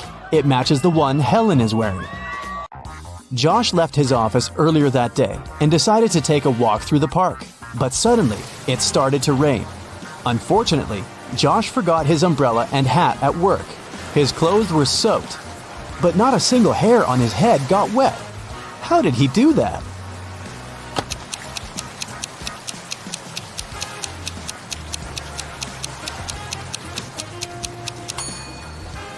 Josh was bald. Richard is a famous writer. On a Sunday morning, he finally finished his book and called his agent Stacy to share the good news. Stacy came to his house at 9 a.m. She found Richard unconscious on the floor. Oh, no. His laptop with the new book had disappeared. Stacy called the police. The detectives arrived immediately and questioned everyone who had been in the house. The nanny said she had driven Richard's son to school. The gardener said he'd had a day off and spent time with his family. The driver said he had taken Richard's car to a car wash. Once the detective listened to everyone's stories, they knew who was lying. How did they find out?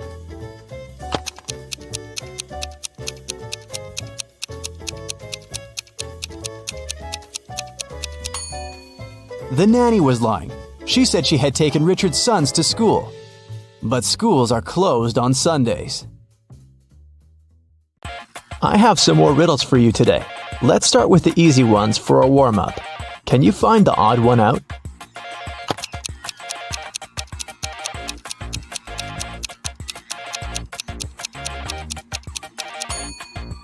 Yep, here it is. Here's another one. Find an odd one out here then.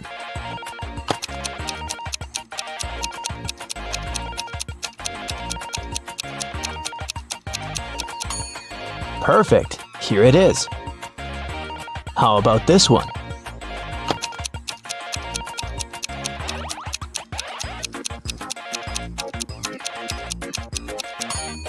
Right here.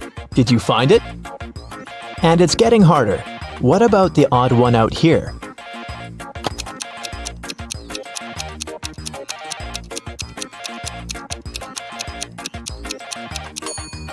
Look, it's this one. All the other hands are the right ones, and this one is the only left hand. Now I'll show you two pictures. Your task is to find 5 differences between them. Ready?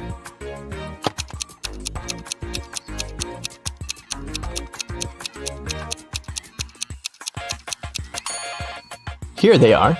How many did you spot? Let's do it one more time. Find 5 differences here. Keep your eyes wide open.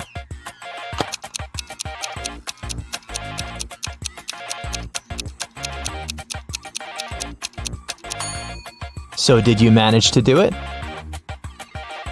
I think you're now prepared for more hardcore tasks. Let's start with decoding.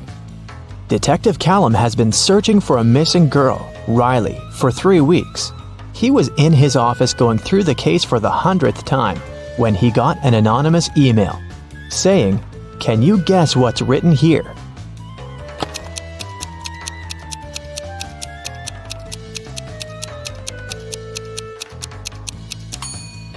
It's just written in reverse order. If you read it from right to left, the message turns into, "The girl is in a hidden room beneath the Central Cafe.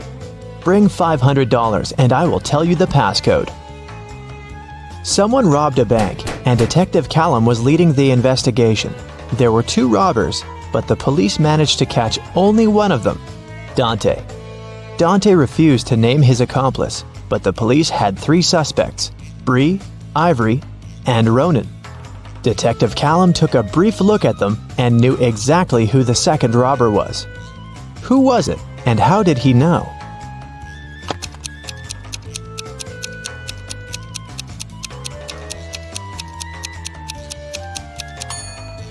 It's Ivory. Look, she has the exact same tattoo on her wrist as Dante. Holland went to work and asked her boyfriend, Kyler, to walk the dog. Kyler agreed, but then his friend called him and suggested to come over to play a new video game. So, Kyler decided to skip the dog walk and went straight to his friends. Holland and he met right outside the house when they were both going back home. Kyler said that he'd walked the dog and then went to play with his friend. But Holland knew that he was lying. How?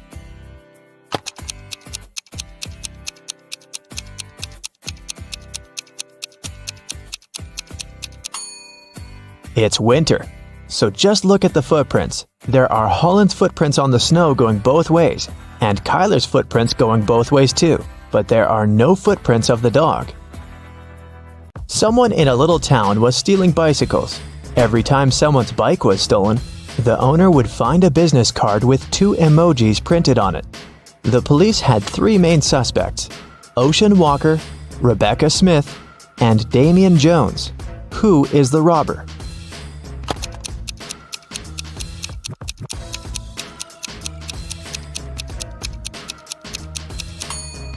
The emojis signify the name.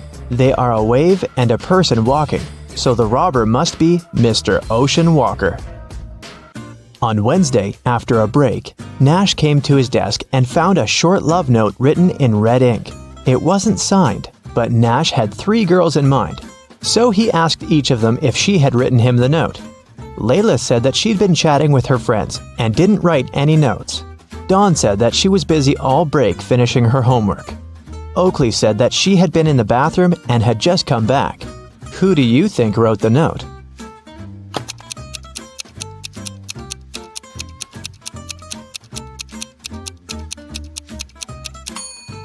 Look, Oakley's hands are covered in ink. It's blue ink, but still. If she really was in the bathroom, her hands would be clean. So she must be lying, and she must be the one who wrote that note. Adley was kidnapped and woke up in a dungeon. There were 3 ways out, but they all looked dangerous. Behind one door, there were many little robots that were ready to attack her. Behind the second door, there were 3 trained tigers. Behind the third door, there were 3 big and very hungry dogs. Which way should Adley choose to get out safely?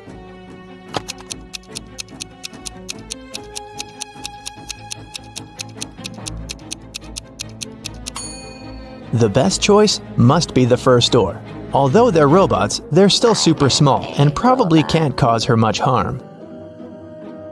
Right before a restaurant was about to open, someone had stolen all the money from the cashier's desk. A cook said that he was working in the kitchen and didn't have any free time. The security guy said that he was in the bathroom and didn't see anything. The waiter said that there was a suspicious visitor peeking around. Who do you think stole the money?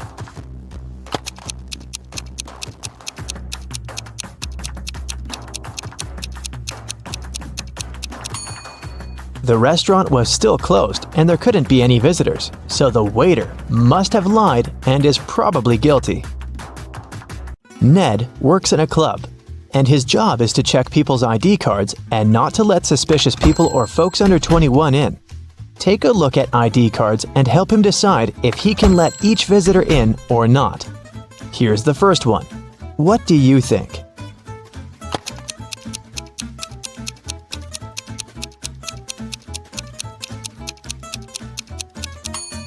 She seems fine. Let her in. Okay, here's the next visitor. What do you say?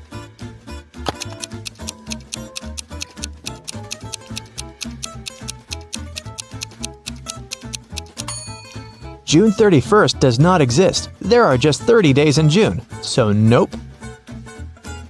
What about this guy?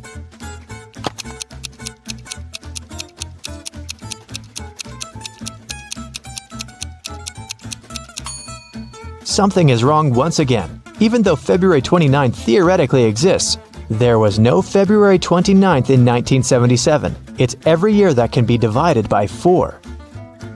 Okay, what do you think about this girl?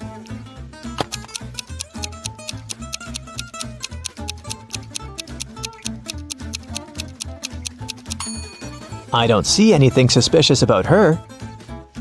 Here's another candidate for the club. What do you think?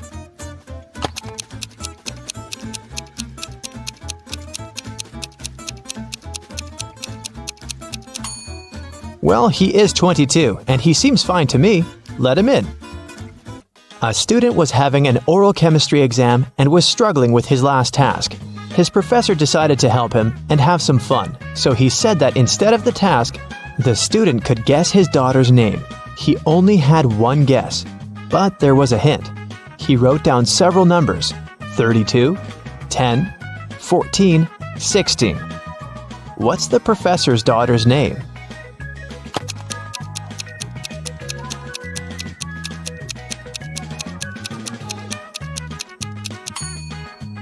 It's a chemistry class and chemistry professor, so there must be something related to chemistry. Look, there's even a periodic table in the background to help you.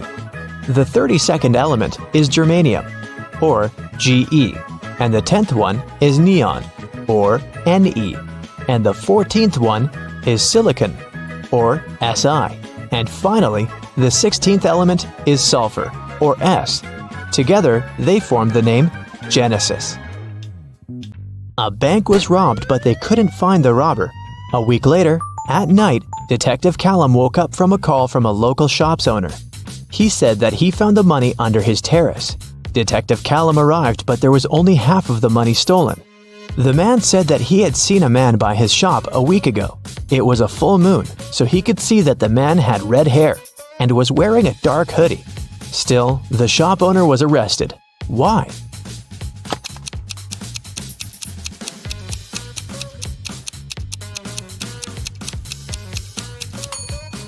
The shop owner said it was a full moon a week ago, but look, it's a full moon right now, so the man must be lying about something.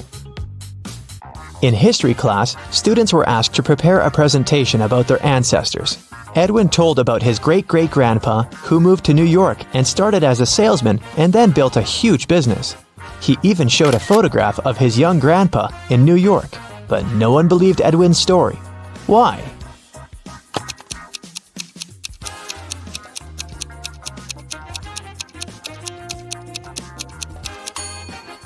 Even though the picture is black and white and looks old, old New York looks very much like modern New York, with dozens of skyscrapers. The class noticed and figured out that it definitely wasn't a real photo. Royce called the police and reported that someone had robbed his house. Detective Callum arrived and asked Royce to tell exactly what happened. Royce said that he had walked into his room and saw someone getting out of the window. It was still open because Royce didn't care to close it or touch anything before the police arrived. He checked his wardrobe and found that his savings had been stolen. Detective Callum closed the case. Why?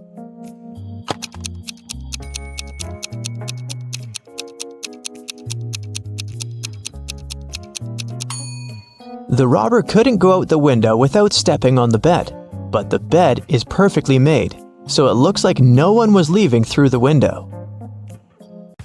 Kaya was studying in the library. She went to the bathroom and left her things on the desk. When she returned, she found that her wallet had been stolen. She called the police and they interrogated the 3 students who were also in the library. Andre said that he had left the library right after Kaya to get a drink from the vending machine and hadn't touched any of her things. Poppy said that she was studying the whole time and not paying attention to anything.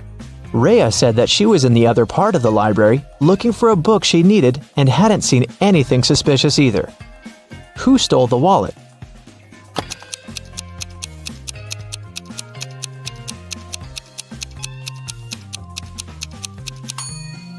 It was Andre. He said that he had left to get a drink in a vending machine, but look, there's no drinks in the vending machine, only snacks. A young man named Colton was living with his best friend Cassidy. One morning, he called the police because Cassidy wasn't breathing. He said that he'd been working all day and had returned home late, so he hadn't seen her or talked to her for over a day. In the morning, he found her in bed like that. Last night, Cassidy had a headache and had to take many pills, so maybe that was the reason. Colton was immediately arrested. Why?